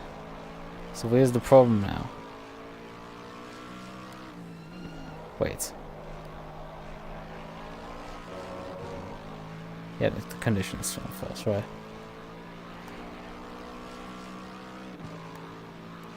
this hits here.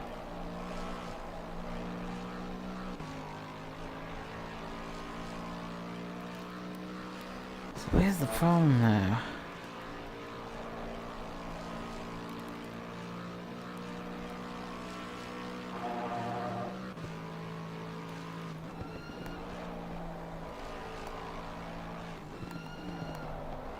Okay, now it hit this line here. It had disposed of the broadcast client on the last update.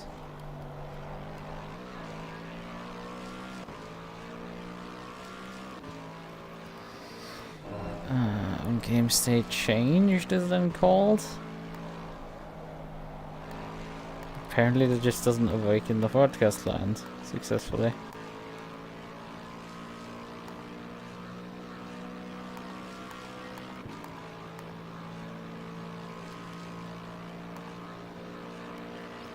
Why is this just not working?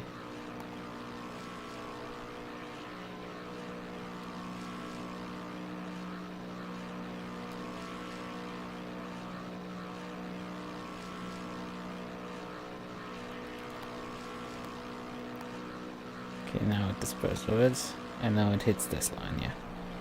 So why is the broadcast client not pulling up? That's the entire problem. Connect broadcast client, so it should go into this function and just run the damn spin the thing up finally.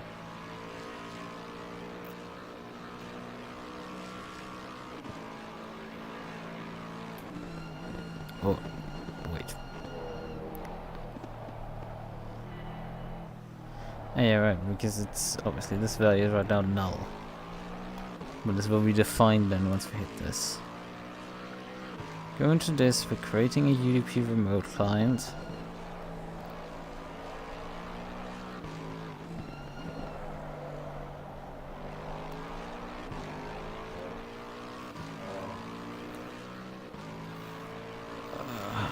This is so utterly elaborate. Why is this not working? Why is the broadcast client just refusing to connect to the server? It's like it's so weird. Like it just should work. Why is it refusing? Like it doesn't have a reason why it should. It just should work.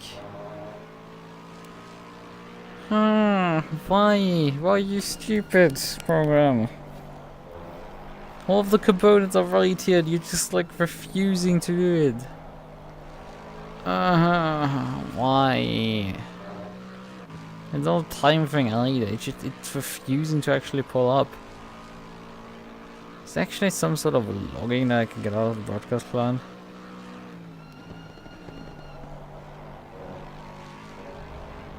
Is it just waiting for activation? Listener task? Hold on, why is this waiting for activation? Now something isn't quite right because that shouldn't be waiting for activation. Installation planning faults, it's just I guess it got never properly spun up. IP ports. Tell you connection password. Client.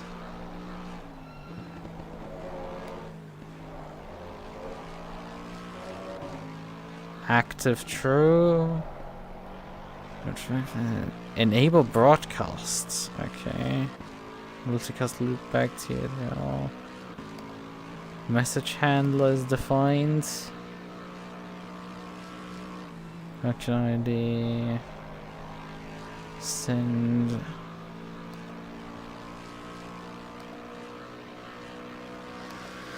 Okay, all of that should work. So where is the problem now? Like, what is causing this issue a bit?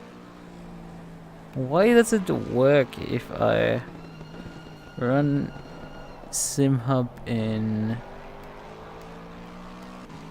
spectator mode? Spectator mode does fix it. Like, why does this work on the spectator but not on the...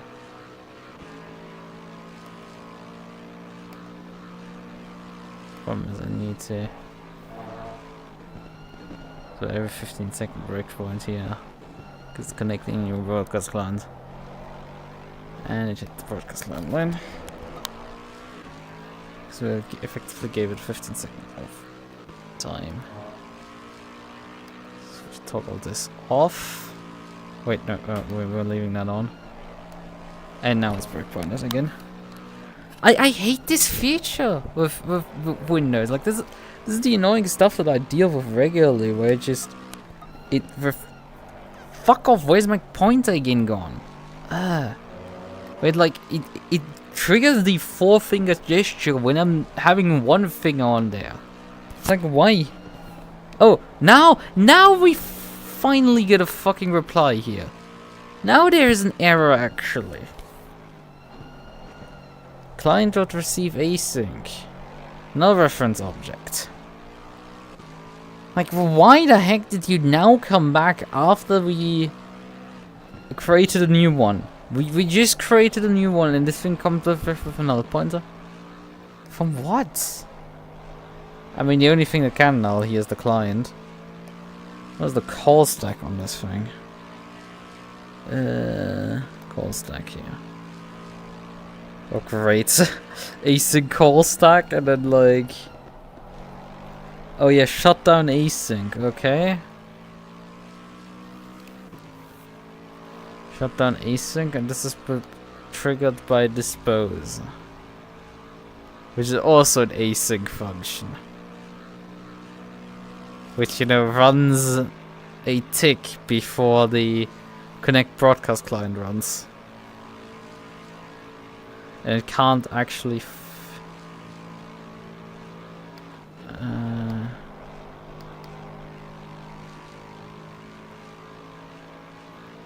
oh boy, it's triggering this here of an async call stack.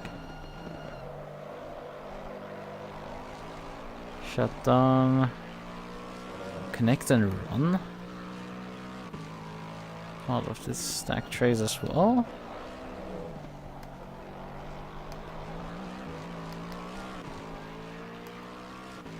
175. Jesus Christ, I'm even getting right now lost a bit with what is happening here. This is starting to get even for me a tad bit elaborate.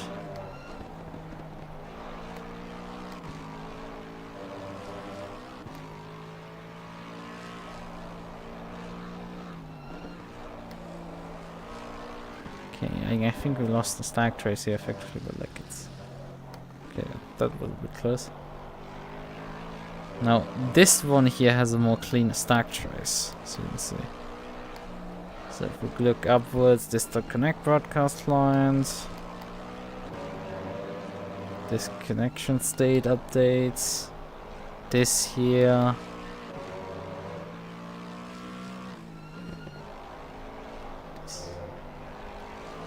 Sixth update. I think it's somewhat confusing itself. I mean, we've just jumped back to Simum, so like that's... But something I wanted to check briefly that might be causing this issue without, you know, me even having a clue that it was causing the issue. Is... the following here. Where is it?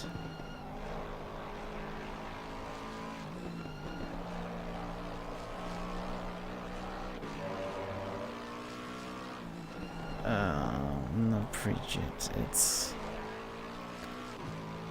the thing. Maybe boulder in. No. Where is it? All the properties being created.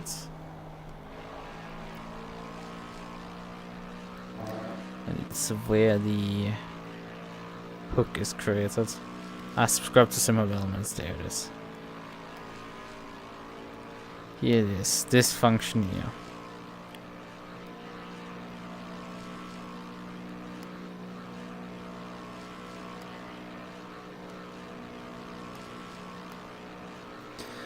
Relatively simple question output, right?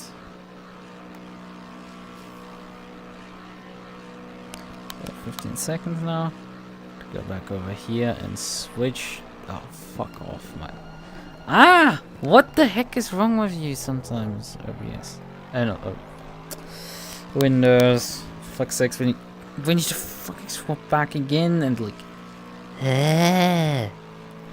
press continue again over here and fucking go back. And then I lose my mouse pointer and it's already frozen up again. Come on, give me my mouse pointer. Yeah, we're gonna hit this thing again instantaneously. I should. Yep. It is. Gonna just swap over.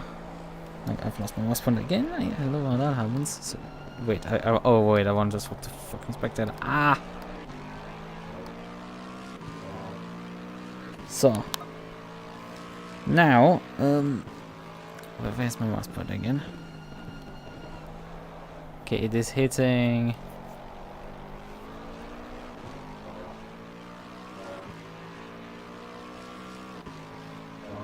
This game is running. Ah, this line here. Because cache is true, game is running is false.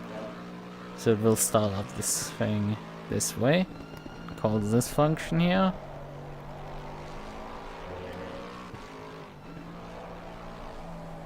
This function is called, but it doesn't go in. Okay. So, and we don't have a leaderboard still. It still is unable to connect to the server. Why? Also, it decided to swap the scene again.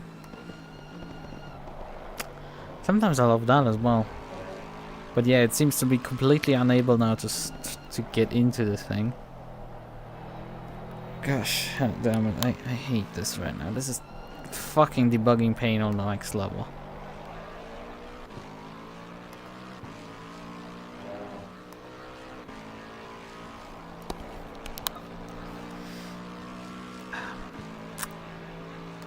Up and just toggle this switch off. Right, so it should now stop trying to run the connection function. Right, so if we now force this thing to do a reload of the plugin, it should be able to start the plugin up and just run it. Right? Of course not. That would be too funny if that actually, you know, worked. Like, why? What is this thing getting stuck on right now to just gather data? Like, it's just not getting fucking data at all.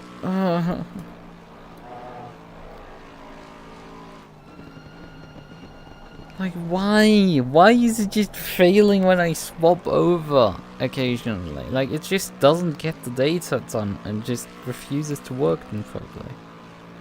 Also, it's insane again. Okay, we can try just leaving the server again. But like, at that point, I would like to test this with the plugin running. The problem is actually... Wait a second. Wait a minute. Seems to be breakpointed right now. If my mouse cursor comes over, thank you. So, it is actually breakpointed. It enters this function. I'm stupid. I forgot I need to actually go for the breakpoints. And it's not connected. Well, it doesn't seem to, at least. You can see it here. Doesn't seem to be connected. So there's that. Gosh, why are you like this occasionally? I think I changed it for adding an if clause to that function. Don't need the plugin manager. Hit the little bit plugin here.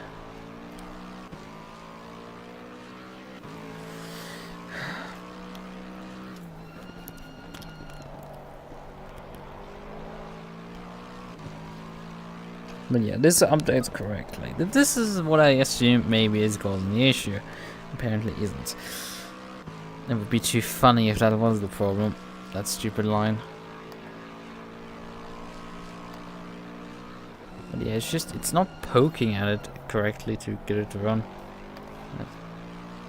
So I wanted to set the funny flag to allow. Oh yeah, right. I forgot that part. As soon as I toggle this on, it will trigger this thing. Because I made it that this thing can obviously be refreshed mid-session and should work. But it doesn't work properly, so like there's that fun part. Oh yeah, right, we should again more breakpoint. Gotta love this thing. Connect. Continue. Just fucking continue that point. Let me swap back.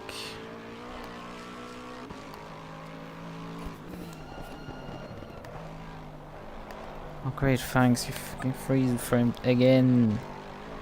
I love you so much. Not, I hate your fucking guts. Passion. I know I've set a breakpoint on that function, but like there's a reason, because it allows me to test if the function effectively breaks itself.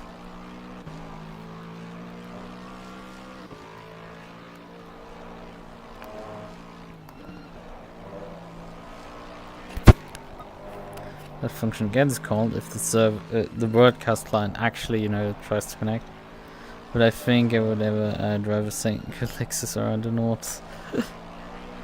When you've done it successfully, what's annoying me is that the leaderboard just refuses to want to function, and it just repeatedly enters this function here.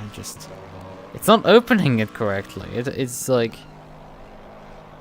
it just goes boom, hits it, and realizes like, oh, it's not working, and then tries again, and it just dies again. And, like, it just does that constantly, and it just refuses to work. I don't know why. It's so weird.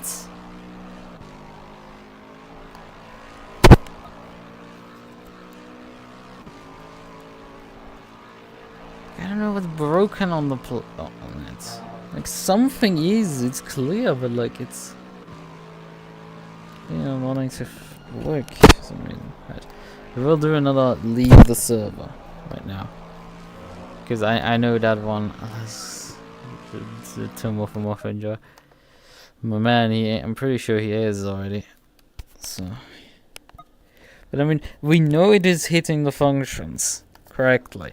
It detects the game is running. It is firing of the launching of the UDP remote client. The UDP remote client is just seemingly refusing to actually, you know, do the fucking talking and talk to the server and actually get data. It's just sitting there and going like, nah, I'm not actually connected. You know, it would be actually productive.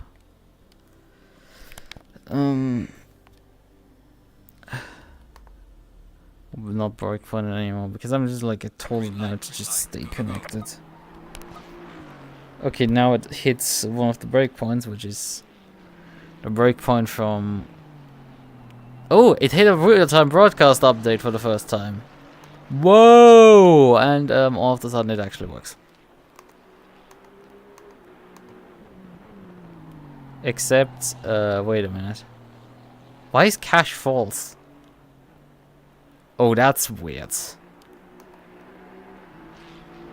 Now that is really weird. Oh wait, I'm fucking stupid. That's why. That's obviously why. I know why it broke earlier. God, I finally figured it out. Start. I mean, we could probably rephrase this. Insert. No, I'll do this. I figured out what the problem is. And that is because specifically this has now actually I mean, it doesn't explain why it's refusing to connect mid-session at times. That is still a complete puzzle to me. I have no clue why that does that. It just does it. And I'm like, okay, fine, whatever. We're gonna just put up with your nonsense at that point. Else, okay. And then we'll rephrase this one to, you know, we don't need to test that anymore then. Okay, fine, you've gone fucking compare to true then? Like, the stupidest line of code to ever write is like, is something equal true? Like, kill me. But sure, it could technically be null, this thing, so like, yeah, I guess. Because the question mark effectively propagates the null point upwards. And if this is true, then just set cache equals true. Okay. Now, flush codes. Hit it. Oh wait, I'm stupid. I forgot to save. Flush code. Okay. Now it should stop doing this. What it did constantly, and why the plugin actually originally broke when I left the car some 4.5 hours ago, is this specific line here. Is because I made a slight optimization and then forgot actually to implement the optimization case. What effectively I was doing here is, if SimHub thinks the game is running, which it isn't technically, because I set a SimHub to default mode and I'm not driving, so the game is not running according to SimHub. But oh wait, I'm not even showing the code that I fixed because scene transitions. Automatic scene transitions, god damn it, it fucking broke it again. I ruined the entire suspense of me fixing the code here. But yeah. Previously, this case didn't exist. And the only thing we tested was if this is unequal true, and then ran this function here. What did that do? Well, why did I add this else if in the first place? Well, because while I'm spectating, when I'm spectating, this is not true, right? So it goes in, this is not true. Okay, then else. Okay, I need to check if the process is running, which, as I say, 5 milliseconds. Not efficient. Really slow. So, what is the solution? Well, I mean, if the broadcast client is connected, we don't have to check if, you know, the game is running, because it clearly is running because we can talk to it. Like, it's not dead, it is definitely alive because it's, you know, it's talking still. Great job. The problem is, I didn't write this case in there. So it, like, you know, it just checked, okay, the game is not running, and else if, well, the broadcast client is connected. Okay, then cache is still not true, because it was not set in either one of these. And so it just hit this line here, is like, game is running, yes, game is running, well, it hits this line with game is running, being true. Ran into here. Ran into here with game running true, cache false, so it runs this here, disposes the client, reconnects the entire thing. Update game is running to false, then it runs this with false. The broadcast client being disconnected, so then it runs this part here again. Then hits this line with realizing, oh yeah, the game is not running, but cache is true, so we're gonna restart the fucking broadcast client. Yes! Yes, we got there! This effectively just loop between turning it off and on again. Rapidly. Jesus. Yeah, that's like not great. Still, it doesn't explain why the broadcast client, if you reconnect it mid-session, shits the pants. I don't understand this. This has been a problem for, I think at this point, years, and I think no one has a clue why this doesn't. The only advantage is, you know, I don't have to leave the server and rejoin it anymore. It just does, stays connected, and this should just now work. Yay. The only thing I need to now do is, actually turn SimHub off. You know. I need to turn SimHub off, actually, and then just reload it again, and recompile the merge the plugin. Yeah, don't worry, movement job, right? Recompile the plugin. Also select the correct card, and we're spectating because we're not spectating him actually right now. Where's our friend Davis?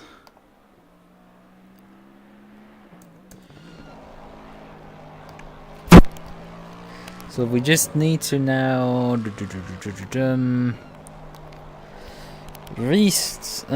need to recompile something. Well, we need to make a commit here first.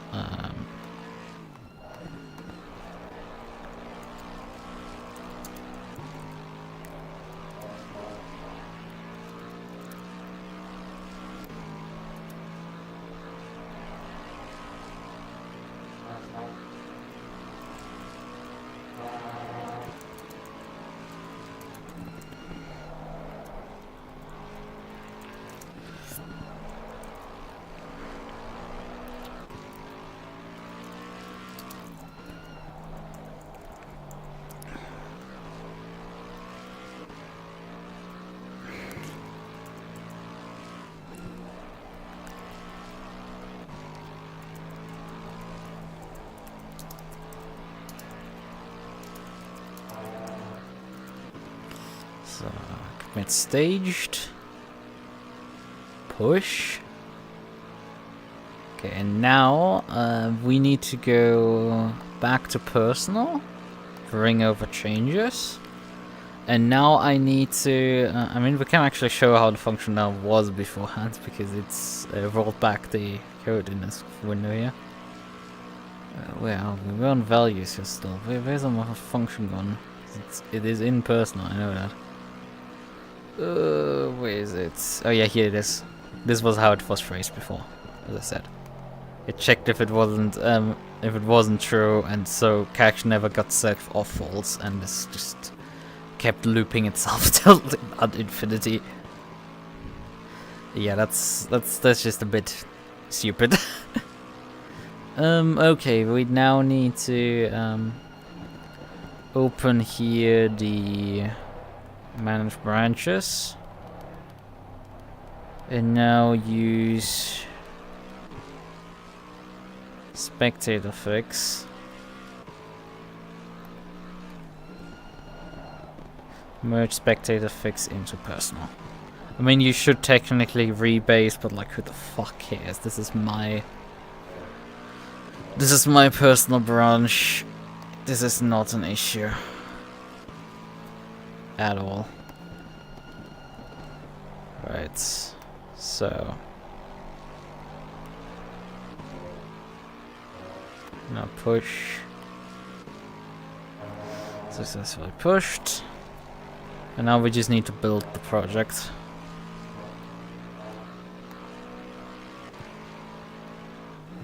Rebuild. Then we can run SimHub again normally. And the fix should apply. And actually work correctly. Rebuild all successful. Perfect. So we can close the program. We can swap over here. Launch SimHub over here.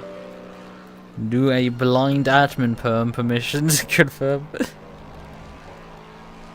And everything should come back to life again. Yes! We have a leaderboard with everything, and it also swapped the scene immediately fast. How cool is that?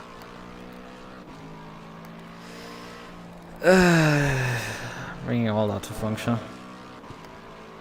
Something that I still need to test. I have a feeling, you know, my other plugin, my scoring plugin, is actually in part breaking SimHub. Now that's fun. Because as far as I can tell, it's lagging SimHub a bit. It's probably not noticeable on the stream because SimHub doesn't update that much.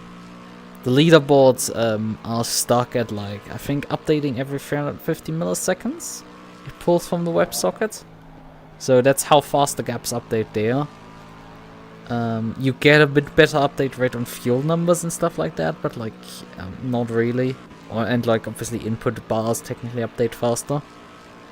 But besides those, you don't really get such high update rates on the stream. And I think I also have like a lot of these things on like relatively high render skips and stuff like that. So yeah, go figure. there's not too much of an issue here, but when you look over to my personal overlay, I've definitely noticed it lagging badly, and it's like, it could be genuinely me running around the Nordschleife with multiple cars around, and it calculating the gaps to those cars is actually lagging SimHub badly. Because the Nordschleife has too many dots, because I like gap calculation using way too many dots of resolution on the dots. We can briefly look. The problem is it's not running while I'm driving. Right. We can briefly check on something. SimHub. I want to see how large actually the delta file that my plugin generates is. Plugin data. I think I've read into EC Computer Zero. Yeah. Advanced scoring. There it is. It actually also records pit lane deltas for circuits. There's few, but like not many. It has a pit lane delta for Spa.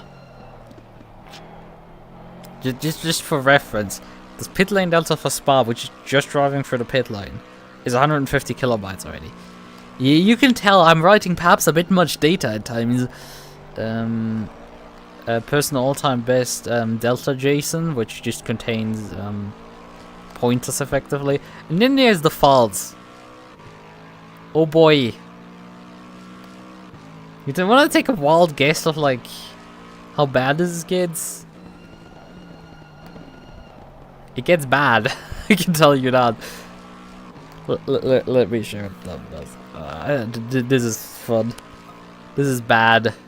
And you have to consider this file is effectively is not encoded really. This is just using the binary data writer in the binary data write function within what's it called? Within .NET, so you can just serialize objects without issues. Right. Not for this here. This is just JSON encoding things, which makes it humanly readable. The thing is, we don't use. Oh god, it's opening Visual Studio because I pressed the JSON. Yeah, no, we don't want that. Would you like to stop, please? Thank you for your stupid launching, but like no one wants to use here for freaking JSON file. But yeah, this is a JSON here. So it's really humanly readable data. You can encode the deltas also into humanly readable JSONs. I even at one point back in the day, I even wrote all the deltas into one file. And I had to stop doing that because SimHub would take too long to launch, which would cause overlays to just stall out, especially when plugins reloaded. When the game switched automatically, it caused like the overlays to stall enough that OVR Toolkit lost the capture on them. Because this would get bad. Like this is, by the way, just a drive through the pit lane at Spa. Right, not great already. But this is where we're talking about 1.2 megabytes, and this is mounted into RAM directly. This is loaded into RAM, and this is used actively while driving to calculate the gap to the race leader. So this file will be this data will be accessed to calculate the gap to the leader actively, the gap to the car in front, the gap to the car behind, and my position. And I think my position is even evaluated like for all of these 3 times, because there's no real optimization there too much. Effectively, it uses my position around the track to calculate how far how much time I am around the circuit, and how much time all the others are, and calculates the gap then in seconds between them. And this is stupidly accurate. Like, you can see yourself gaining hundredths of a second on the straightaways. It's really damn accurate. It's just, apparently I overkilled it a tad bit. Or not, it's starting to fucking lag the program, I think. But yeah, it works fine on like most other circuits. It's just I think Nordschleife genuinely is driving the software a bit insane. It obviously it's written in .NET, so we're like it not written great. Although the access, the thing is for gap calculation, I'm actually switched over to a linear interpreter from what I previously used. I previously had a custom build algorithm for looking up the position in the list. Right. Okay. Chris is coming in. Let's stop faffing around. Actually, I'm here. So I'm back, having fixed a bug in my software to finally make that work. So I have no overlays again. Is the final stop now? Yeah, final stop. You increased the tire pressures and everything to the correct values? I've had to drop them. I was killing the fronts. Yeah, you did know that you had them at 26 at the start of the stint, right? Oh, right. Yeah, it'll be fine. Yeah, we handed the car over to you. I did raise them a bit, to be fair, off what they were off of what Jordan gave me, so... Yeah, the defaults were 25, roughly on most tires. But I gave Jordan the instruction to raise by a full PSI, because how low it was looking. I raised them a PSI initially by default, but I was getting like 27.7 front PSI. So God! Yeah, so I've dropped them just for my driving. Yeah, that's like really high. I'm surprised The rears were fine. I think I'm just overdriving the fronts a bit at the moment. Yeah. Right.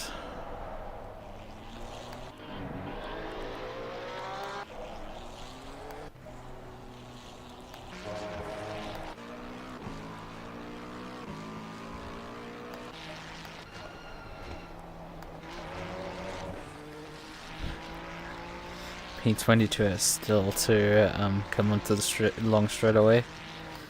While P20 is... P19 at the moment. Well, it's complicated. For me, he's showing up as well, probably in the relative he's showing different, but like, he is in the leaderboard P21, but you're still 19th right now, so he should be P20 if everything evens out. I didn't see the leaderboard bug like this in the LFM race. It's really weird. It's not too weird. It doesn't know where you're scored till the end of the till it hits a sector beam. The thing is, this is usually not particularly a big problem at most circuits because the first sector beam is relatively early on in the lap. Yeah, it makes sense. I mean, at the start of the race, you've definitely seen this problem before because everyone just gets rotated completely through there. That's normal behavior for ACC, that it doesn't have a clue at the start of the race where everyone is till at minimum the first sector, but really the position, I think it still bugs around at the end of the first sector. There you need to actually wait for the end of the lap. So yeah, the thing is, it just doesn't update the positions till the end of the first sector. So, go figure. Although it is a bit confusing. The thing is, the leaderboard is different than the relative, because in the relative there are two people with the same position. Again. That's definitely not something I've seen before, really. Besides today. Although it's now starting to figure out which one it needs to be where. Because it started to score you in 21st. Let's look at the leaderboard here. No, it's still thinking it from left, but I guess the sector... Ah, the sector beam is here, okay. What? Should then show you a gap for the carbon phone. Guess it's not quite here?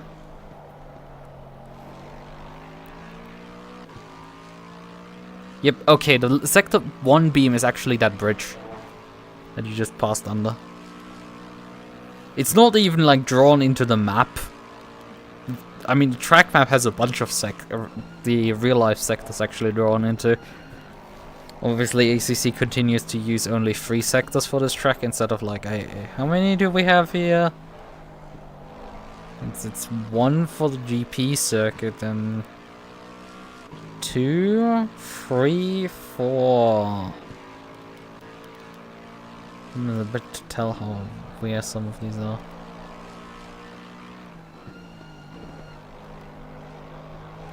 These cars are traveling all on the side. 4, 5. Here's 1, 6.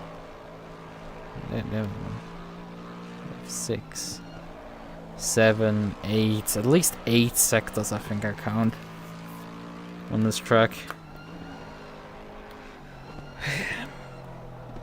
But yeah, again, we've just kept 3.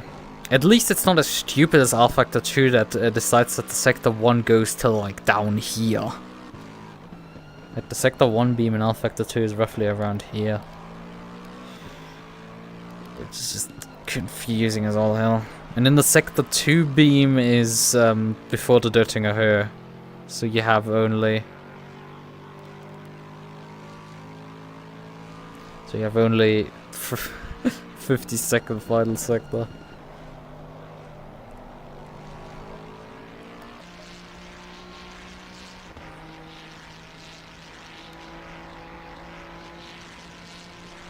If you're reading this, it's too late.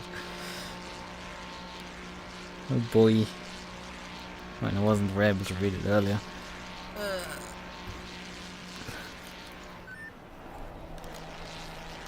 Let's fix my personal life.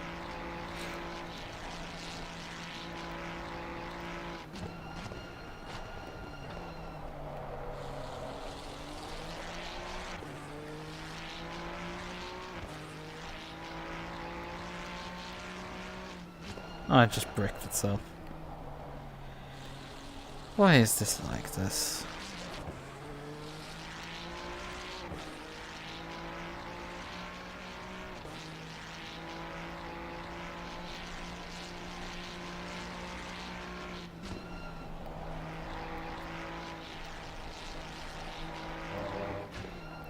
Is block cursor input.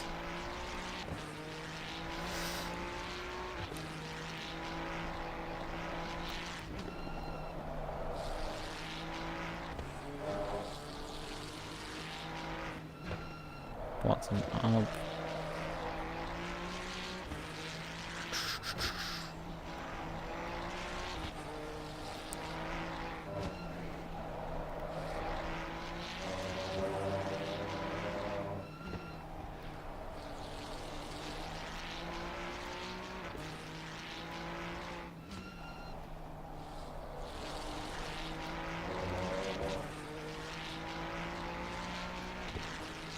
Yeah, I totally asked for you to minimize ACC. Actually, hello, why are you not letting me even fucking maximize it anymore? Windows the fuck?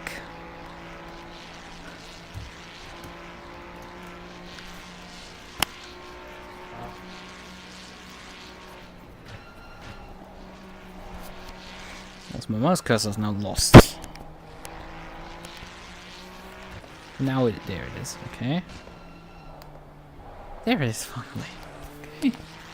Well, on this out, just maximize the game again.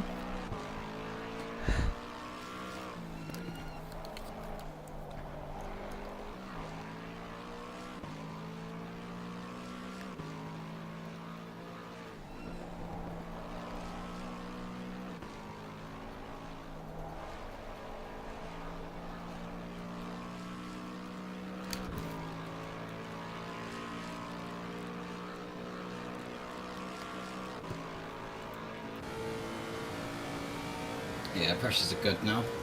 Okay.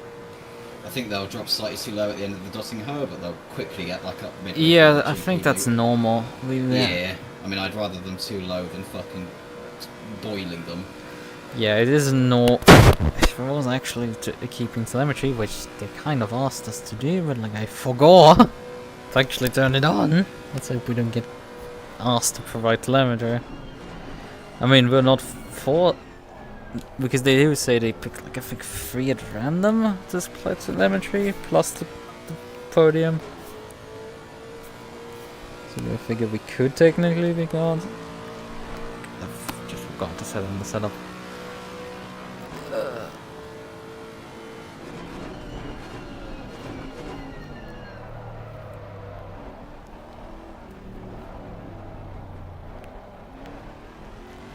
But yeah, if you would look at the telemetry, you would notice how much the tire pressures drop on that straight away. Like it's a lot that they go down. But they do come back up. When tire pressures are yo-yoing throughout the lap is not completely unusual, it's just this track is very extreme.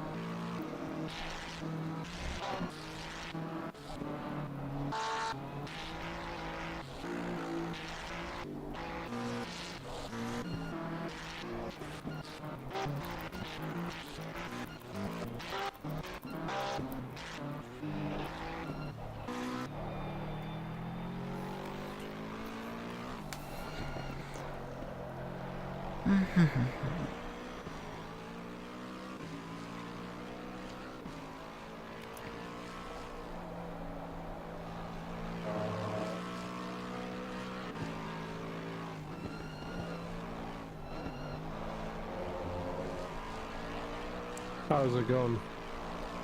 Well, we're live, I guess, usual. We're running P21. Not really able to make any, if at all, inroads on the Yeah, I've made no P20. mistakes, no incidents or anything. It's just like a lot of very quick guys at the moment. Yeah, we don't have really anything to offer pace-wise. And P22, well, it's P22 right now. They've just started they're a bit into their lap. They're heading right now the forward curve, heading down the hill to the hairpin on the GP circuit. So they're a bit behind us. I will say my recreation of the Vauxhall Super Touring Vectra is coming on swimmingly. The what? You heard me. You know the SRX car for iRacing? Or as you call it, iRental? Yes. Yes, right. Yes, I'm making a Vauxhall. So you can join Mentrix with his Opel. Two sides of the same coin. The British and the European. Yes, another rebadged Opel. I mean, a rebadged Opel, the superior Opel. Yeah, I mean... Oh yeah, the Vauxhall.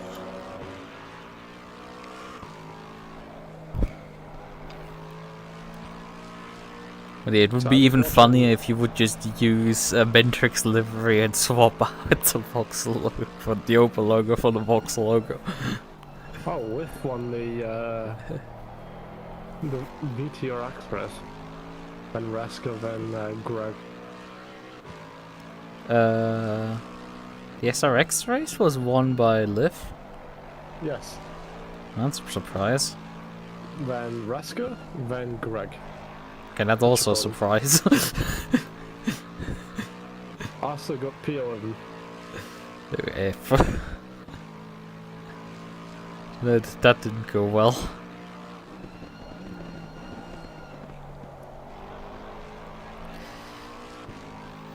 Yeah, but look, it's interesting. I mean, I hadn't had the time to look at it. I mean, over. I was eating dinner. I've just tuned in their broadcast an hour, so I was curious.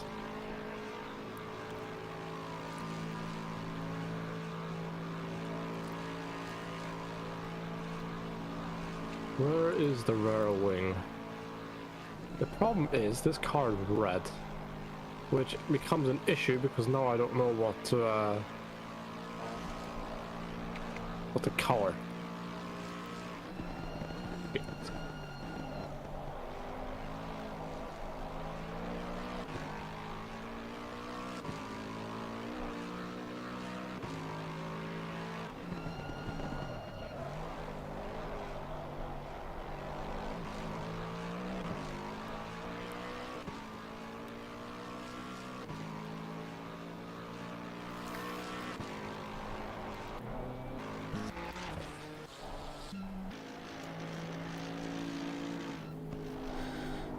I mean, honestly, at this rate, the race leader's more behind us than in front of us.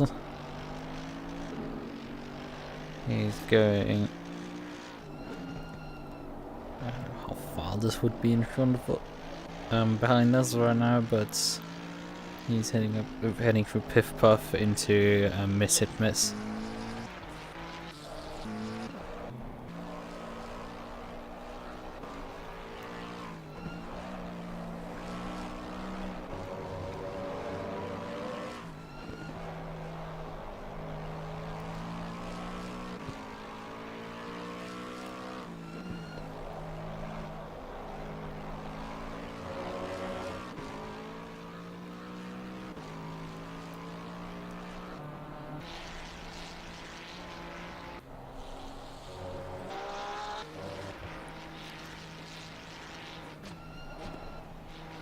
Yeah, I mean, the guy who's in P20 around last lap, 8 minutes 17.8. Car in front of that is an 8:21.9. Blankshan is... Wait a minute. But it could be some of these could be taking a splash and dash at the end. I always said E, like, you know how a BMW has their models like E30, E90, etc. Yeah. I think myself, E92, damn, what the hell kind of model BMW is that? The fuck? Yeah, couldn't it be that like some of these guys still have to pit again before the end of this race? I'm not too sure if all of them are off-cycle like us. Would have to check when they were pitted last. I mean, I could do that right now. Porsche's definitely driving on. 8 minutes 26 from the Porsche, but he's a good 31 seconds ahead of us right now. Essa is coming in actually into the pits, so P19 is pitting. That's about just over 20 seconds ahead. He is aiming for the pit box, so he will likely take a bit of fuel before the end.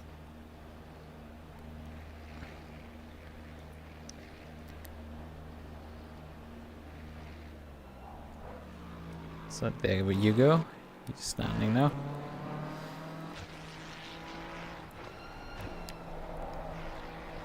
I mean, as far as I know, Holzhausen pitted on the same lap as us, I think, maybe?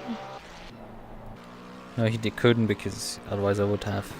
Didn't have a lap time for him. He was slightly slower last time around.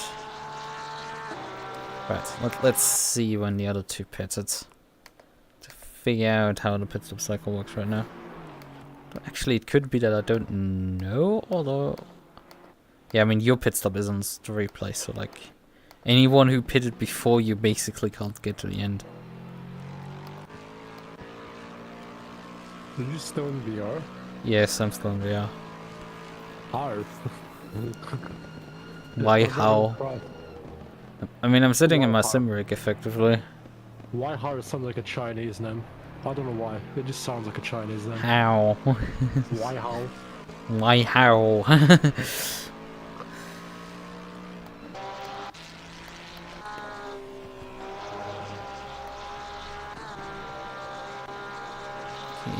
track on that lap? All I'm asking is, for the future, especially V4H, we do not race the Lexus. Okay, so no Lexus, no Aston, no Mercedes. Technically, I have a love-hate relationship with Mercedes. It also has a love-hate relationship for me. So That car either hates me or loves me. There is no in between. So the Porsche pitted on the same lap as us. Right. Bunkstrom. Yeah, the Porsche of what is his name again? Yeah, Bunkstrom. Bangshan. Yeah, Bunkstrom. Blangshan. Holzhausen. When did he pit last?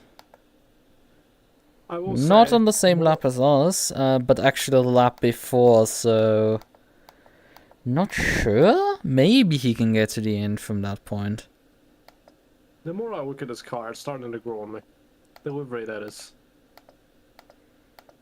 Ours? Hmm? Our livery? Yes.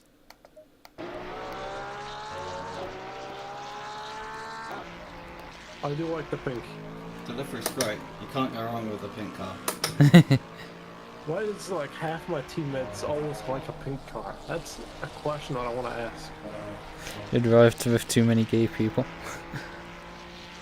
What, you included? Probably. Oh, that's a yes or no. Mayhaps. 50%. You definitely deserve your bottom tier fucking tiers. After what you said about the cage as well. I feel bad for Chris. He has to deal Why? with us.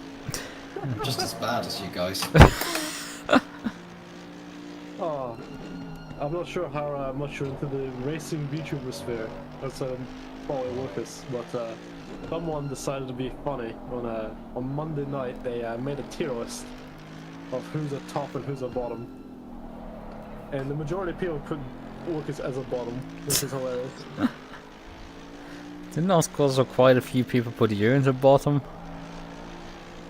I don't know why though. Do I give bottom energy? Be honest with me. Do you give off top? I'm asking you, don't try to ask questions when I'm the one who's asking the questions. I asked you. I can be very biased in my answers. So if I ask you.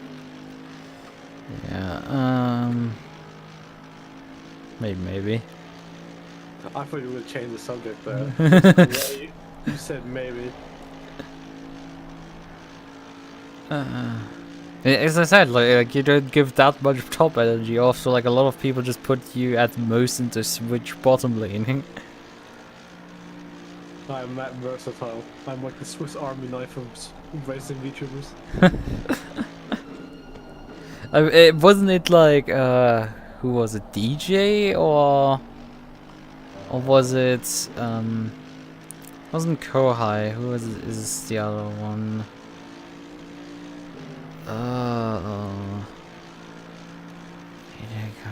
What is his name?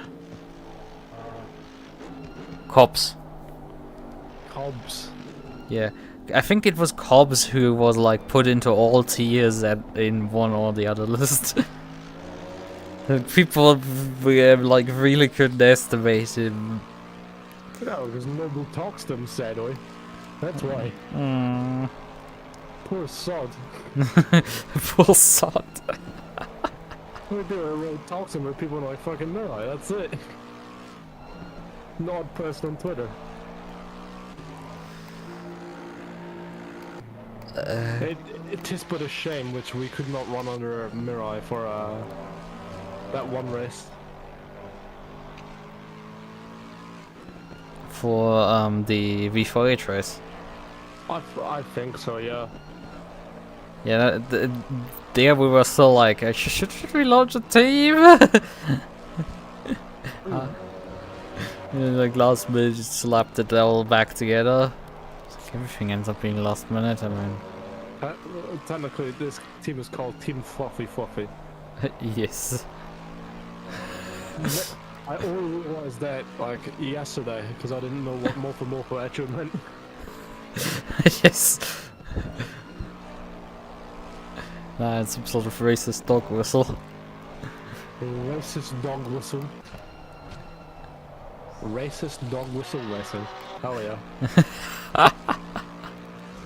I would prefer Fox That business. sounds like, you know, back in the day, like on Xbox, like, maybe you don't know, but back in the day on Xbox 360, when you make like a fucking gamer tag, like when you make an account and give you this random generated fucking gamer tag, that sounds like that racist dog whistle, like 240 or something.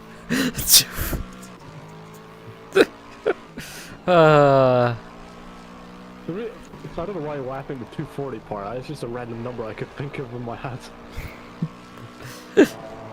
I mean, the thing is, some people like intentionally typed such stuff like that in and put then XXX and XXX behind the name. Well, XXX underscore racist dog whistle underscore XXX 420.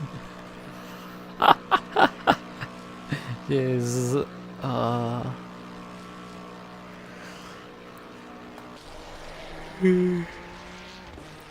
Right.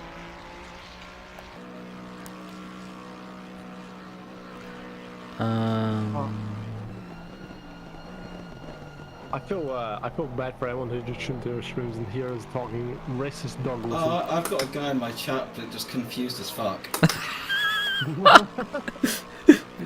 Oh yes, I mean, Team Mofu makes a lot more sense and less confusing, right? How much stint time do you have remaining? 39:40. Racist dog whistle 248. Hell yeah. 39 minutes. Okay. So yeah, I've got 12 minutes overtime on my stint timer. Overtime. Damn, is this a NASCAR reference? Yes. Quite literally in some ways is. Race leader right now is traveling down to Pflanzgarten. And then to Sprunghügel. Monitor right now, how much time remaining is when he crosses the line and how many laps he will do. I mean, he has a decent lead over P2. P2 is just down at the bridge right now. Although, I think the leader might still pit before the end. Have to see. They were on a different cycle than most people. Might be possible that they are running them through also. But yeah, with your 12 minutes overtime, Holzhausen in front of you by 16 seconds. He's pitted one lap before you. So if we go one lap longer, it's like, it depends on how this works out. He might need to pit, or it just gets tight for him. I was gonna say, they're cutting it super close at best. Yeah, it depends on how this works out now. But I mean, if it gets an extra lap, they're not going to be able to do that. And the thing is, you guys like have to definitely drive quite a bit after the time I finish, because I mean the leader's right now coming up to the line. Leader crosses the line here, 52 seconds, 25:52. I thought you said the leader's coming up to the one. I think myself, what? My man's holding a one party mid-race? No.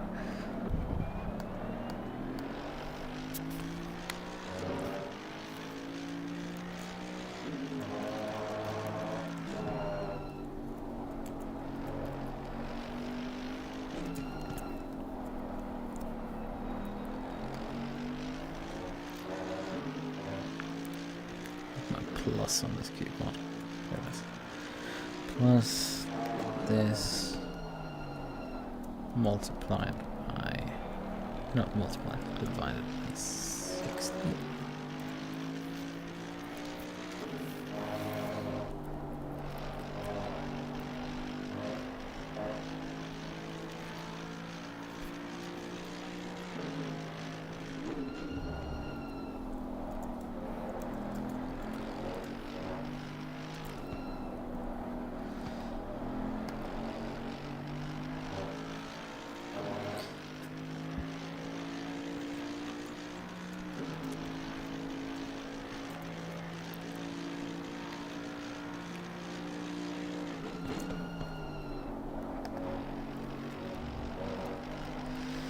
Oh boy, this is gonna get funny.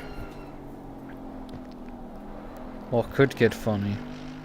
Because, if he does 8 minutes 10 consistently now on, he will run 4 laps.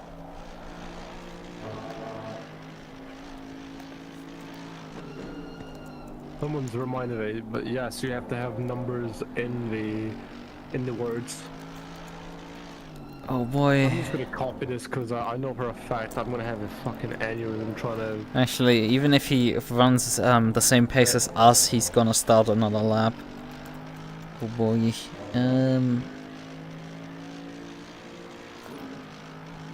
Yeah, we might need to come in.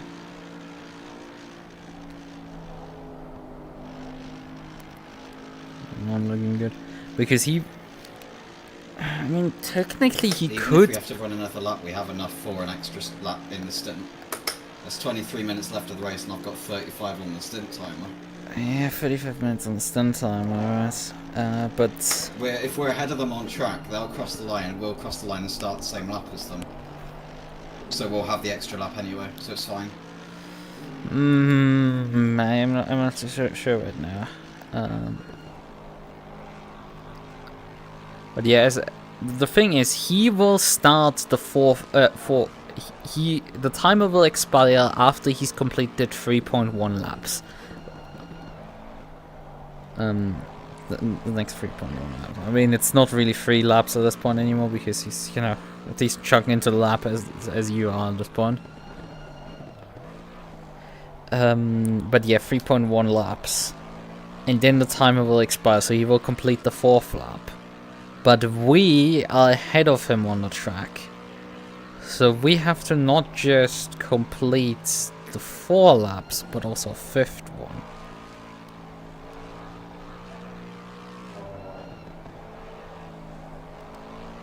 Because the timer will expire, because we're like probably a third to half into the lap when the timer expires. And we will come back to the line before the leader will get to the line. So we'll have to drive another lap. Yeah, this could get quite tight. This 12 minutes will get tight. Because we have to do an entire lap on the 12-minute timer. But as you said, we have enough fuel to do an extra lap technically, if necessary. But what is definitely sure is that the guy in front of us will run out of stint timer. And it could be that the Porsche will also get spooked by this entire thing. But we have to monitor what lap times the leader does. If the leader, because as I said, the leader has upwards of, I think, 3 minutes gap to the next car behind. He can quite literally afford to slow down. But we have to figure out if he's doing that.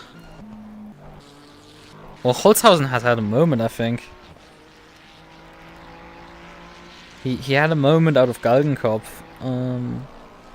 Closing up to him. So... Okay, so... Holzhausen here... From there's the leader coming out of the carousel. Last lap, a 15.8.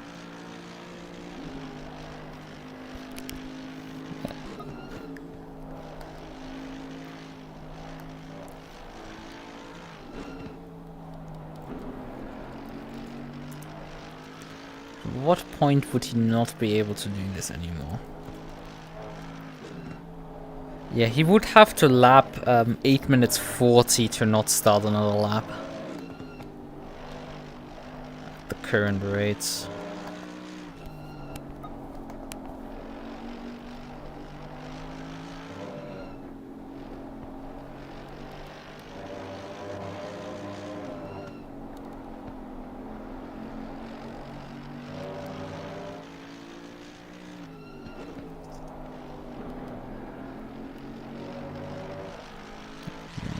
He crosses the finish.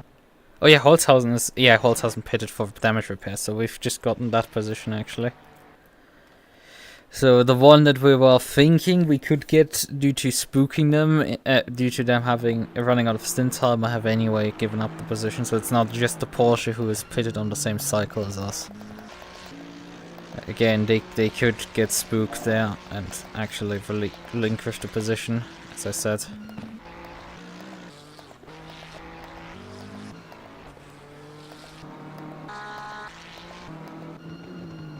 Although they are technically in a better position than us because they exited the pit lane earlier and will finish the lap earlier than us.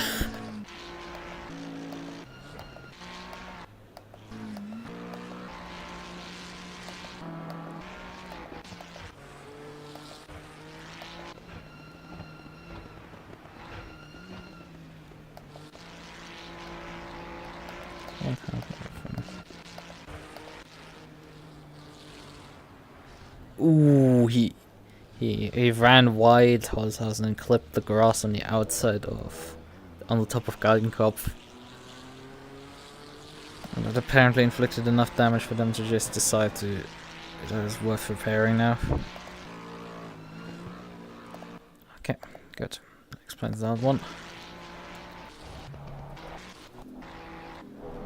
Okay, there's the leader. Luckily didn't miss him crossing the line.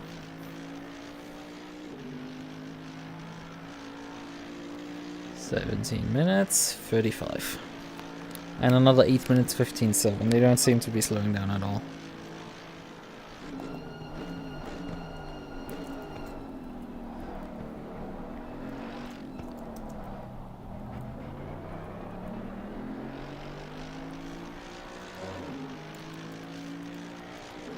What am I doing? Why am I doing this? What are you talking about? Why am I making an SRX car into a Vauxhall? Commitment. All this for a dumb fucking joke.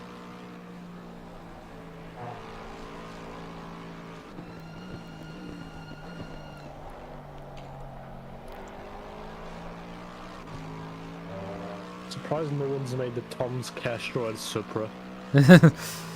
Really? No one? No one. Watch me say that and someone's probably made it. Yeah, I mean, I was thinking, have you looked at trading paints for it yet? I have looked in trading paints, and the one that I have at the moment is an absolute banger. It's the old yellow and blue Turner Motorsport BMW. Turner Motorsport BMW on an SRX. Okay, someone actually finally made this. The old IMSA Nissan 300 ZX from the early 90s. Someone finally made it. Well, the Porsche was really slow last lap, 8 minutes 33. We were really catching fast on them. At 20 seconds ahead. A dark horse Mustang livery for this car. Oh my god. I have a feeling maybe they are fuel saving to get an extra lap out of fuel. But it would be odd that they are unable to fuel the car long enough to get the mileage that we can. Maybe they just forgot to do it? I don't know, I would at that point like nearly take the L. You're already in the pit lane, like taking 10 seconds of fuel is not worth losing this much time.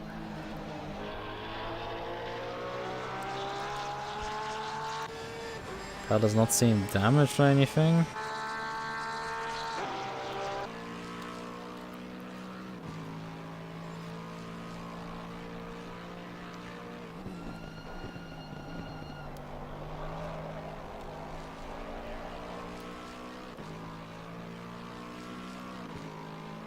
see. We're apparently running P19, so we're not doing too bad. Well, we still made positions this race. Just have to finish it off tomorrow. Yep. You know the good thing is though about this race being split into two. If we can... Any laps we've lost today will automatically be reset tomorrow. Yep. I mean, usually in Preventic you lose actually the laps.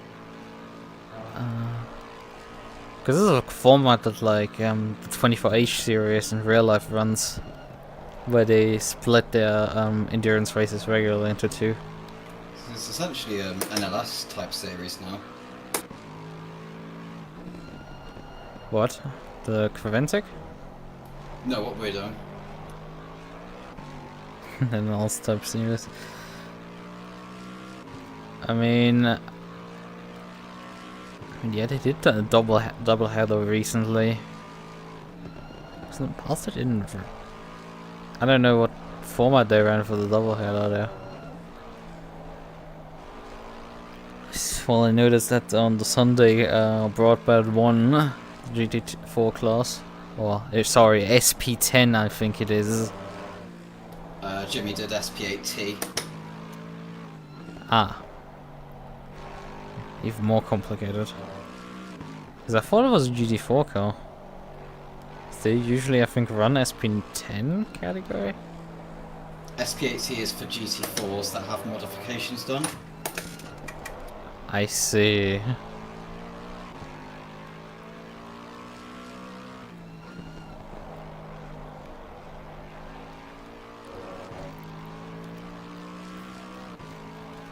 Without automatically being put into the SPX class. Which is the umbrella for everything else. I think during the 24-hour race they have like 15 different classes on track or something like that. I don't know if they still use the old VLN point system for the analysts. Because that was also like something... sort of picture book for like some Germans, one of the most German things in a racing series. That point system. Because effectively there was not a championship for each class. Instead there was one overall championship.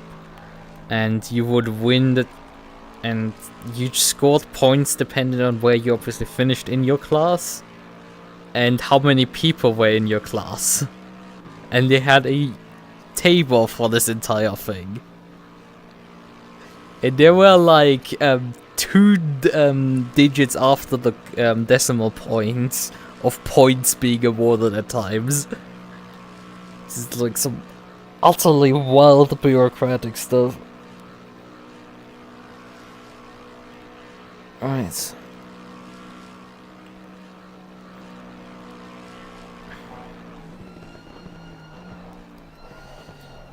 Could you give me how much drive time you have when you cross the line? 23 minutes on the dot it should be. Okay. Yeah, 22:59. Okay. 11 minutes, 14 remaining. What's the time?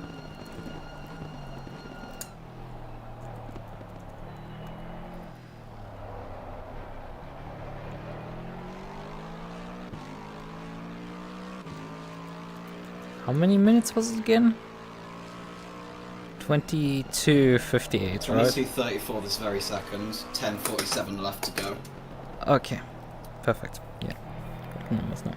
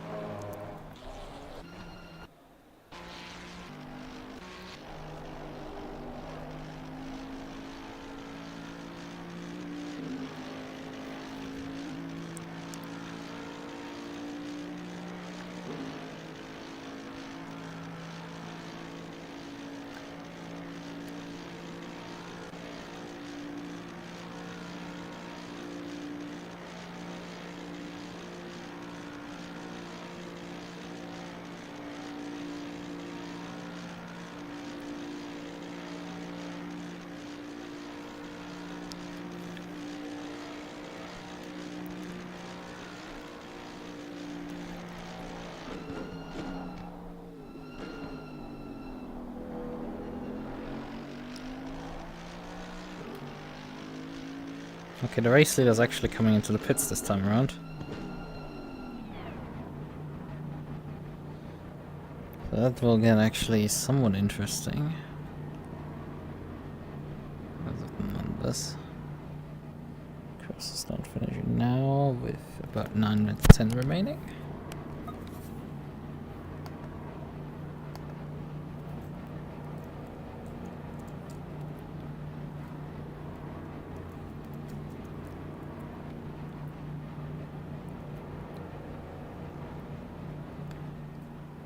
Oh, they didn't even do pit service, they just drove through the pits to reset their own stint timer.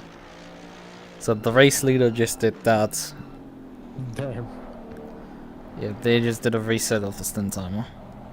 Which I find interesting that they do it now, considering they technically have 2 laps to go at this point. Except if they're planning to now slow down on this lap. That would be the only explanation, because I'm pretty sure this Mercedes cannot carry 9 laps worth of fuel around it. Or perhaps it could? Perhaps they did some fuel saving to get to 9 laps of fuel mileage, because, you know, technically you're not that far off. This is gonna get interesting. Really interesting. But the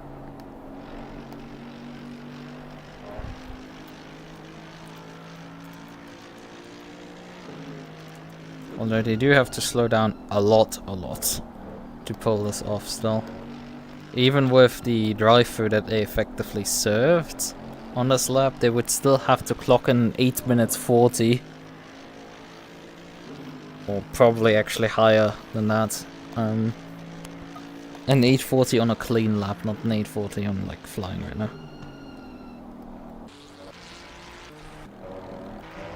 There isn't really an indication that they're going that slow. You keep hunting the Porsche right now because we're gonna fight third guys for position.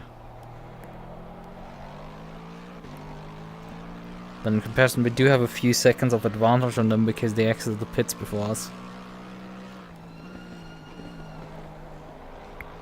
But they're only a couple of seconds in front of us right now on the track. They're more likely to get spooked on this entire thing.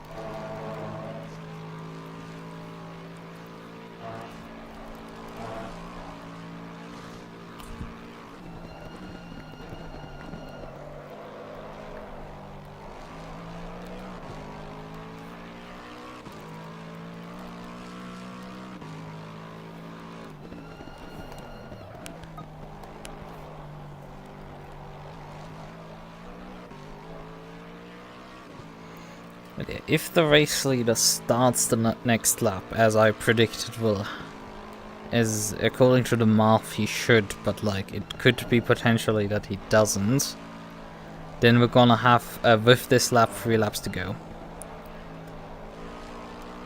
And then our stint timer would be about 3 minutes short. 2.5 actually. We would be short on stint timer to actually finish. Oh fuck. Jesus, how the fuck did you say that?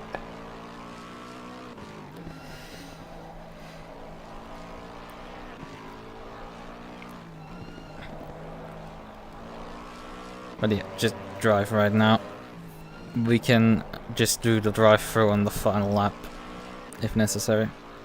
And if there's no if there's only 1 lap to go, we don't need to do a drive-through, and if there's 2 laps to go, then we will just do the drive-through. This works fine. Just hunt the Porsche now.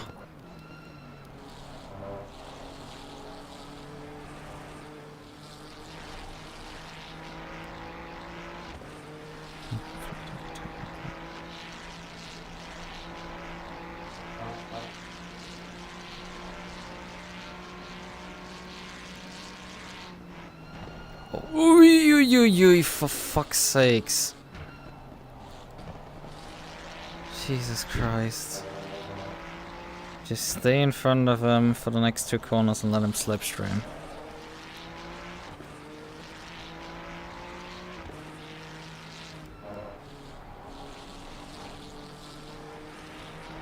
Because some people are just too stupid to realize that Lexus is just gonna pass them on the straightaway anyway. So they might as well just wait to get a massive slipstream boost from us.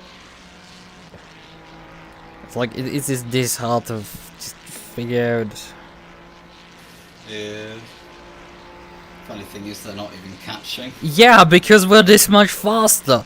You would have just flown past them again if you had let them go before that. And we're not obligated to jump out of their way because of blue flag. It's just said you should within a lap clear the track. Although technically that's more designed for normal tracks. And they can start complaining after 2 laps.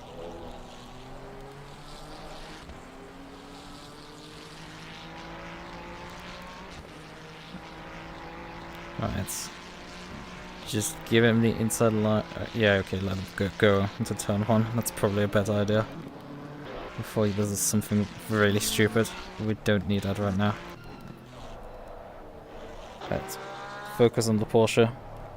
7.5 seconds. Let's fucking go. I will pick up the leader again.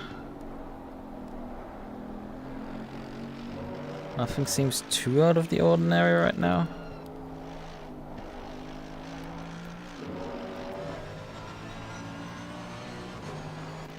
He seems to be pacing normally here.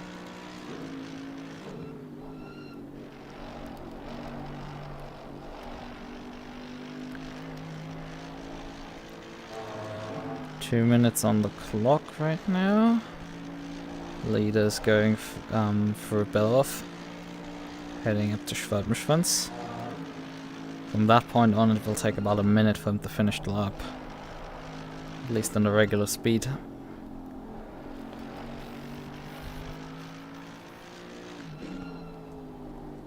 There, I've just got a screenshot of us, of Chris somehow defying fucking physics.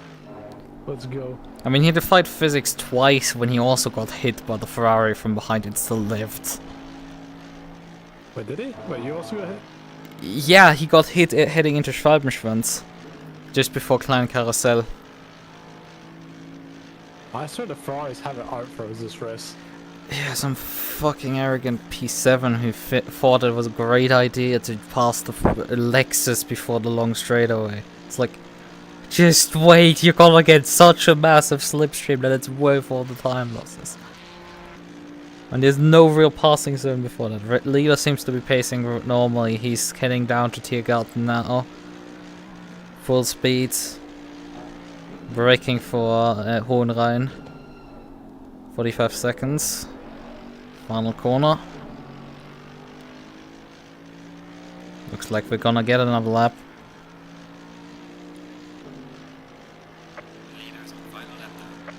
Precisely.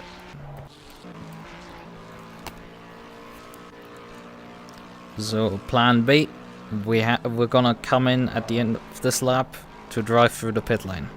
No service. Yep.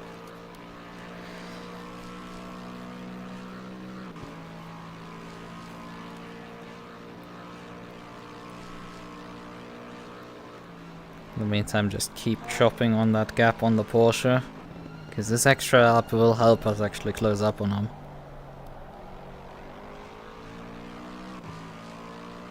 He's been bleeding a lot of time the entire stint. You've got this.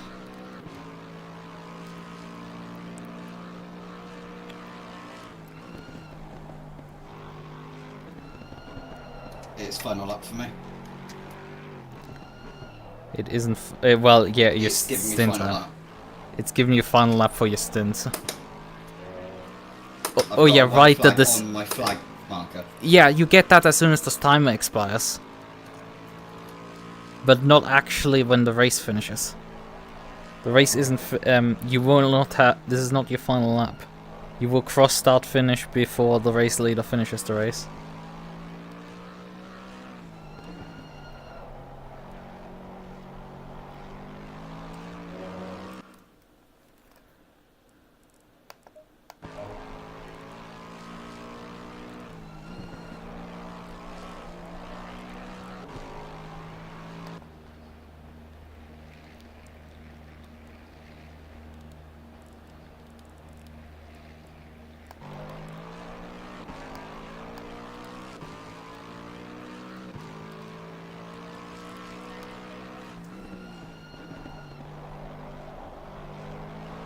We're gonna have to test now how long the overrun time will actually let us continue the race on here. If we're gonna get rudely interrupted on our final lap. Let's hope what happened to me last weekend in the Cayman doesn't happen the rest here. Yeah, I mean they were relatively stingy with the overtime, so this is gonna get funny when we test this now.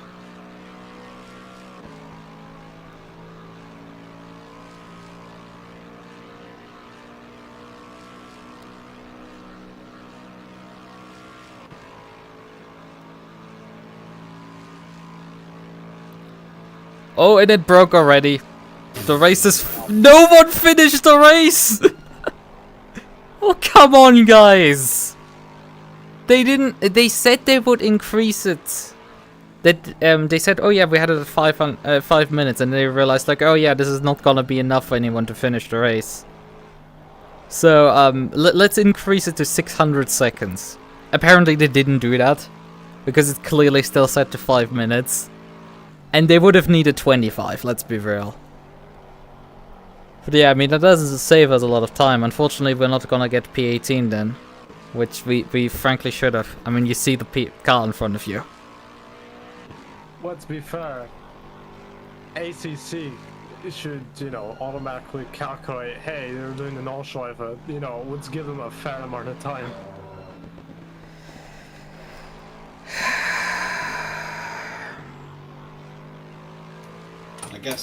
I guess this is our in lap, I guess now. Yeah, I guess we're gonna in-lap if the session doesn't end prematurely. I think what they might have done is increase the end of session time to 6 minutes, so when the last driver finishes his... to 600 seconds, when the last driver finishes his lap, he gets 6 minutes extra overtime. But that's apparently not worked. This... I mean, I haven't seen it that everyone got hit by this. I haven't had that happen. But clearly they hadn't said... I mean, heck, this value is so low that I think the leader has barely started the lap, and that's right. There's the leader right now. Okay, the leader is actually heading up here, so... I think the leader hasn't even hit 5 minutes after he crossed the line. And the timer expired after him. Wait a minute, I think the timer is more closer to 3 minutes. They completely forgot this overrun timer. Like, that's set to like some value of like between 2 and 3 minutes here. Forgot to change it for the Nordschleife. Yeah, completely. Like, just fucking embarrassment. That I think maybe they kept the number. No, they had 5 minutes overrun time for the Qualy. They knew sort of what they were doing. They said 5 minutes. Oh god. There's the guy that actually rammed us, just crashed casually in front of us again. Right. I think quite a few people are continuing right now. I mean, you have enough fuel and... Do I just cross the line and just say fuck it? I mean, just cross the line and then do an in-lap, I guess. Yeah, I'll do that to be safe. Yep. Considering that this technically should have been the final race lap anyway.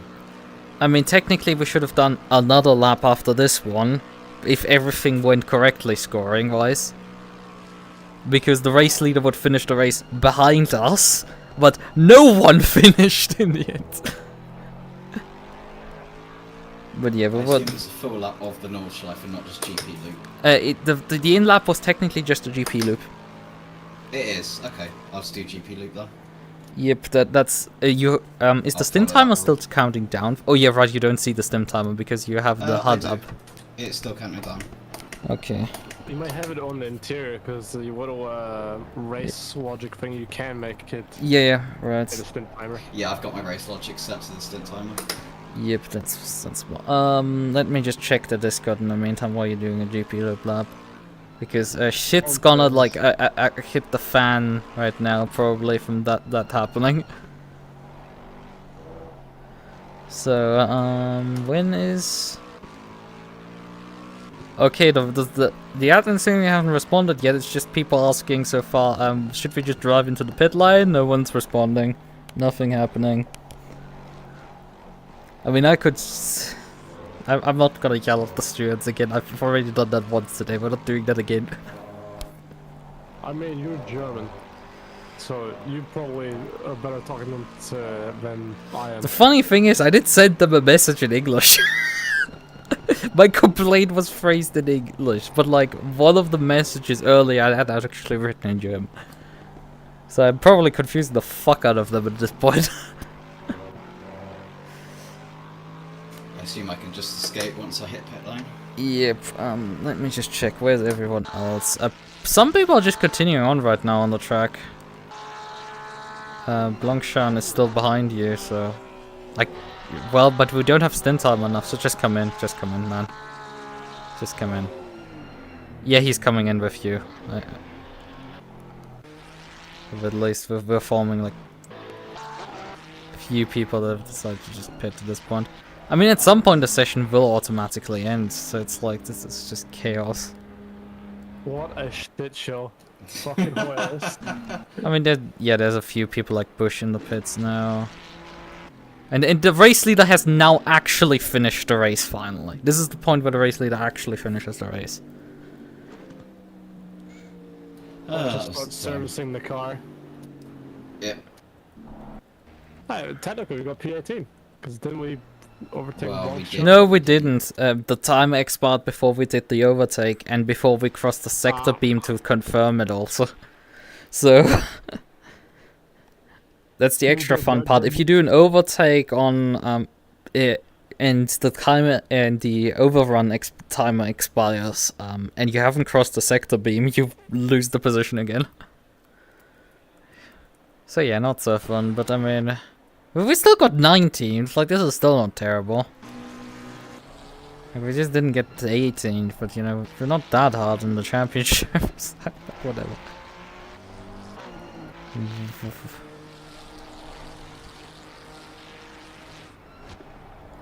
Let me monitor right now what this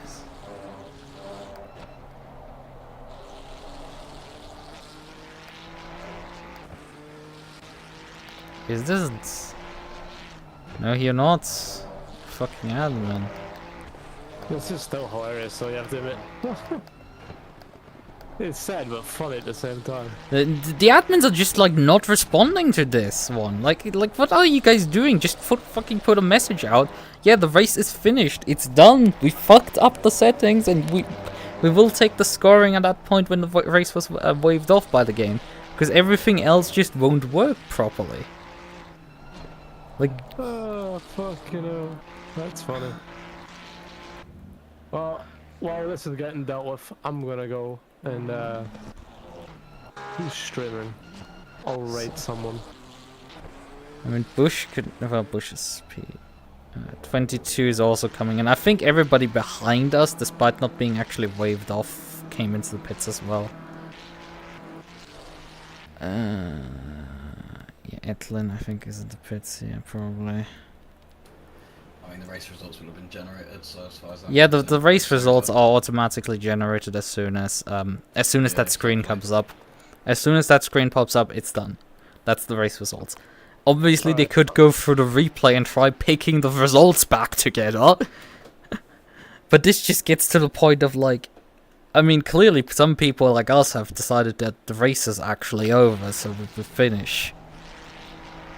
And then others that, like, didn't decide it. I'm pretty sure Bush should be... yeah, Bush might be close to not being waved off. He's doing a full lap of the Nordschleife again.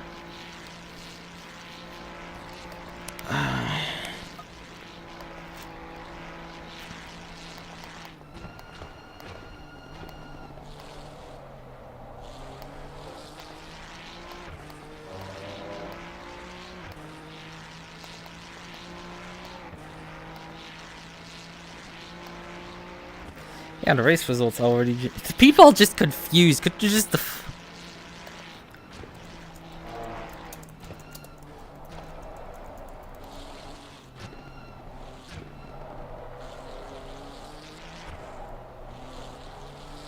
Okay, finally one of the stewarding actually says something, and so it's like...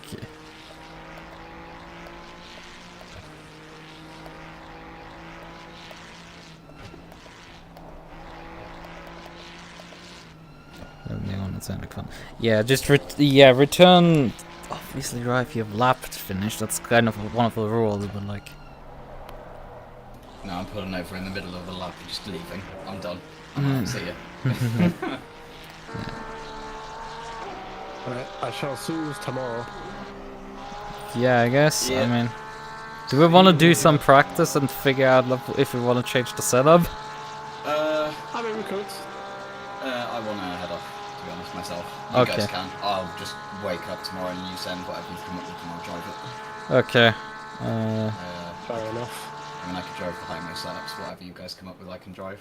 And now the session Oh. got switched over. Go, go, go. Damn, part 2 has been reset the daytime. Yes. Yeah, fuck that. Oh, I Yeah, guess we're just, just going- if you do come up with any...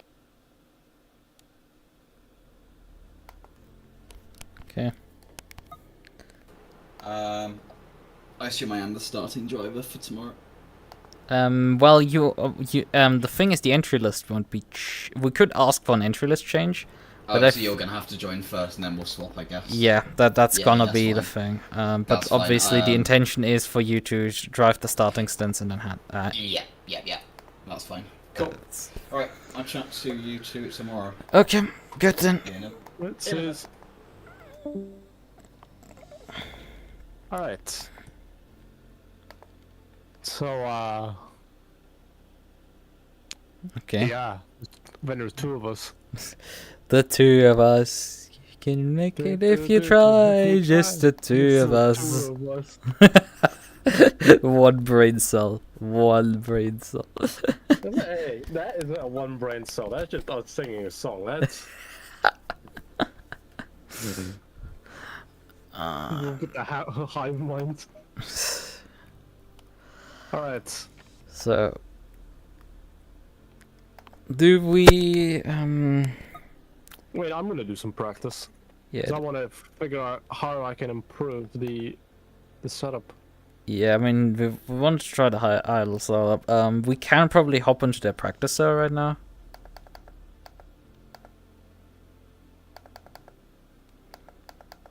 I would, however, I'm trying to get my wheel to work. There we go. Why not? I'm not sure we're gonna stream the practice. Up to you. I've already ended my stream. Yeah, probably wrapping up as well.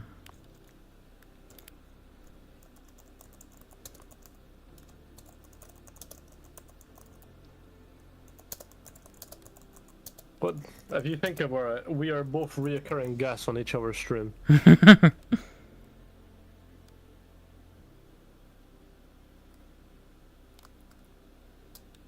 Alright, I shall let you, what do you call it, wrap up your stream while I, load into the game. We're not loading the game, but yeah, load into the game.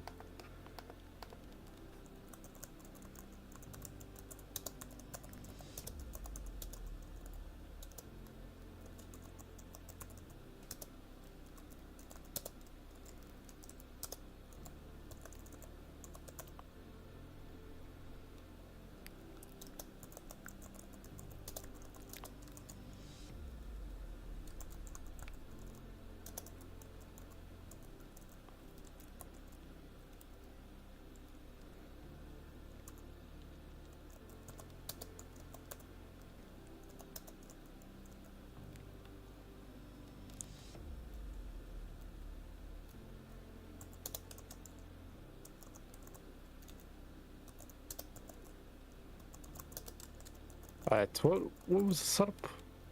It was the Heidel LFM setup. That's the one we're running? Well, we wanted to try at least. I will have to get dressed for this again. You have to get dressed for this. Well, I am currently in my pajamas instead, and I want to put like I don't want to drive in jeans like you did, effectively, even though it's pajamas, but like. I was driving in canvas, to be fair. What? Oh, hold on. What is this bump and fast bump? Excuse me, what? You've never seen those before? Oh, wait, you're looking at the numbers. What have they done to it? How? You wanna know how bad it is? On this setup? I mean, I guess I can load into a practice server. It is 0 bump all around, 0 fast bump all around, and maxed out rebound and fast rebound every Yeah, that's the normal meta setup. What the hell? No, that's... No. What the hell is this? Do they know how to car?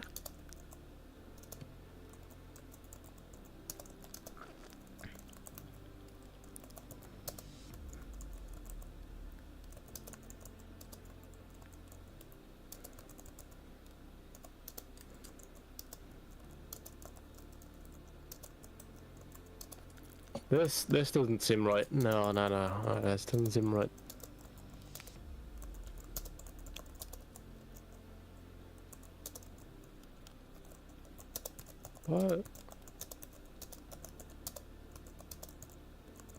What is GT car normally set to steering rock wise?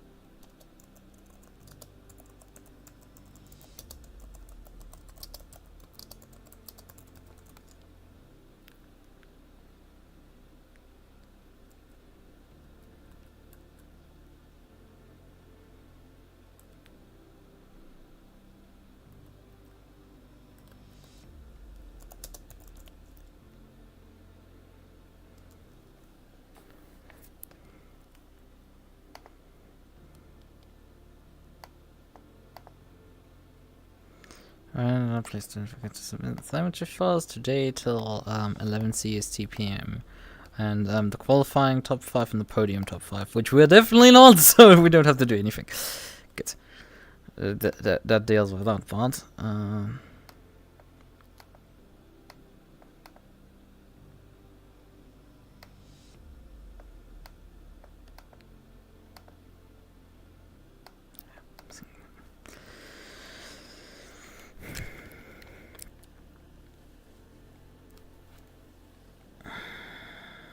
Is it worth it to get like a Formula rim? A Formula rim on the wait, what? The Moza. Oh yeah, right. You're driving with the Moza. What rim now do you have right now on it? I just have the ES, the regular ES. Yeah, they do have an ES Formula style rim, which is effectively just a I do know that it's effectively just a rim swap, but you keep the button box effectively behind it the same. It's like effectively just the metal and Alcantara parts are just swapped out. Effectively, I think it's not Alcantara. Is that Alcantara? Or is it actually? Just leather. Yeah, leather. Those parts are swapped out for a more Formula style rim, but they're effectively the same because my brother has that combination of two. But when will I ever meet the other Mr. Lichten? I mean, he has technically made appearances on my stream by walking in behind me and then talking to me about dinner and then leaving again. Damn, not real sim racer, 0 out of 10. Doesn't drive much. He doesn't drive much, but has a DD wheel. I mean, he does from time to time drive. It's just I don't quite know what he drives. He drives with like friends, a bit of F1, I guess, from time to time. Bro, my man bought a DD wheel just to play F1. Oh hell no! You know, a G920 is like a lot cheaper. The thing is, he was using before that my old Thrustmaster TMX.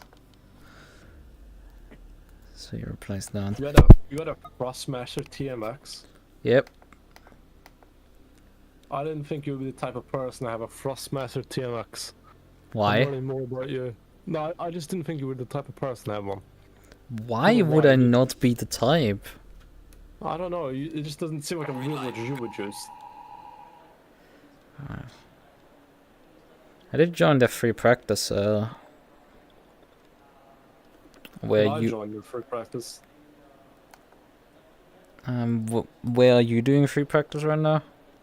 I'm just testing a new wheel thing, that's all. What? I'm in Singapore at the moment. Okay. I changed my steering degrees angle to 540. As long as it matches your driver setting, it is always fine. It doesn't do anything really. It matches the Mofu software and the game match 540. I'm Yes. curious because it says GT3s or GT cars to my recollection. I could be wrong though. I have been known to say things wrong. That screenshot, it does remind me of like how kind of cutesy the ears on the front look. they poke up here. Also, you have a lot of grass there. I guess my graphic settings don't allow that. Alright, I do need to download the hideout setup actually. Oh, you loaded in with a different livery. Oh yeah, Rad, you probably didn't download the livery pack like I did. Oh, I did. But the thing is, I'm not using the same livery as you. Oh, you loaded your own livery, but I don't see it, obviously. It's not the own livery, it's one of the in-game ones, what do you mean? The thing is with the Lexus, if you make a custom livery, it will just load the in-game livery. But this is an in-game livery, this is okay. Is one of the in-game liveries. Yeah, because if you make a custom livery with the Lexus, you just... You can't pick colors for some fucking reason. You get only the in-game liveries back again. It's like, why? I know probably the fucking manufacturer was an asshole. Toyota just being Toyota moment. You're forgetting that me, who's probably had more experience with this car than you, already knows this. Yeah, oh right. I forgot. I forgot that you have like 24 Lexus liveries. And this is only probably an exaggeration by a factor of 2. Shush. Stop exposing me. Wait, Assad in the Empire followed Team Iris April 13th? What is going on here? She's trying to join Team Iris again?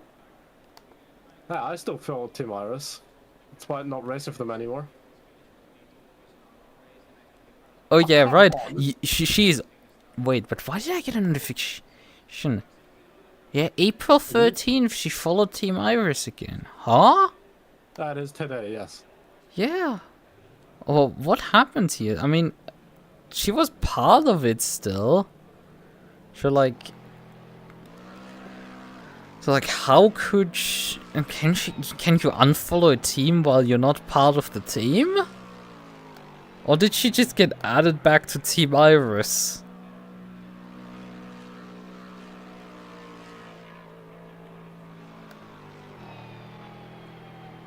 David Morris added to Discord?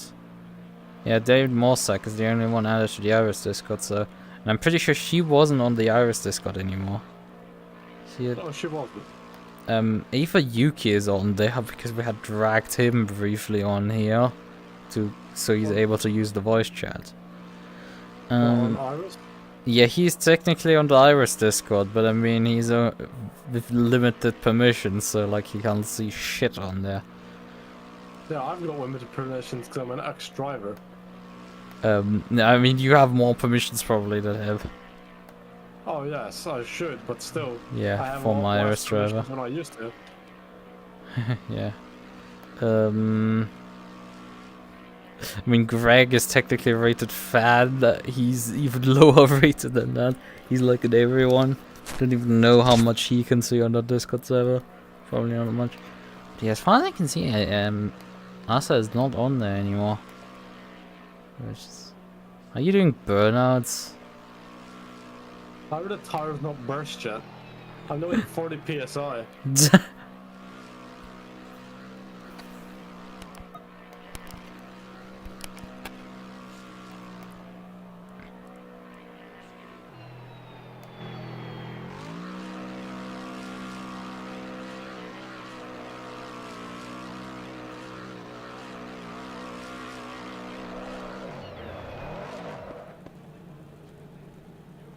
perfectly parked. I want to go.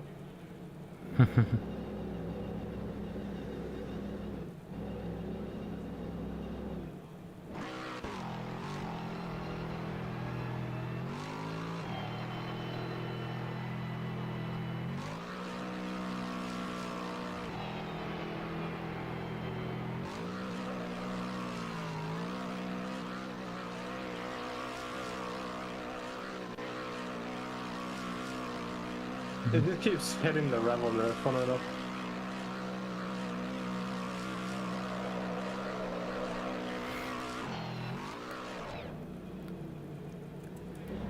Yeah, right, I want you to design the time, this habits. I got distracted again. What else is new? Water's wet.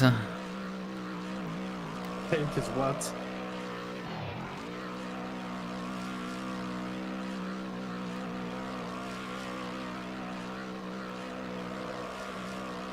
So there's the other I'm not even joking, I've nearly used a lap's worth of fuel just doing burnouts.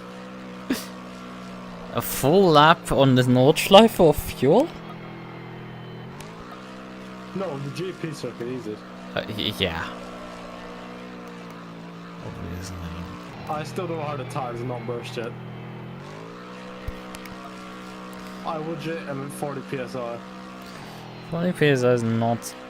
No, well, actually for wet tires it's not that much.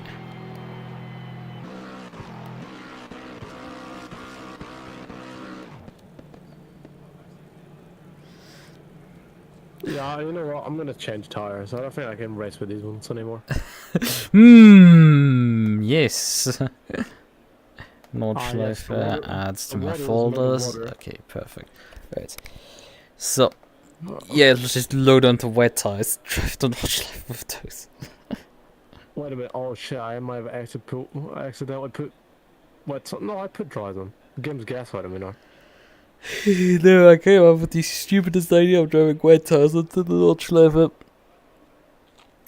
Because those would probably explode before you finish the lap.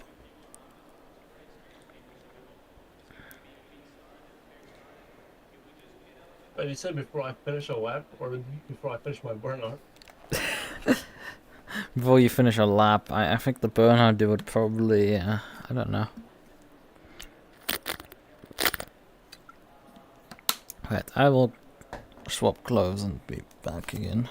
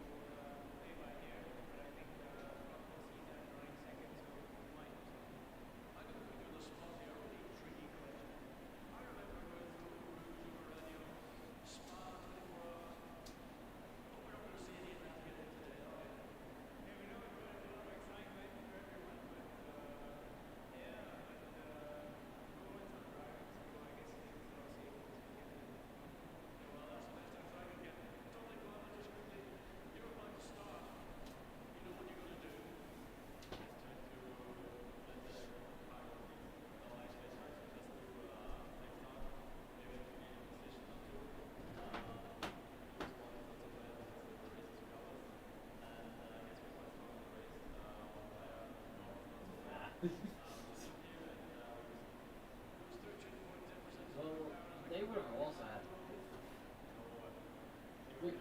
It was very. We knew each other.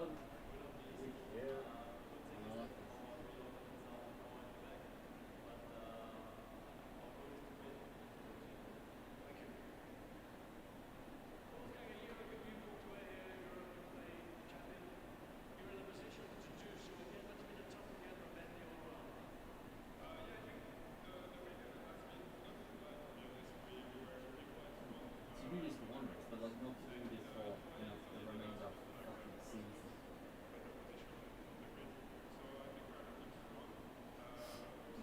mean, considering how fucking everyone's riding so much, a lot of people have been around this. Hang on.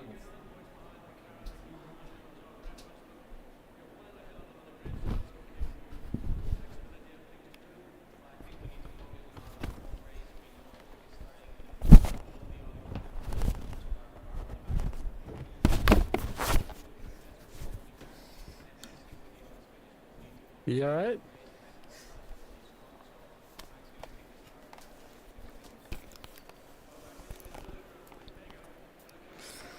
So, You alright?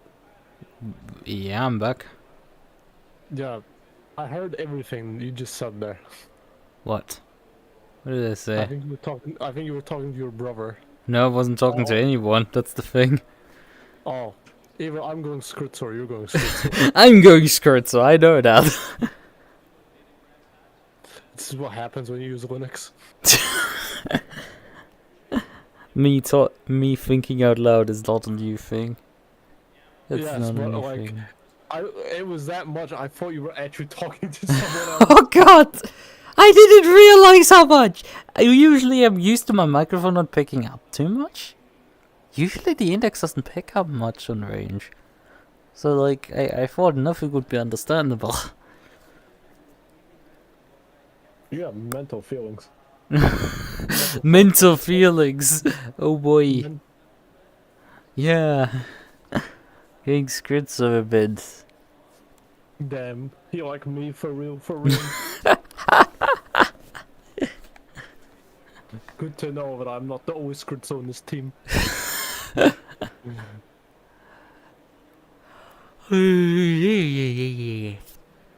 Alright.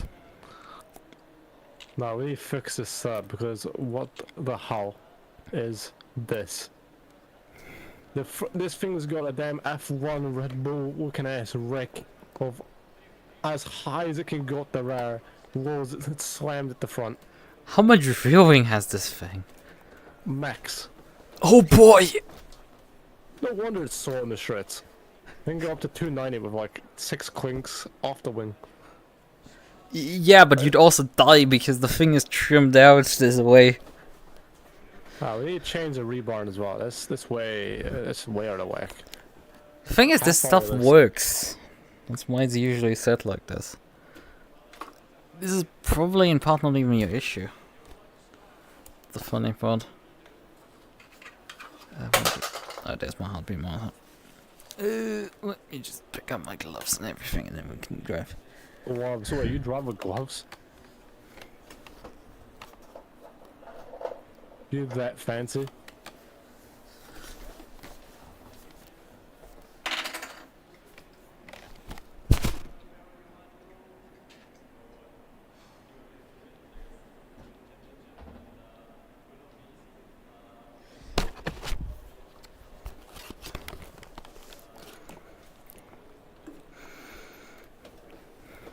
Yeah, this is way too esportsy for me. The thing is, the 720S setups by what are they called again? Iris? No, well, that we had on Iris. It is the Go setups. But Go setups, those are very similar to these. Yeah, And yeah, like, in a for the life of me. and there's also like literally setup guide videos on YouTube that are like, hey, just literally do this. Just you can easily set up a car, but just minimize rear downforce. Maximize rear wing, adjust then the downforce with the rear right side.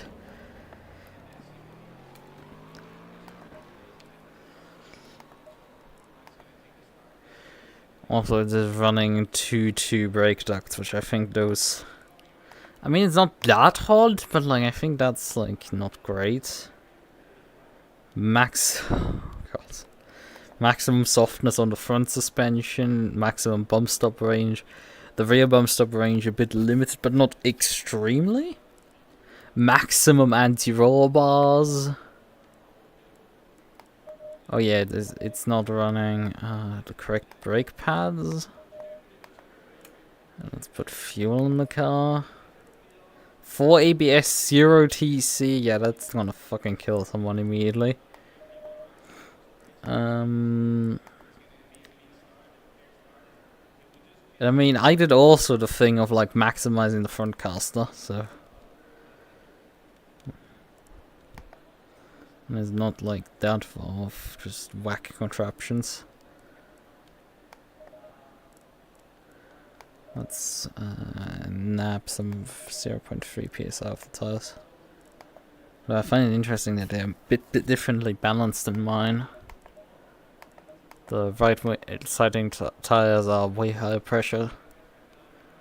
But you know, this is the Nordschleife, so.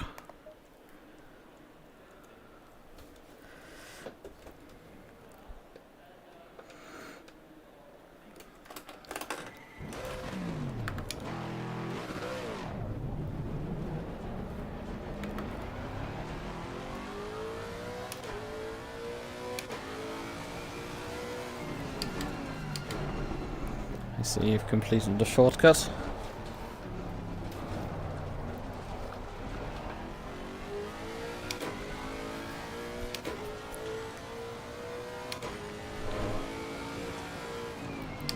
Didn't you want to avoid waking up your niece?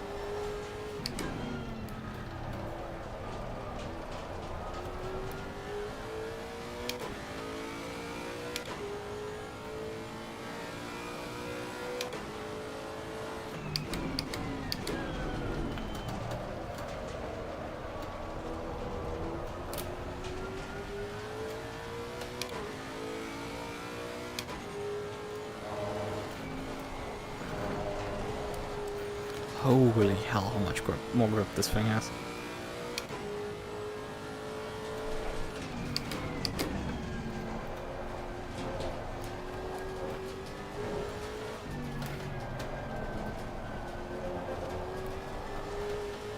Should I turn left onto the Nordschleife with you, or should I do the shortcut? I'm just down in my left, so I'm gonna do right.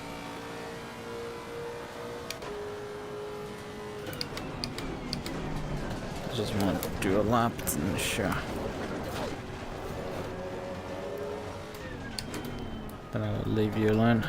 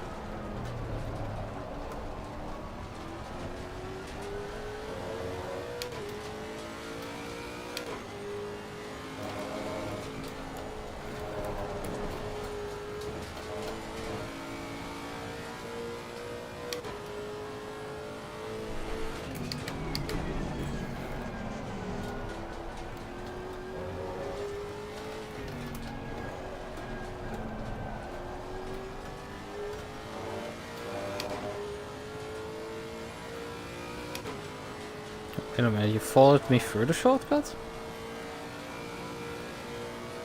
Yes, going right in my way. I just did it again as well. Oh, I invalidated as well.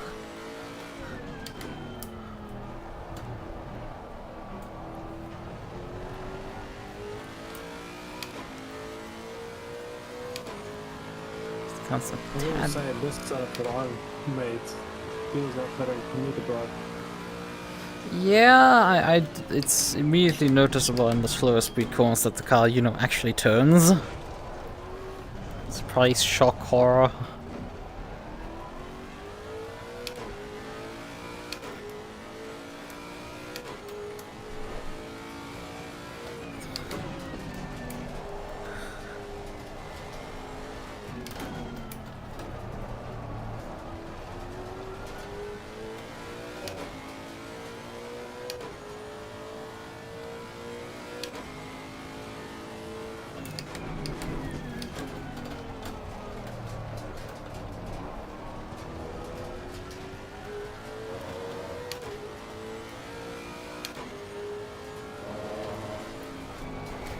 especially like in high-speed stuff as well. Like the Schumacher S is really fast.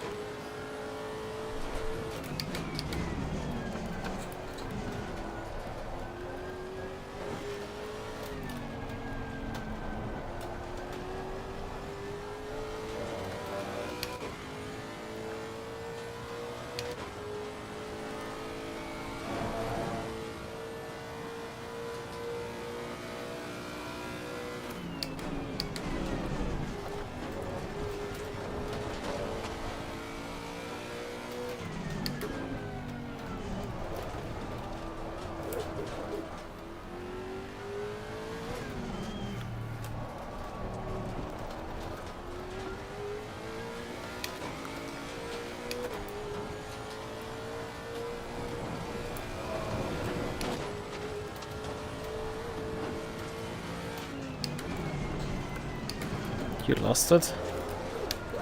Yep, but I'm gonna see what... How I lost it. I wanna see what I put a brake in.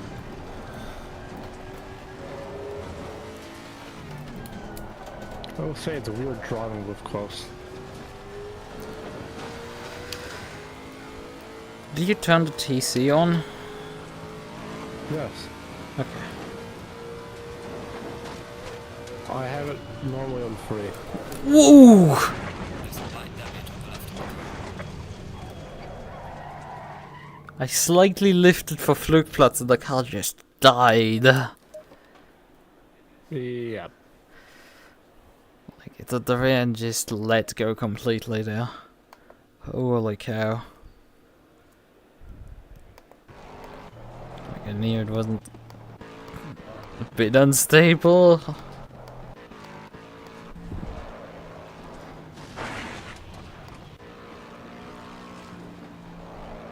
In some ways it was lucky that we did just randomly decide to drive this thing, because even I would have suddenly struggled. This is horrific to drive, man. So, how did you end up crashing?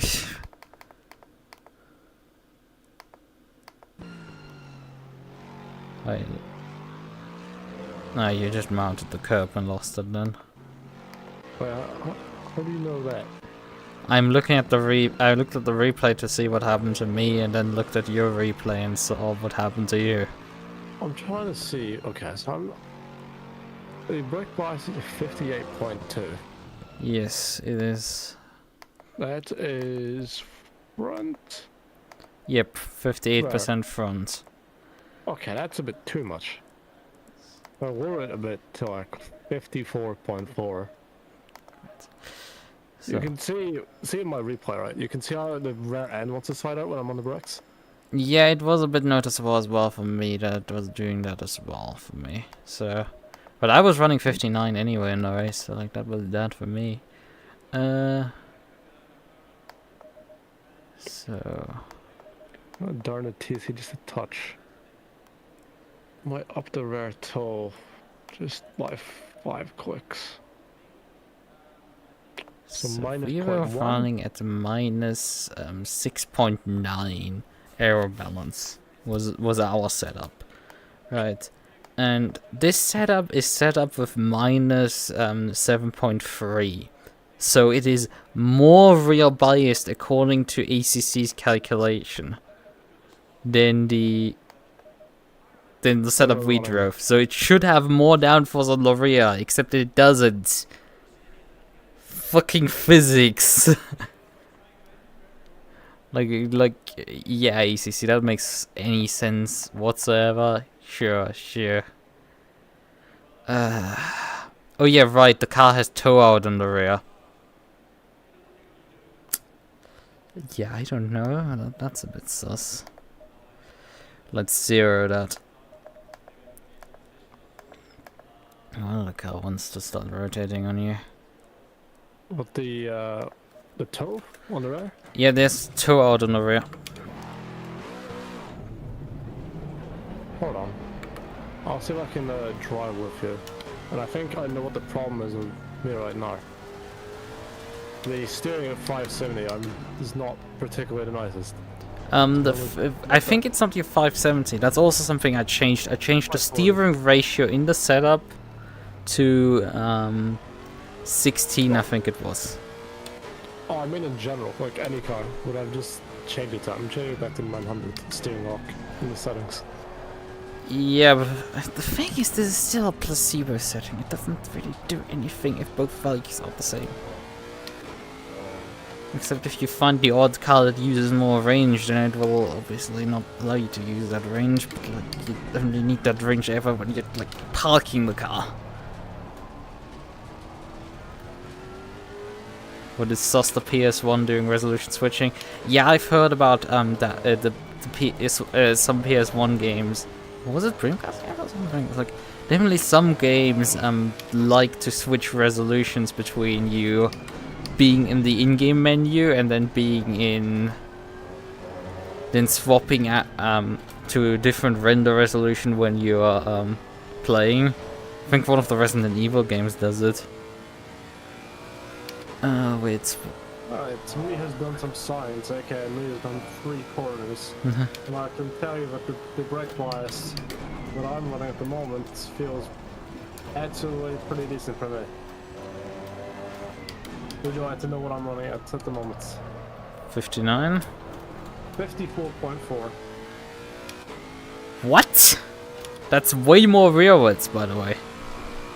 Yeah, it feels a lot better. It doesn't feel like the rear end's snapping out. Okay, sure, you just continue driving for now. That was the moment Lucas became bewildered. Look, whenever I've touched making setups, it's like always like, oh yeah, this should work this way, that's how physics work, and then just, it doesn't. And then I do the opposite and it suddenly works. And it's like... the opposite of what you think would work then? I was like... Or that one case where at Misano where I spent about 3-4 hours driving a variety of different setups and making setup adjustments only to end up with always the exact same lap times. Yes.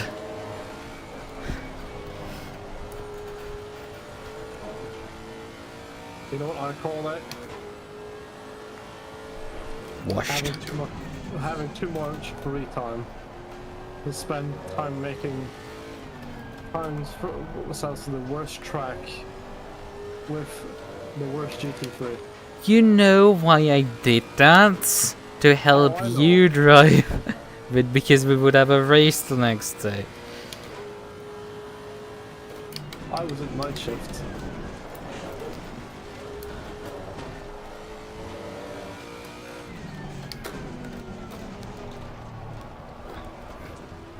I did not have fish and chips. I did have pizza, as per tradition.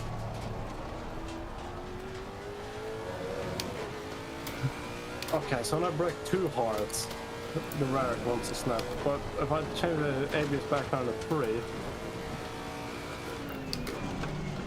it doesn't want to snap. If I try 4, then I might be able to get the good middle ground between snapping and the brakes want to probably work how I want them to work.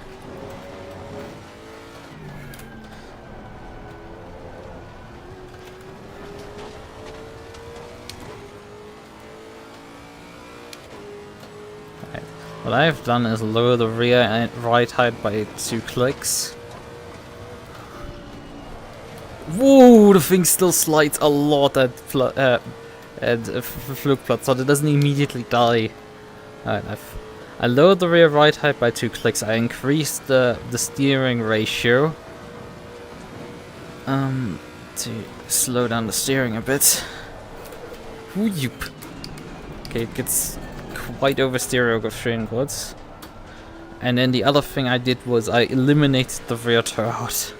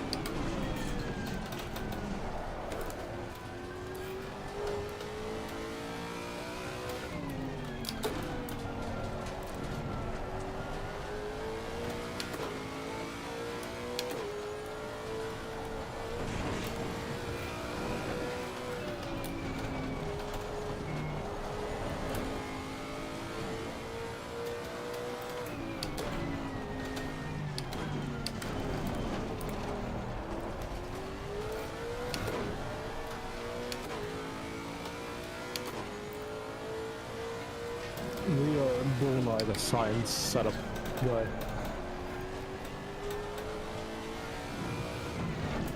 You know, I'm gonna make the edit right now. I have paint on open.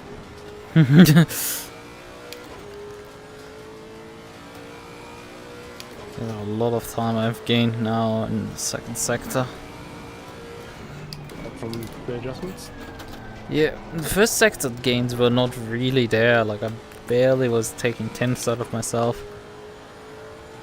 Taking 10s out of himself. I mean, you start effectively the lap like nearly 7 tenths down because compared to my flying, which I'm deltaing to. But yeah, right now I can actually measure how much speed I'm losing up the hill here, and that's like a 10th. He upped the run to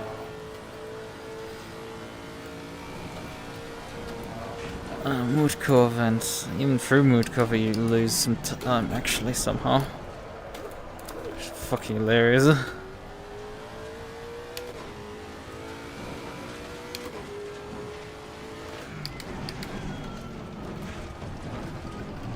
Oh fuck, I fell out of the carousel. That's me every time. Oh, you definitely stayed a few times into the carousel. I'm trying to find a good science thing, like a good science laboratory for this edit. I can't find one. Fuck, hit the inside curb there. I just worked in this science guy. I didn't walk the panel like Bill Nye, the science guy. Lucas Nye, Lucas worked in the setup guy. I'm not a setup guy. Washed RF2 guy. Yeah. I'm the like, fuck it, I've got let's ball and still be decently competitive with whatever the fuck my card choice and setup choice are. Because neither of them are good usually. I'm just noticing these white gloves I have for medical reasons I have kind of make me look like Mickey Mouse.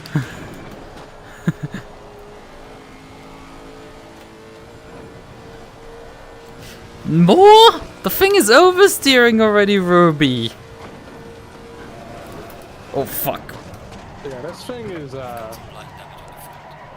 well, that wasn't the oversteer here, that was me eating too much curb. Nom nom nom there. But no, this is a pre-made setup that runs with maximum rake, and like I took already some out of it to make it perhaps more stable, because it was suffering from severe instability. There was just a tad bit too much of that. I agree. Lucas is the cute one. Like 120mm on rare. Ruby, this car goes only up to 90. It has a range from how low? 70 goes down on the rear as well, so 90, 70, and the front also goes up to 90. 20mm. But yeah, 90 is the maximum. 16 rear wing is the maximum, which we're also running. As usual. The settings. I hope Ruby's okay. I heard she had a tough race. VTRX.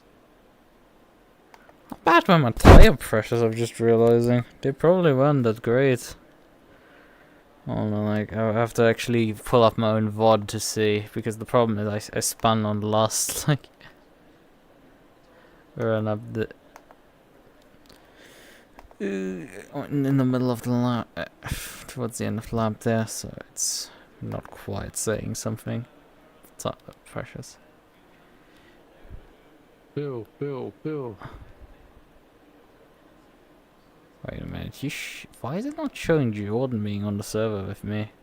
When he is... You know, it's funny, I'm unparked my wheel. Okay,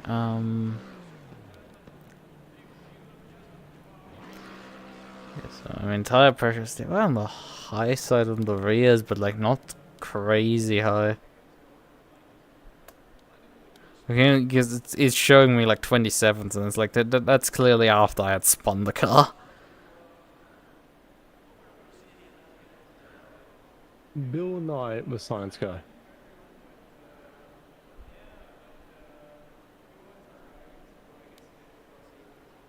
The fact that I'm making this into an SRX car is an absolute shitpost.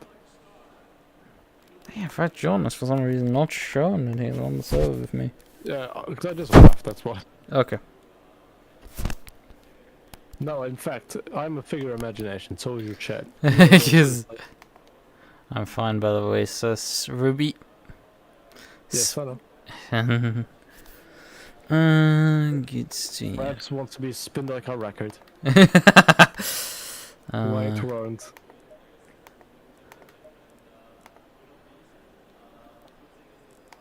But yeah, like I said, these gloves I have to wear for medical reasons now. Make me look like a Disney character, because they're all white. Haha. That or a shitty tech review channel.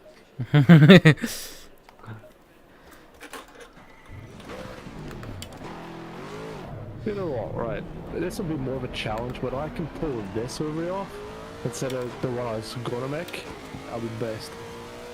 45 RPM. We're going down, but if we're only over here. How many RPMs is our car pulling right now? Actually, oh yeah, they're down there as an RPM gauge. Rev limiter sits at 7,800.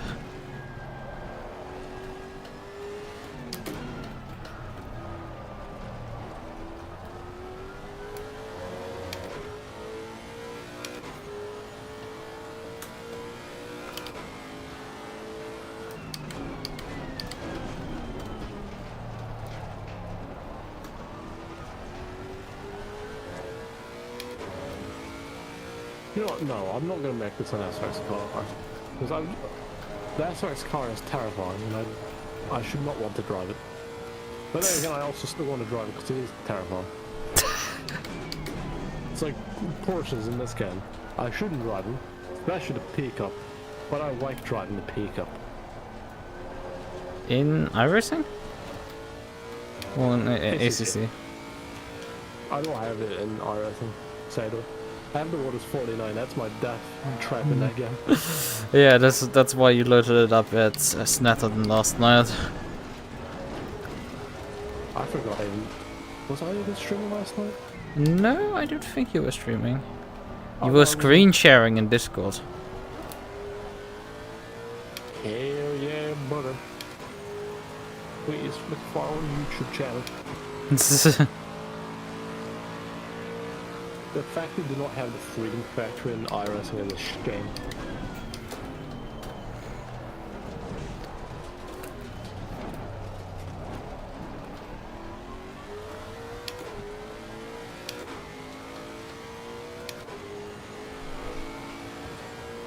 I mean, let's... If I wasn't driving right now, let's see if there's an AC mod for it, and in 4 seconds of search you found it already, probably. What, the Freedom Factory? Likely. Oh, you know for a fact there's 2 versions of Knockhill. Of course there's the Freedom Factory.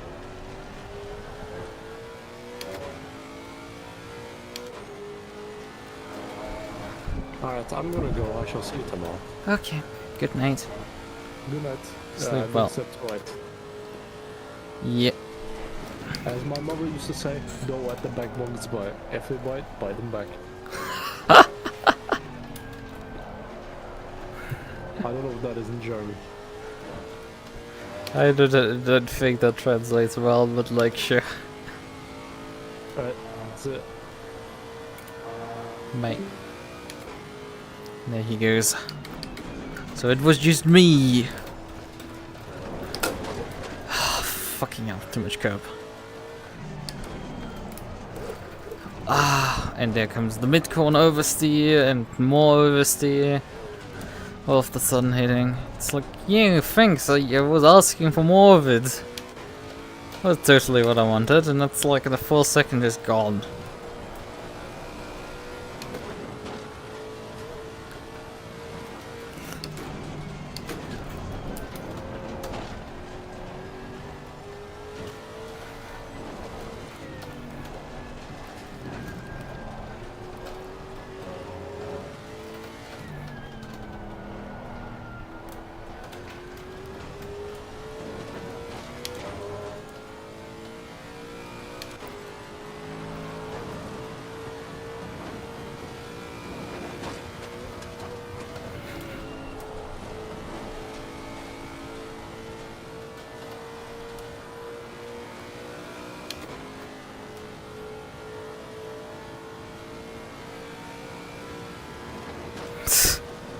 Okay, that's a question and a half.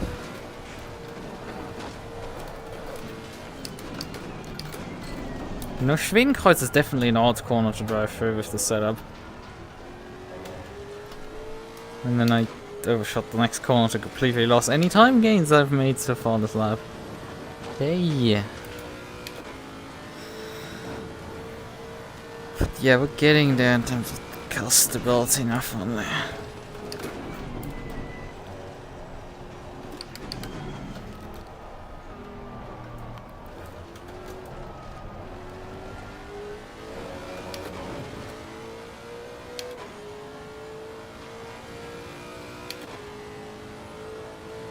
Punts on way on that bit.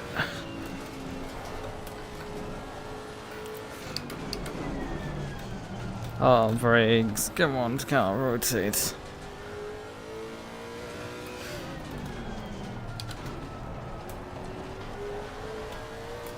So, you know, we could try running the original 58 brake bars again.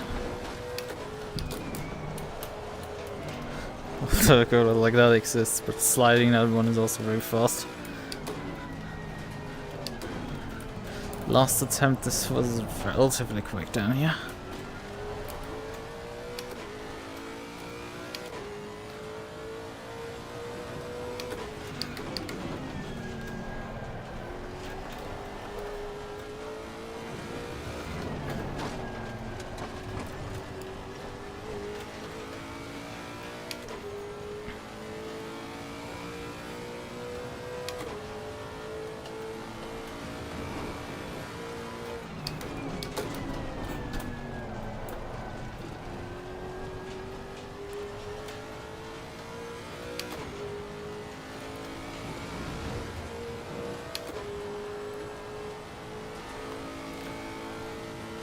Special cream? What are you on about?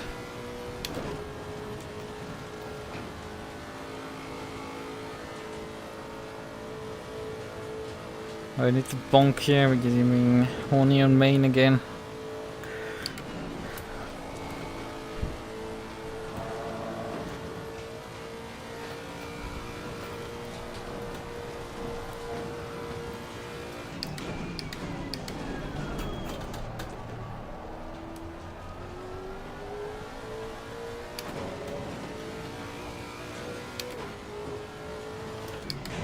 Oh boy. And it fell out again. Oh, for fuck's sakes, come on, car. It just, for some reason, bounced back out of it immediately. It's just so weird compared to the other set I usually drive. Mine. That isn't like min-maxed out.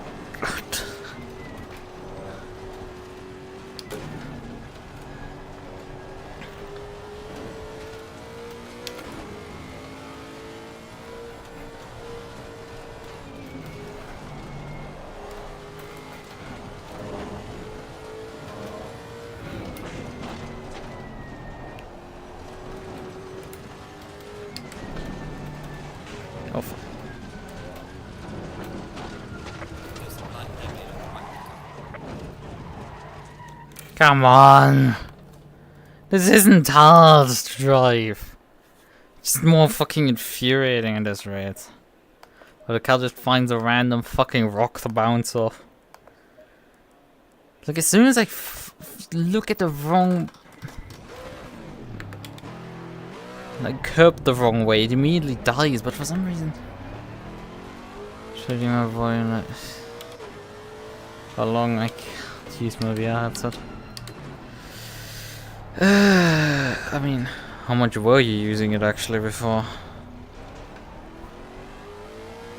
As far as I know, I mean, compared to me, you don't use it to drive, so like, I mean, you don't drive that much either. You don't play VR chats, you do advertise chill out regularly, but how much do you actually play? It's a decent question.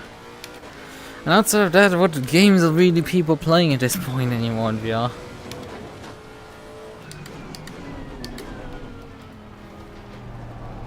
One month have to change that. Sure, I guess.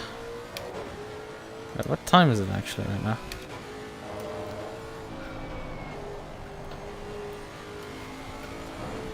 I chill.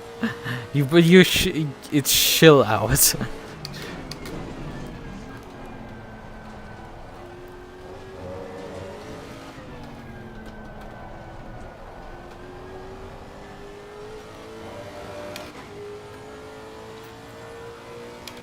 Yeah, I pulled it up again. I mean, technically, I could have just, you know, looked at the timestamps of your chat messages because it's right there. I have, as always, timestamps enabled for chat messages, so, you know, I could have just read that and, like, had the number immediately.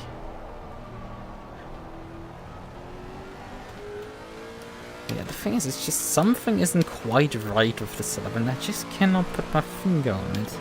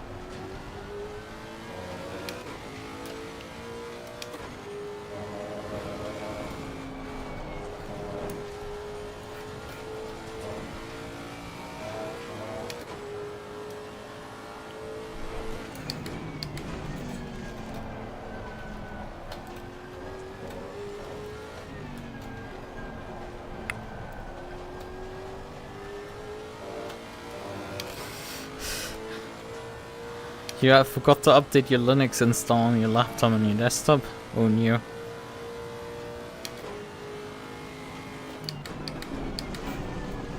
How dare you do that?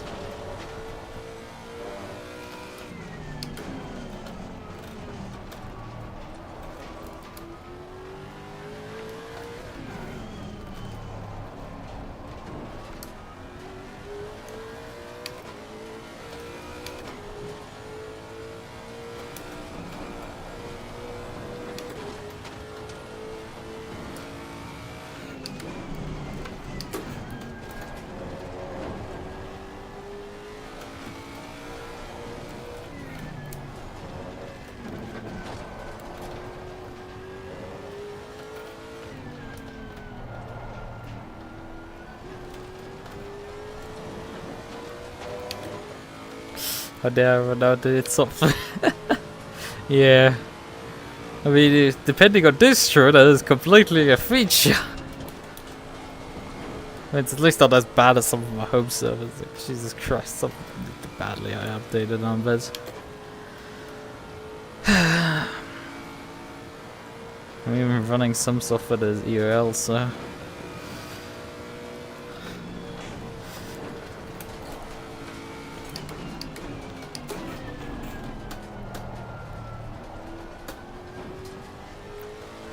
my K3S instances are technically running on the outdated 24 version because my Longhorn install is still too old to be upgraded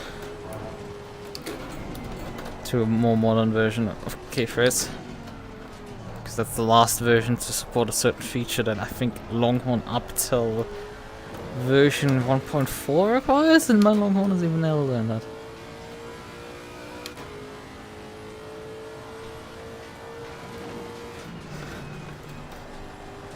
You know, I read that sentence of Proton has brought has bought a secure notes app, and I was like, huh? Why would, you know, Proton, the compatibility layer, like, why would Steam add like a secure notes feature to the app? And then I was like, oh wait a minute, you mean Proton as in Proton Mail?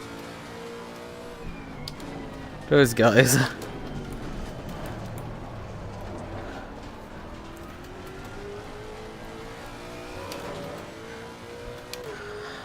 Well, at this rate, it's more like what exists more Protons? Or things people name Proton? Nah. That is a stupid one.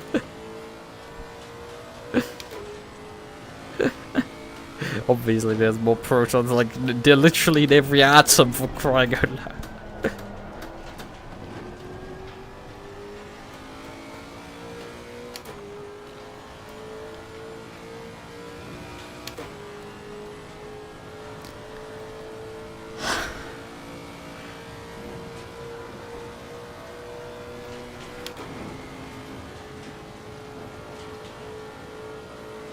No, we're still at 10th down right now. Well, it's not great. An all-time best.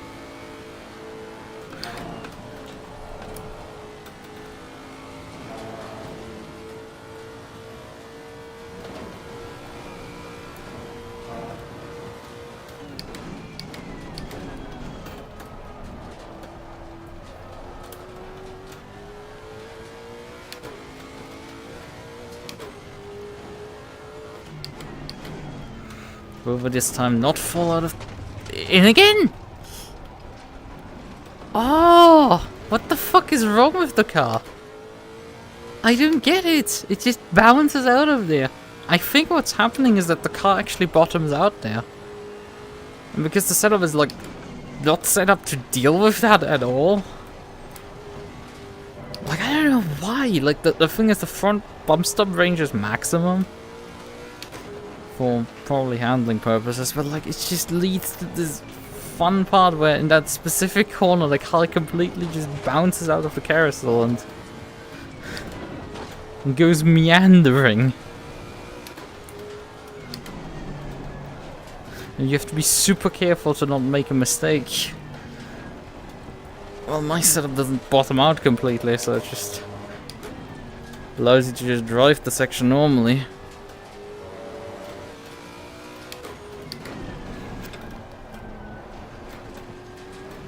Oh, Jesus Christ, I'm even faster now in this section here.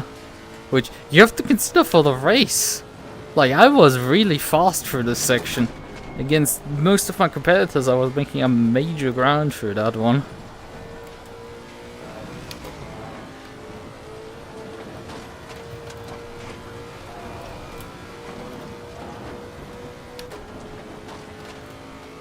That's why I was a bit faster. Clearly, oh, Jesus Christ, it can definitely still get sketch. Your throttle response from the setup is quite something.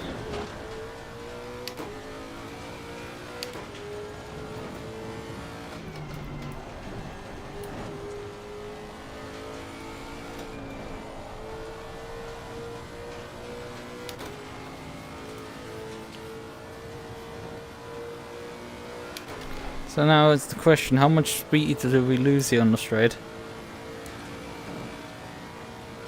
We have already lost 1/10.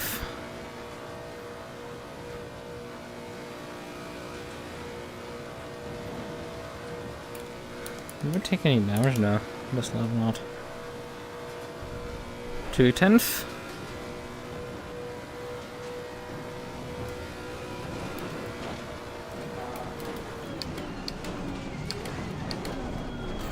But I could easily slow down there. Holy fuck. Although I didn't make up 2/10 there on the braking, so... But like, I was pretty sure I was gonna die there. How the braking went. We underperformed by 4/10.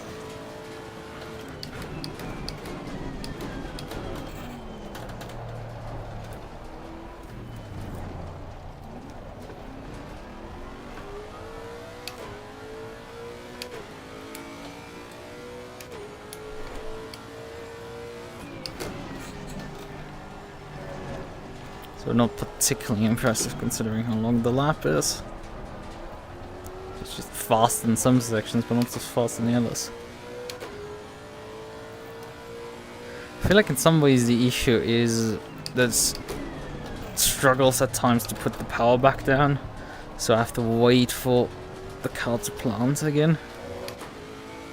It's obviously not particularly an issue if you can't understeer like crazy and you just have to wait for the car to finish turning. But you lose time in the mid corner, but in the corner the car's at least going.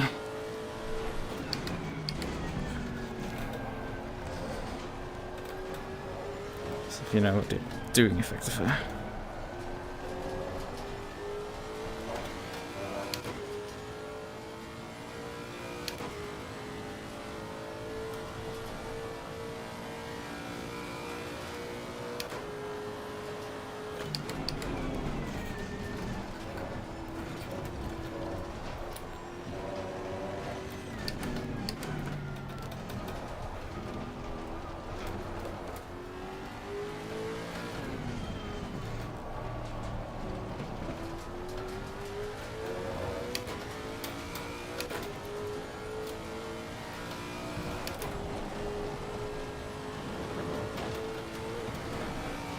Can you pick a gay feature?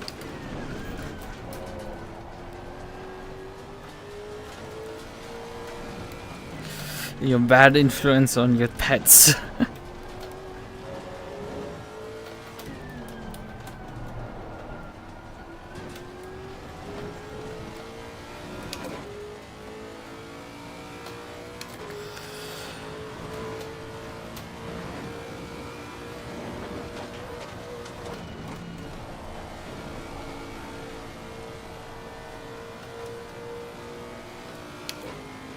Okay, that was quite a bit quicker.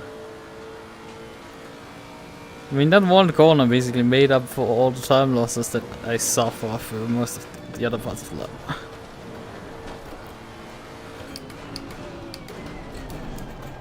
Oh, but then I go shoot you completely.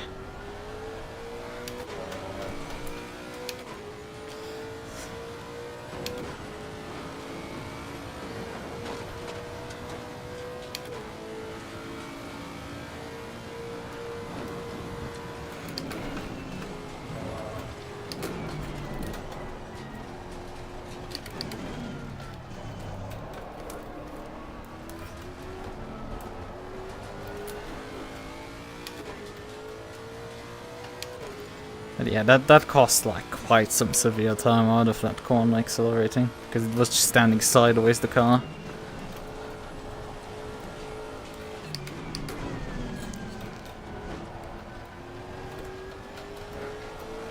Yeah, that corner was a lot faster.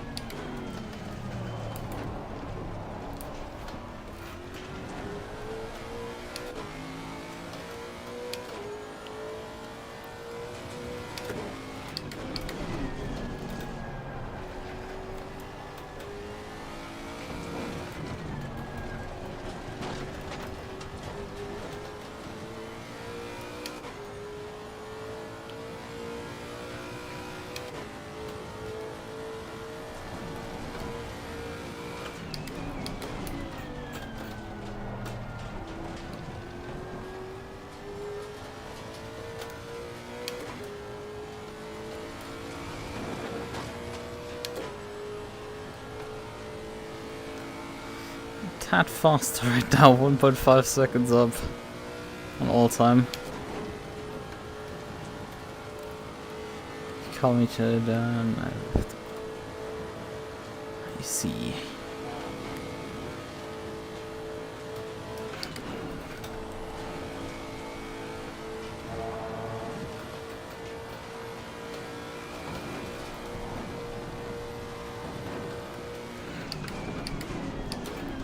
Will we finally figure out how to take the carousel? I don't know. We will try for another round of carousel. Game for the whole family. Whoa, how slow. Yeah, that cost a full second there. I was a full second slower through the carousel. I have no clue what the fuck's happening there. That's just not making sense for me. I probably need to get the stock idle there and just see how that car takes it. Because you need to be able to take that corner at a reasonable pace. Like, something is very broken if I can't take that corner. Because otherwise this setup is so fine, but like that one corner just breaks it completely. Like, I have to drive so slow to avoid the car to just fucking sling itself out of there immediately.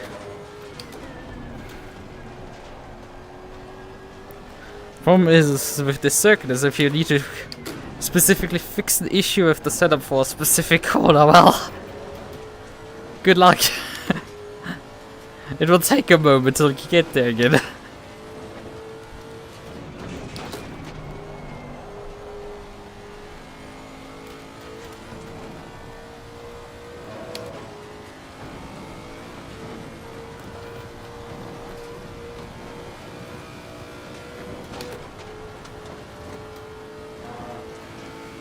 I thought it was you. Not always the white and pink cars are me.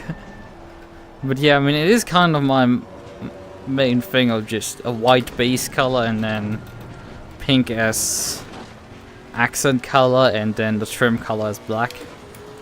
That's oftentimes my generic liveries. And technically also the livery I'm running tonight. Well, was running today. I'm gonna run it tomorrow again as well. Still, despite losing a full second on the carousel because the car decided to just not work there, I don't know. We're back up to 1.5 seconds. We gained another second out of the last sector. This thing is fast. Like, proper fast. Like, I mean, yeah, we're gonna lose a bit of time here on the straight, but like, that's fine. And yeah, the problem is I need to actually drag the regular idle set up there.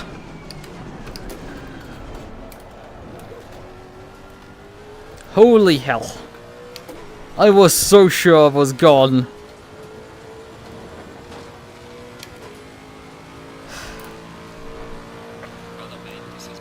I mean, we got denied going sub 19, but that's...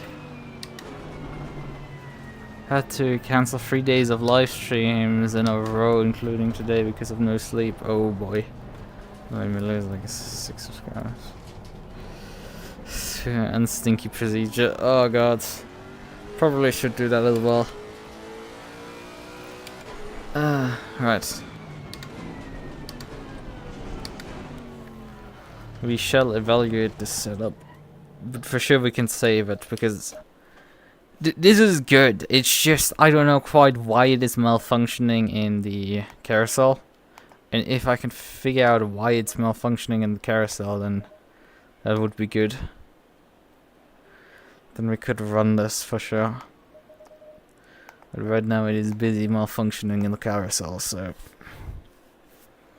Go figure. Also, I think the tire pressures were a bit low for these. Oh, the temperatures have gone down. That's why, in part. Well, let's press them up one click. Otherwise, I think the balance of pressures was fine.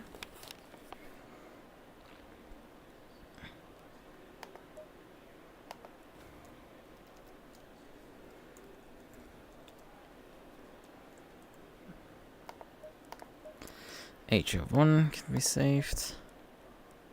Oh, they shut down also the server, I've just noticed. But I just finished my lap, so they were waiting probably for me to finish my lap to reset the server. Because it wasn't disconnected till I finished the lap, so there's that. Because we're gonna briefly leave the server, because I wanna anyway practice the carousel, and that might be a bit easier to do in you know, single player, because you know, I can just drive reverse on the track and not get disqualified. That helps.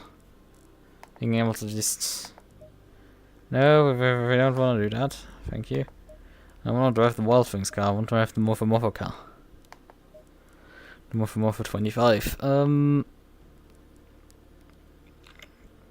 only thing I need to check right now is... where is it?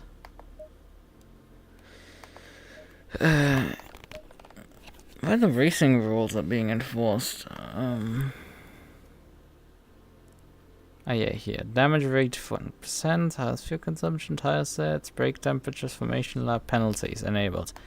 Disabled. This allows it to just reverse on the track and get back into the starting grid. Back to attempt another run at the carousel.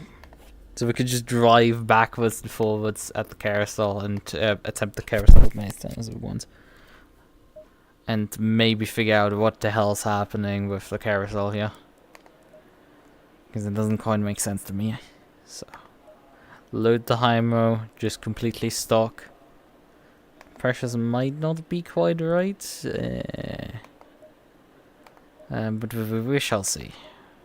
So, now we're running 2 brake ducts. That might work on this version of the track. Give it all you can. Just run the car stock.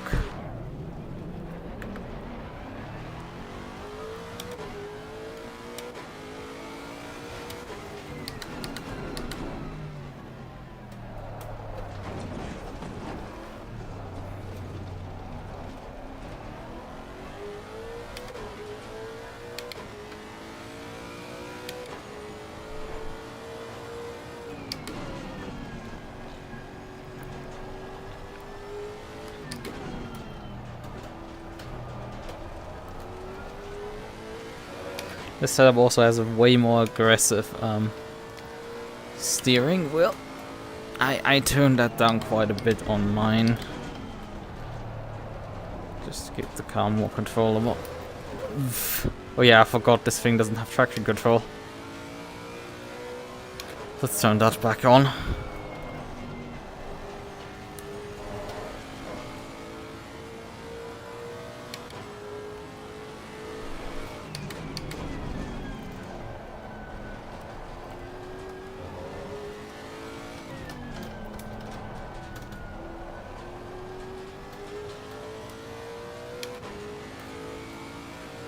Oh, I forgot to put full fuel into the car as well. That doesn't matter. We mainly want to analyze the handling there. It's at one corner.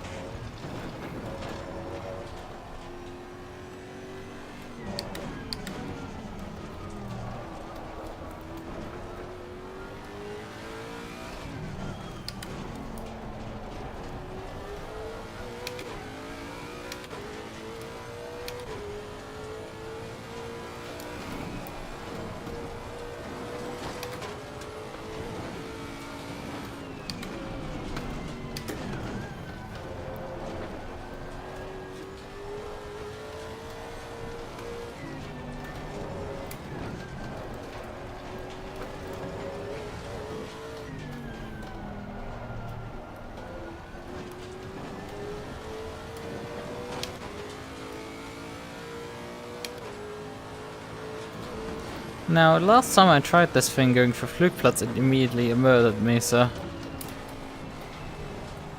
Ooh. Like, just couldn't do it because the rear would immediately snap on me.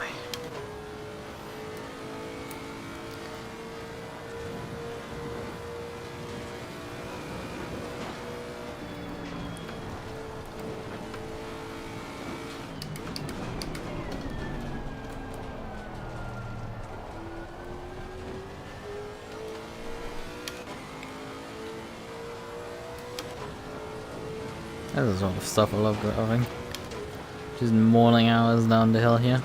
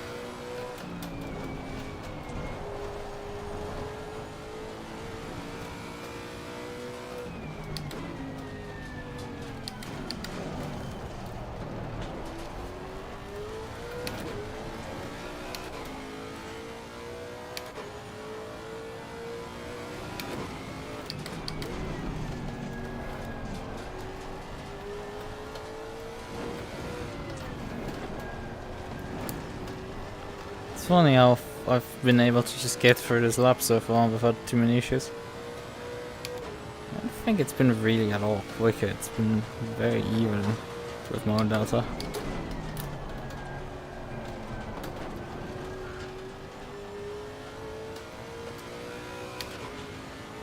So you're carrying much less fuel, and it's a lot colder. Yeah, not too comparable.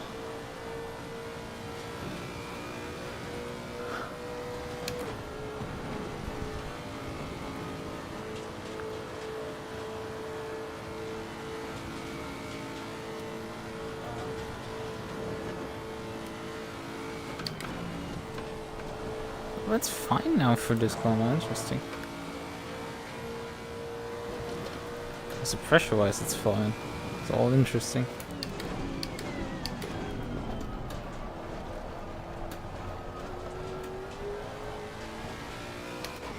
Although Sondenheimer setup does actually work.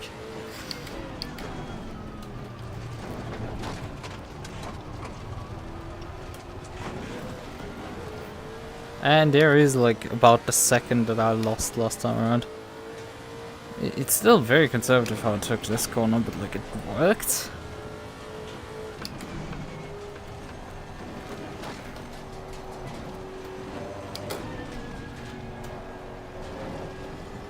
It's so strange that mine doesn't work anymore. Although I did change the rear right height a bit, lowered it. Maybe? Nah, the car shouldn't be bottoming out in the rear. No way. And the higher right height should technically lead to more likelihood of the front out bottoming out. Because of the rake pushes the splitter lower.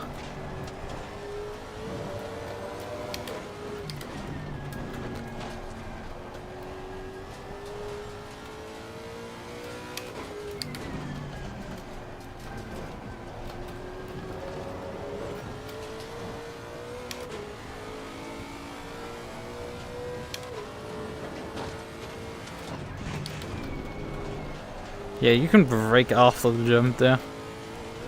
It's nuts. So you can just trust the car to not fly away over the crest. Oh boy. But there's bumps there that like completely unsettle the car.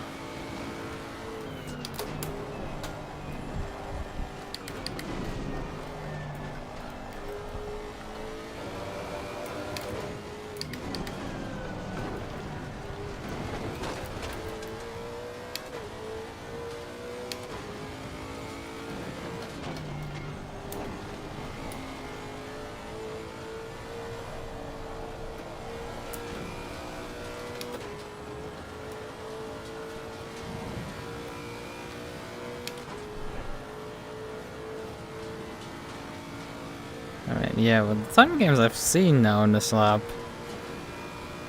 I would be scary fast with this.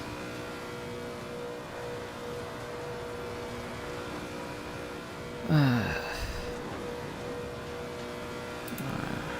guess I shouldn't appreciate being able to fall asleep at times.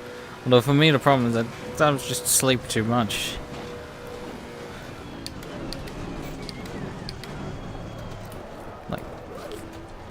Oh, for fuck's sakes. I'm very squirrely now.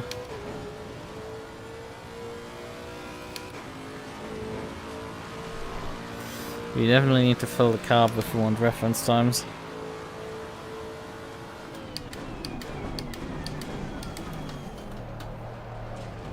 Anything vaguely comparable.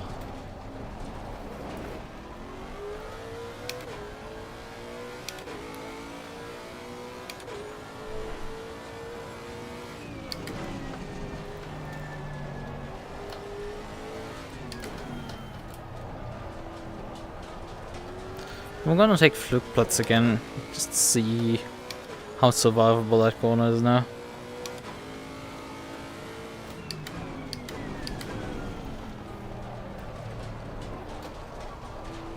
But I guess this is classic me, my ability to just adapt to driving fricking anything. Like, it just took like 2 or 3 laps to finally get the ahead for it.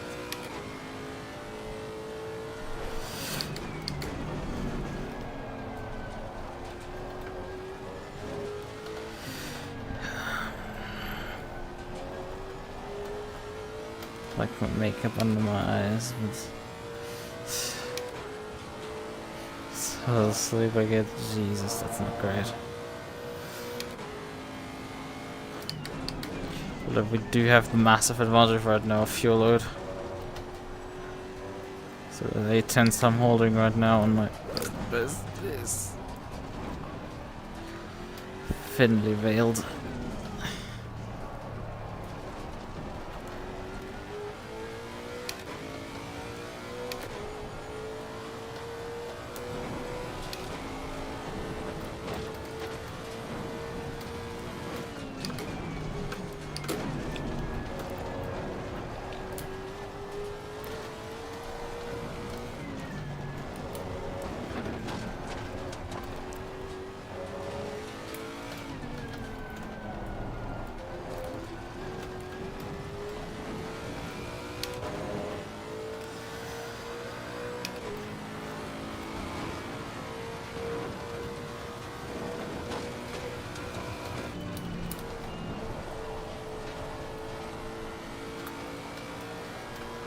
There it goes, I guess. The car doesn't completely die on me. Strange.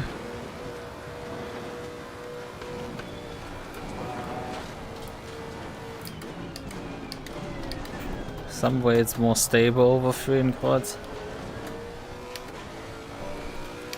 I was actually made the corner there. Compared to regular times, I struggled a bit.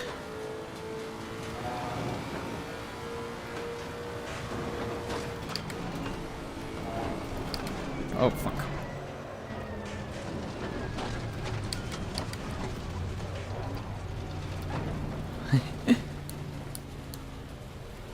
Phone escaped with like 2 seconds worth of damage. We need to pull off anyway.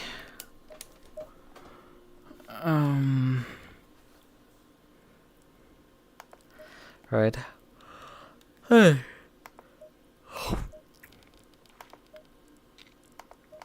Oh yeah, I mean brake pads type 1 definitely help as well to keep the car under control. Pressure were fine, otherwise we keep the setup the same. We only put type 2 pads on there, 120 liters. Actually we can put the race fuel in instead of 120.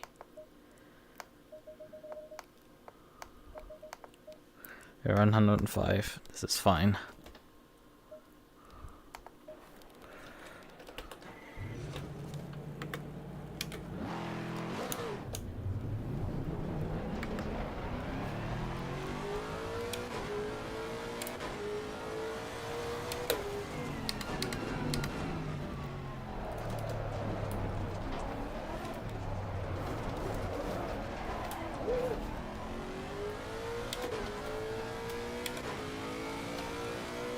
Oh wait, I forgot to turn TC on again.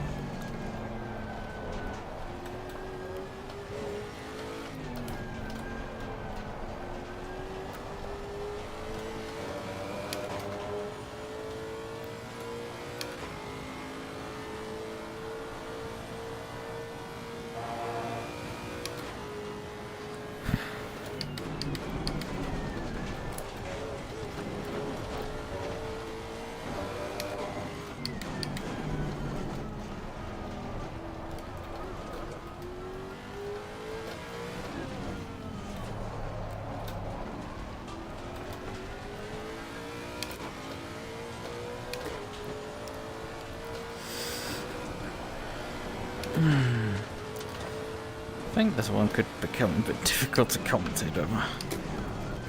So I'm starting to myself get tired.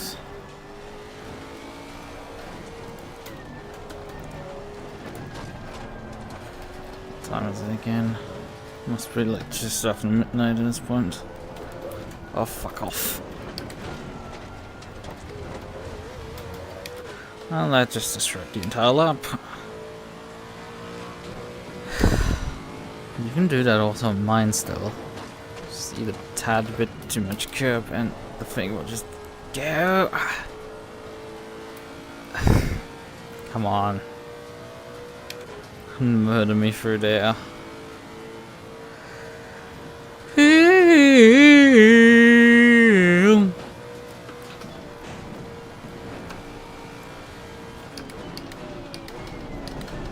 And that's to get deep, way too deep.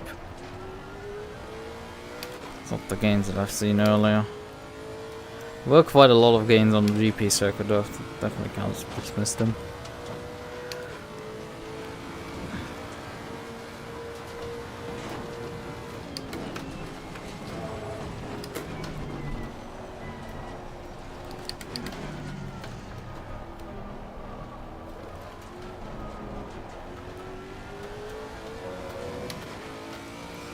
She says.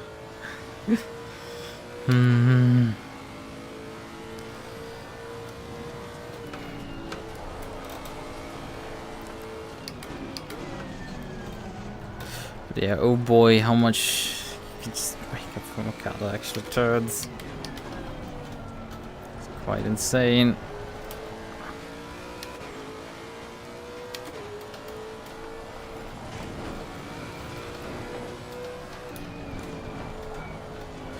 The thing is, it does take some of the bumps really well, and it lulls you into a false sense of security, and then just doesn't take some of them at all.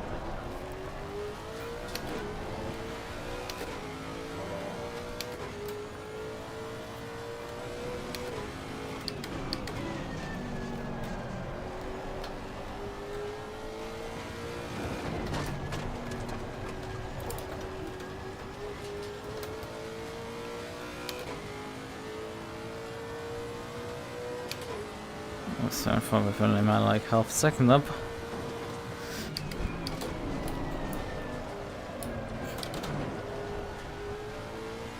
From the 2 seconds we lost in those two corners.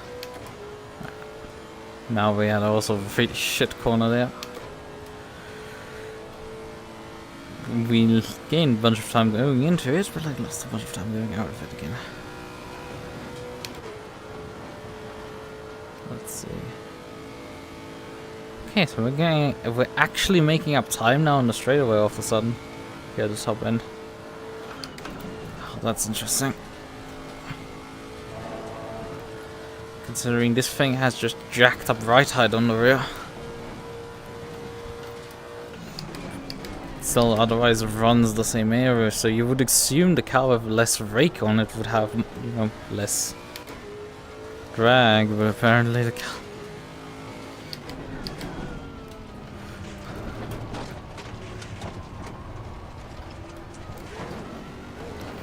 Yep.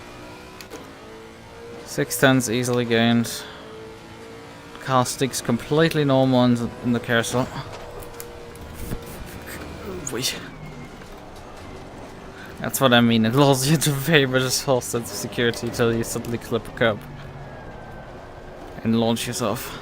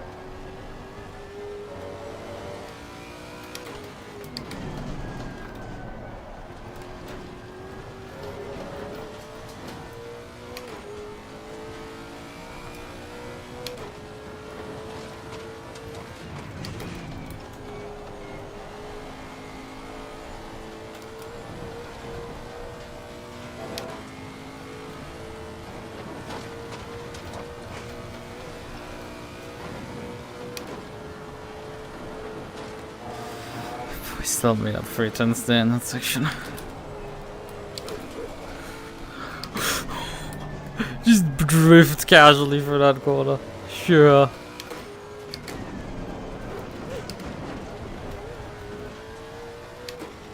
Drift into the next one as well, make up another 2 310s.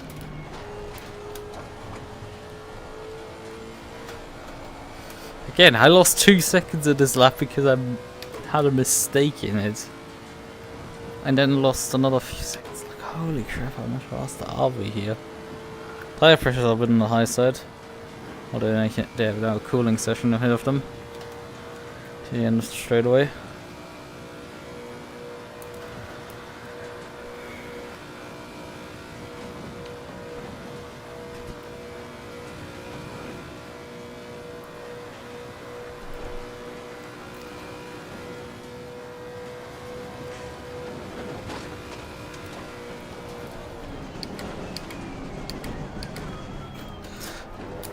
Okay, but the stopping performance is still like just bonkers.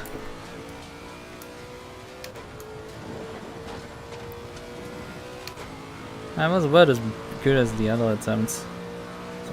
Quite, I think, beat my all-time best that lap. Most certainly the follow-up will.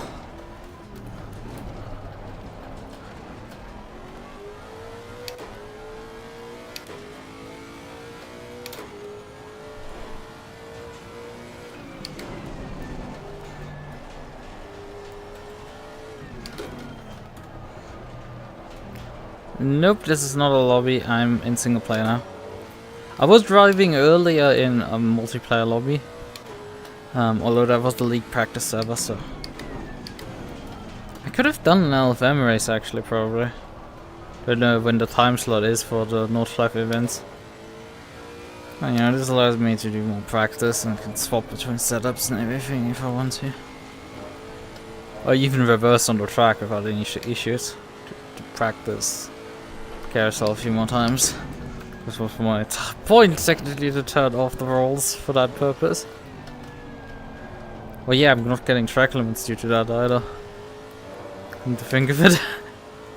Turning off rolls mean I can't not technically get track limited for violating track limits. Although the only time you get hit with track limits on this circuit is when you're actually off the track. Even here you can quite abuse them before the game actually bonks you for them.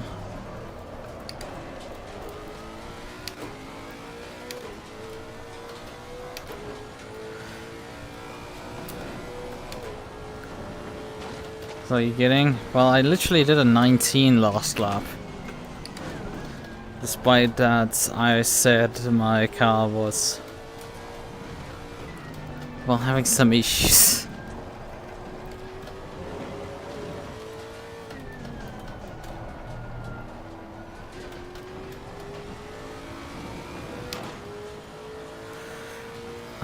Despite having lost like 2 seconds in those 2 corners here.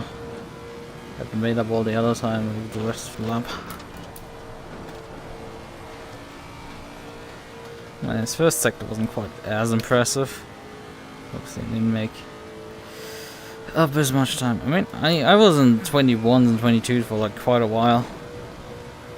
I mean, we raced today and like my fastest lap in the race was a 20.5. So yeah, I mean, I've been there. Definitely.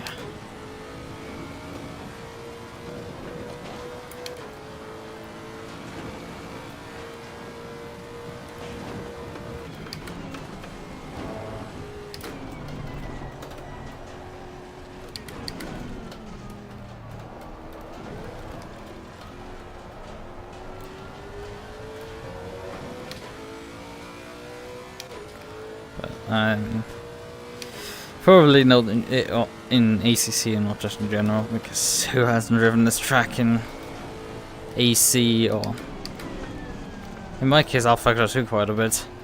That's where I've turned most laps.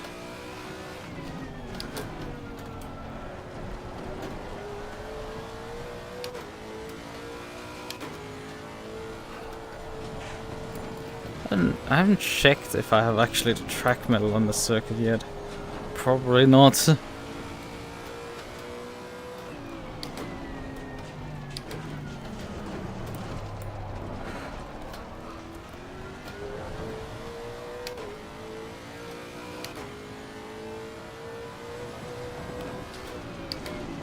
It doesn't matter too much.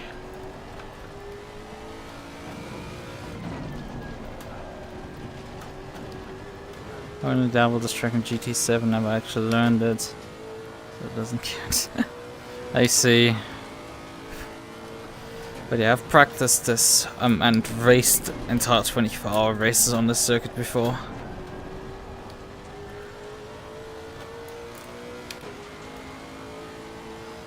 It's still obviously a formidable circuit to me, but like I'm relatively familiar with it. By no means fast on it though. Well, actually my lap time was starting to get there. Well, it's just classic setup issue, I guess.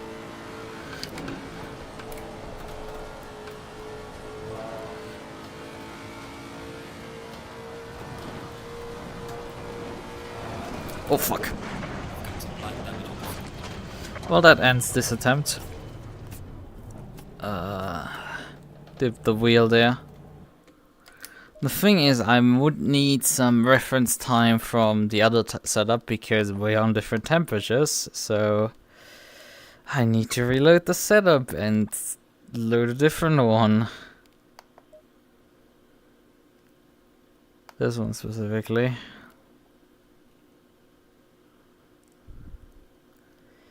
I think jack up by 3 PS or something like that.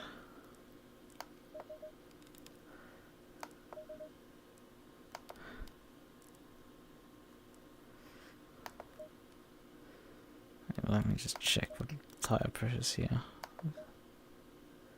Yeah, that's fine, I guess. Okay, this one needs more pressure increase.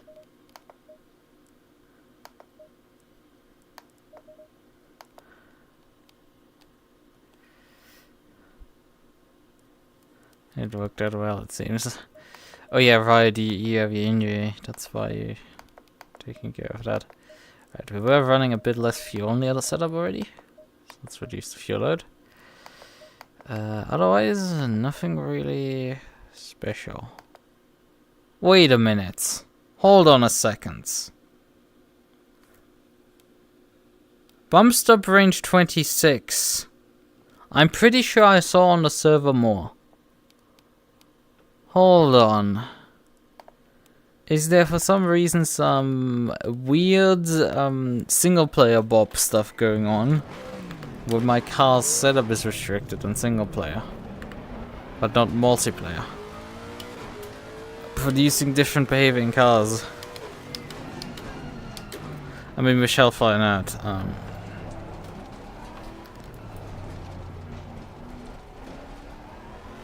We're gonna just drive this. And once we arrive at Carousel, we're gonna figure out if this thing bottoms out still or not. And then we know if this was an issue with, for some reason, the multiplayer, when you're in the multiplayer server, the thing listing out incorrectly, or if it's...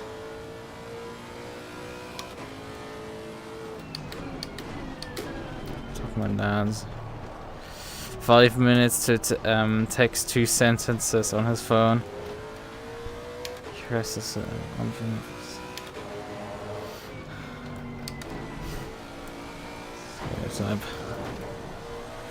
I mean, I take also like a while to write 2 sentences oftentimes, but that's oftentimes not because I'm slow at typing. Well, I'm not that fast either, but it's because my 2 sentences have 13 commas each, and then proceed to I proceed to rewrite them like 5 times till I'm happy with what I wrote.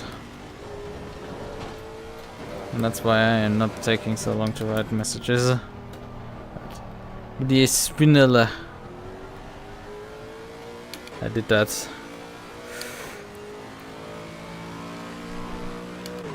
Although I didn't spinel, I just hit the wall.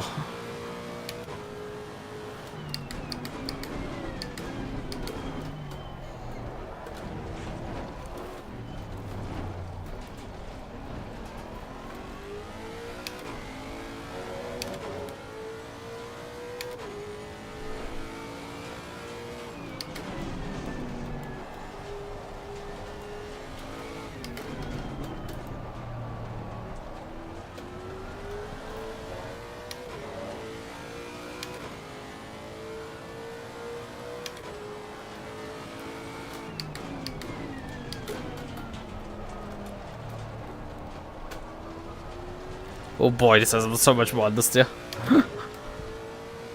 Like compared to the high, the stock high mode, this thing has so much more understeer.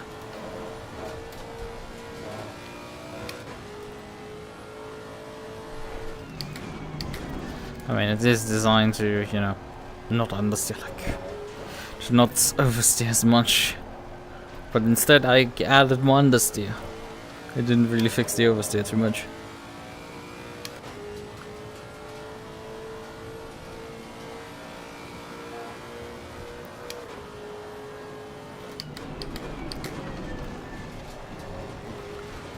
How many hours have I been live? Probably close to 9 now.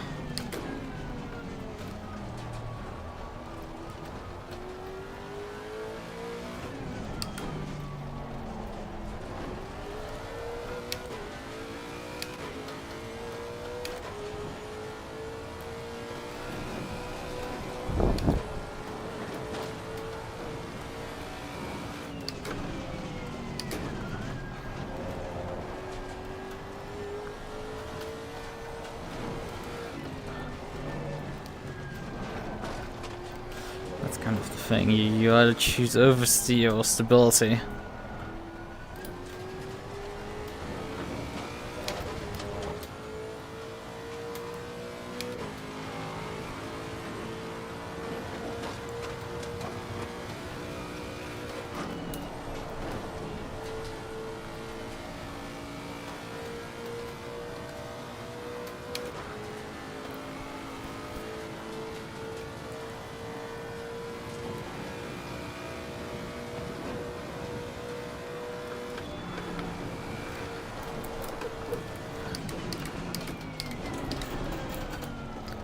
Funny thing, the car likes to oversteer there more probably than the other setup.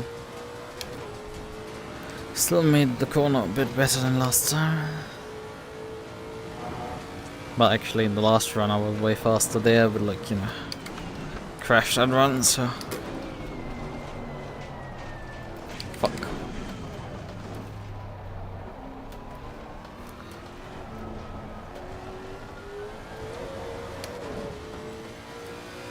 So, only like 3.5 tenths lost. Doing okay, I guess.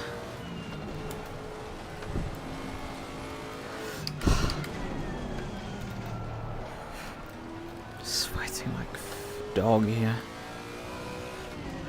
Probably should open the window to cool the room down.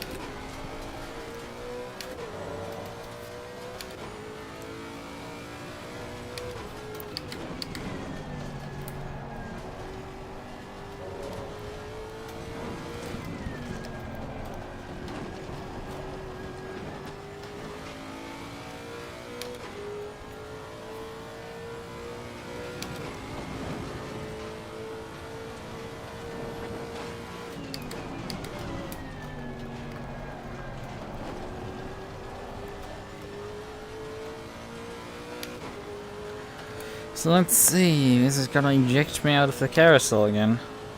Also, we are tracking roughly the same pace as our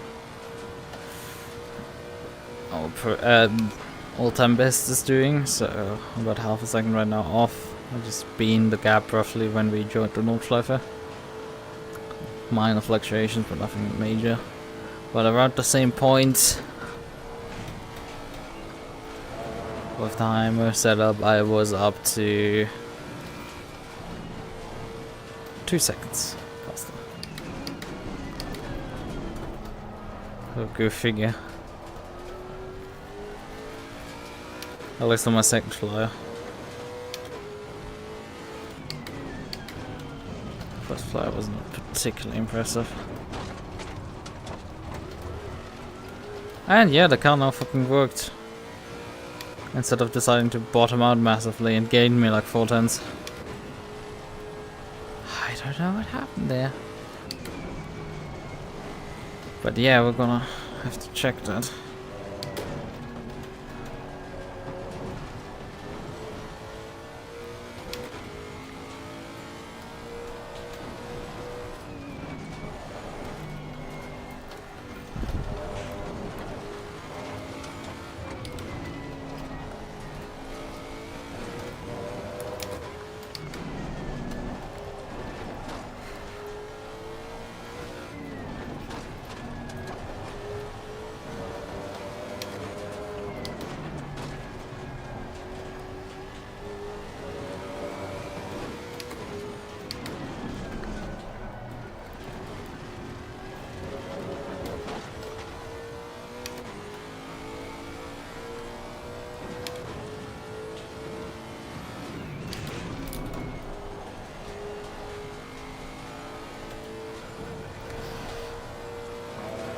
I should probably regression test also against my original set.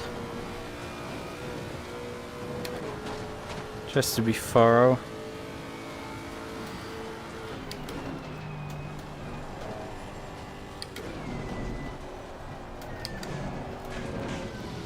Okay, you can still invalidate actually laps from. It was only half intentional to drive off the road there, but yeah, apparently you can still invalidate laps. Even if you turned rules off, which is what I did to avoid myself getting disqualified if I drive reverse on the straight track.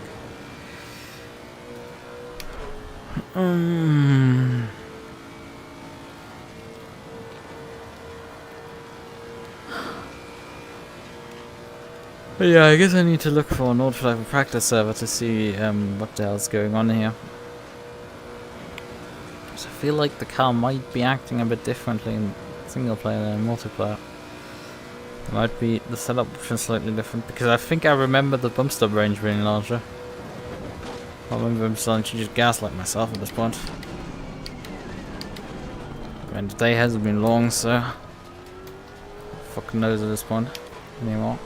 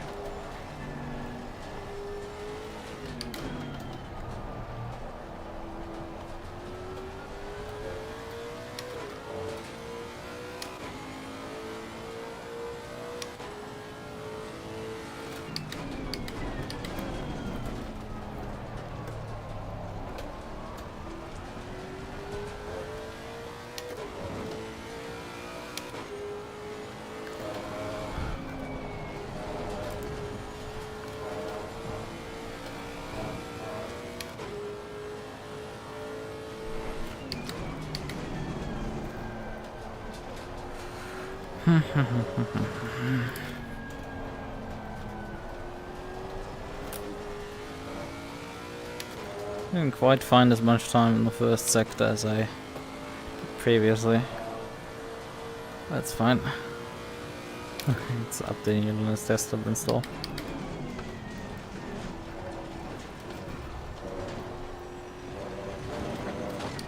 Oh, I actually invalidated the slap already. It wasn't enough to invalidate.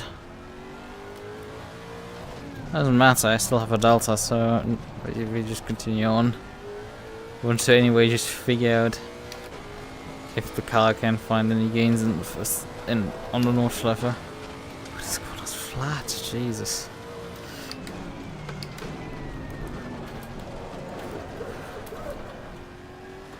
Don't get greedy and eat a bunch of curb there. It's done, rebooted. Nice.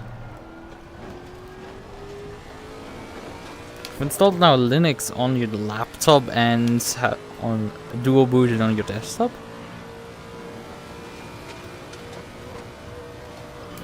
And you're like very close to my setup then actually.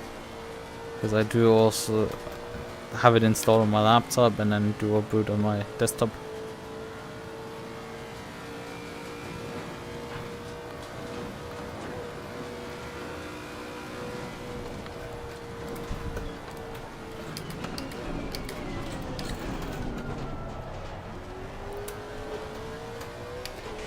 Oh boy.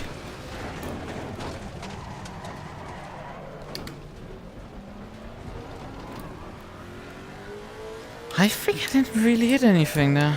Oh, 5 seconds from that? That's only war crime. But yeah, the car just snapped into understeer there.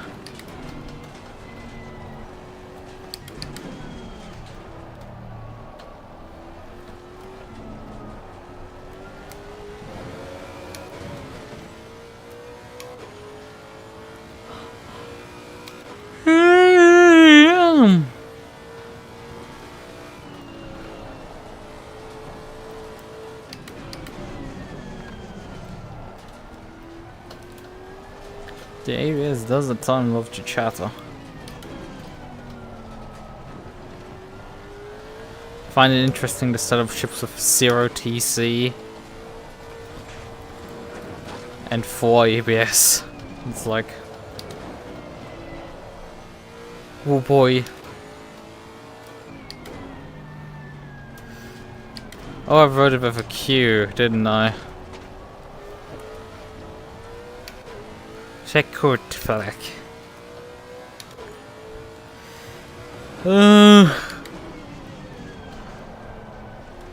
ESL moment.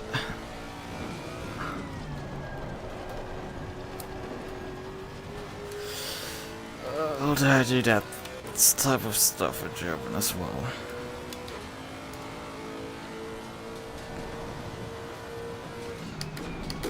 Damn, please stumble.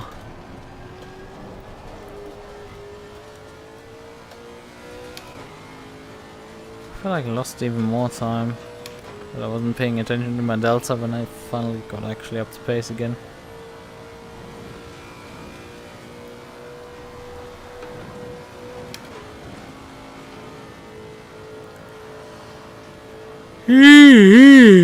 Jesus, why? Oh fuck. Yeah, that's us done. Car toast. Yep. I hooked the tire on the entry on the inside curb. Right. Should we do a brief regression test against my personal setup? Race trim. Well, actually, if I load the non-race trimmed version of this, no, 08 already has the tire pressures. Never mind, we're gonna load race trim then. And then just apply the tire pressures as they had. So, the rest should work fine. And then just, oh wait, with loading setups I need to make sure that it doesn't load a fresh tire set. We don't end up on a used one.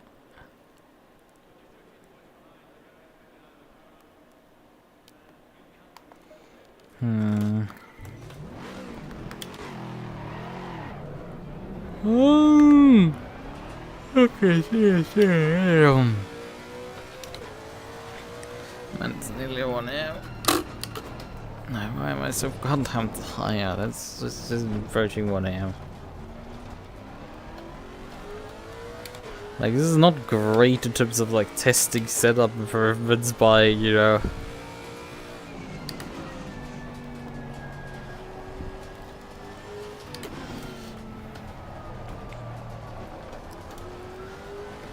Yeah, we're gonna do this not as long as the others. We literally just take the shortcut, do a single lap, and that's it. If I crash during the lap, I will just return to garage, and that's... I don't think this will very quickly prove itself to be a lot slower than the others. I probably do not need even to do much testing.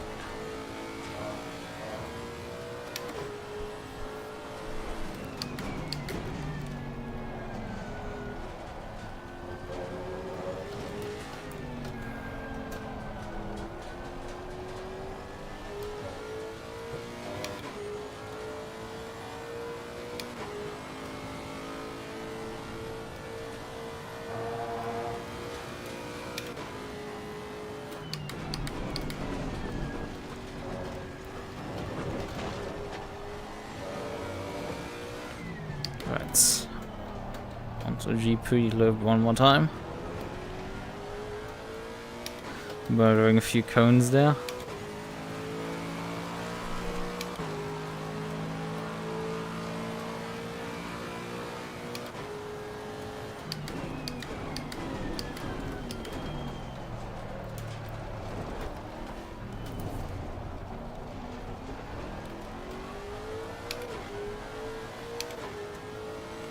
There's like immediately 2 tenths there in turn 1 that I've now found with all setups.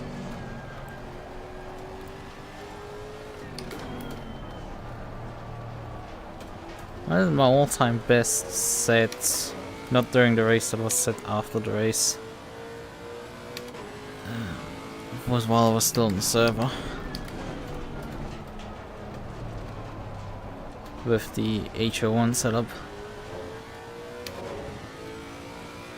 Yeah, 2 tenths down already there at the hairpin. Jesus Christ. And then washed out during Ferraris.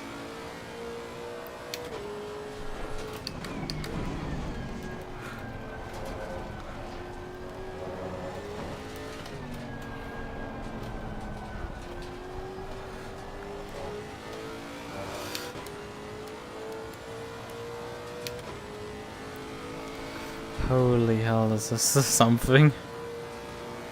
Like, I've not even exited the GP loop and we're already 1.7 seconds down. Like, that's mental. Let's play Rocket League drunk. Well, that doesn't sound a particularly great idea.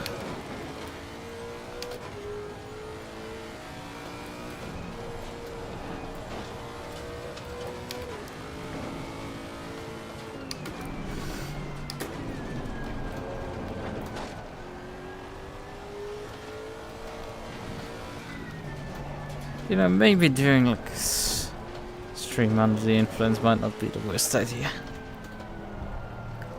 Well, actually, it is kind of like the worst idea, but just, you know, that's gonna end obviously not great.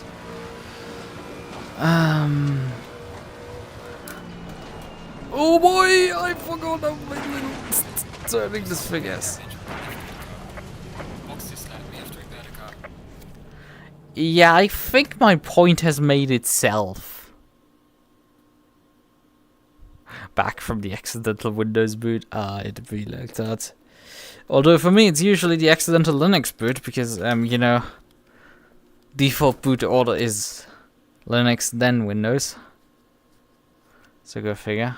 So, but I think I've done enough testing right now. Although, no DUI. I mean, doing it all in a video game is like a bit more, you know, a bit less of a problematic thing. IRL definitely just no. I drive already tired occasionally. That's horrible enough. Probably worse in some ways than driving drunk. Although probably in some technicality I have driven under the influence. At least hungover. With probably enough rest alcohol in my blood that like would make it perhaps borderline, I don't know. Although due to me getting hungover relatively easily, I might not even have that much blood alcohol. I don't know. Not too sure.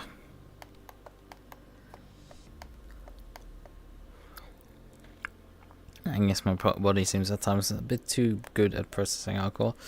Right, I wanted to check on the server again, because something isn't quite right with me having such massive issues with the with bottoming out at the carousel, and suddenly no longer. I feel like the setup might be different, so I'm gonna check that. If the server loads actually this day. Green light, go, go, go.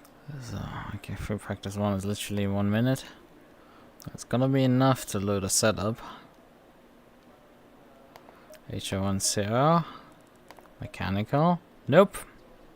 Same 26.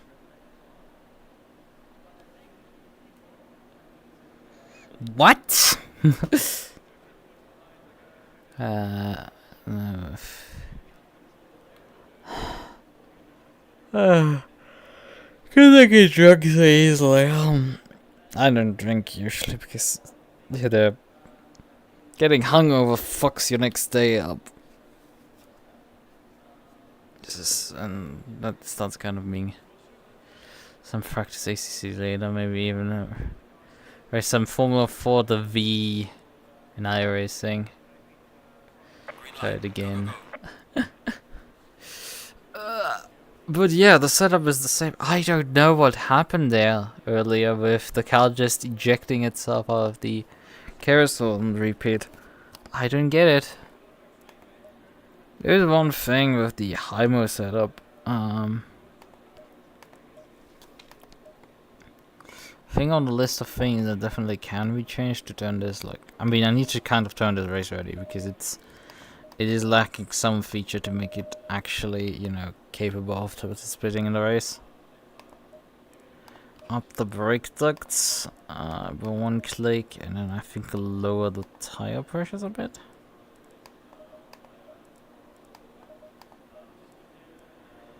Lower tire pressures a bit. So, actually +1 maybe. Yeah, the one thing that I think we can do is just increase the steering ratio by 1.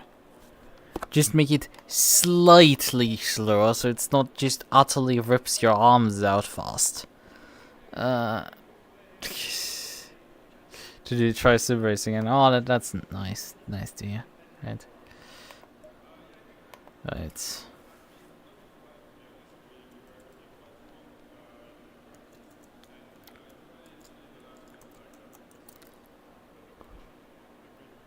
So, HIMO race setup. Oh, actually, I need to do another thing. It is apply current pressures, reduce the fuel load down to 105 liters roughly, and select 105 liters into the pit stop.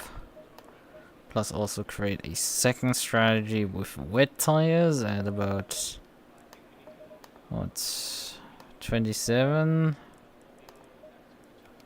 27.2 maybe for the others, just so we have something.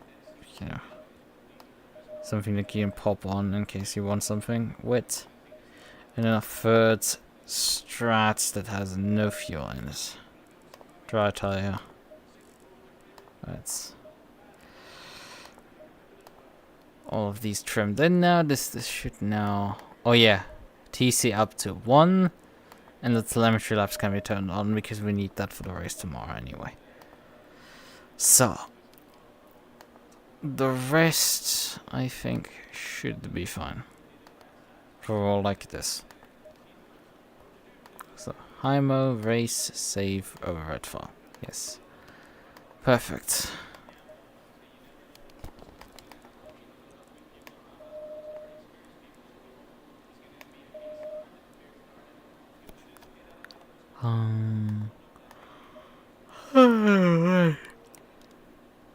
Okay then. And then we can extract the setup.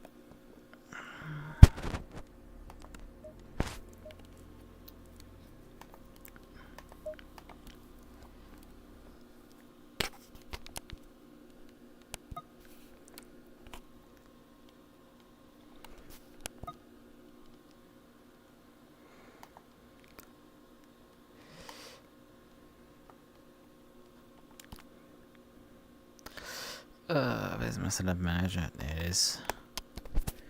There's my boy. Sword filter. I may need to update this software someday to actually, you know, work better than it does.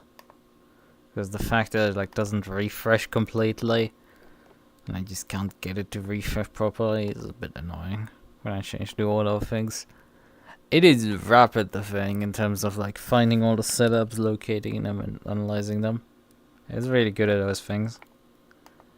Although I think it doesn't need to actually read the setups because of ACC's folder structure. It only needs to read them when, you know, we're actually wanting to play.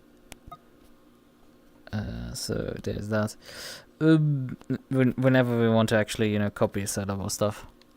But it can do all the, like, moving and stuff properly.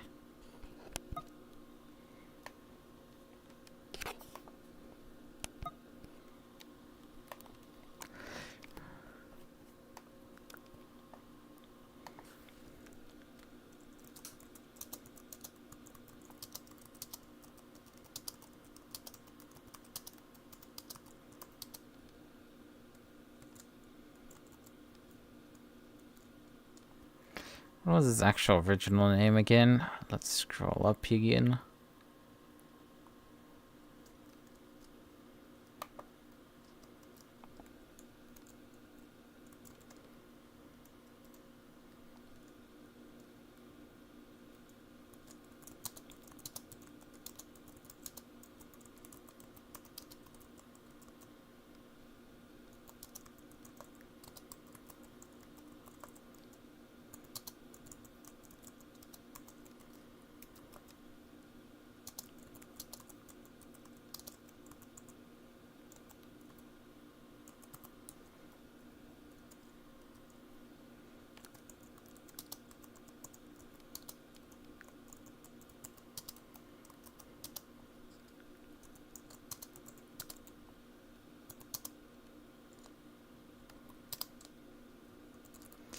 CC1 instead of 0 and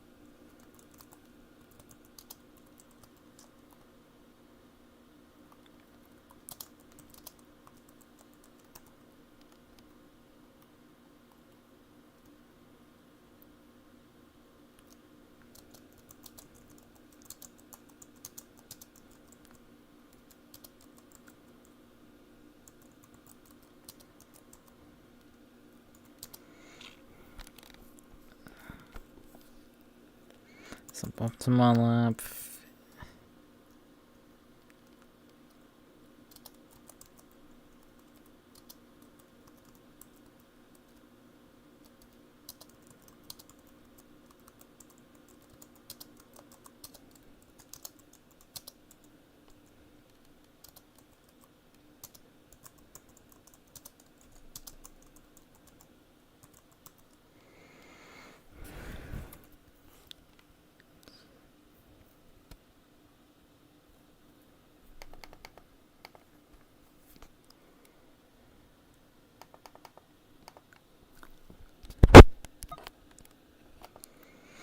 Right. John is awake according to Discord. Probably is. But he just, yeah, he went out. Oh. You say that, and then he's gone offline. I see how it is. Oh, you posted a picture in media, a couple ones with your PlayStation there, with the clear shell. You have 2 memcard pros, I think, stuck in there. Yeah, X station displayed on both of them. There's your open scan converter, I guess. What is that audio interface underneath there? Because I'm pretty sure there's the 2 XLR plugs going in and into it. The first image, that's a bit interesting.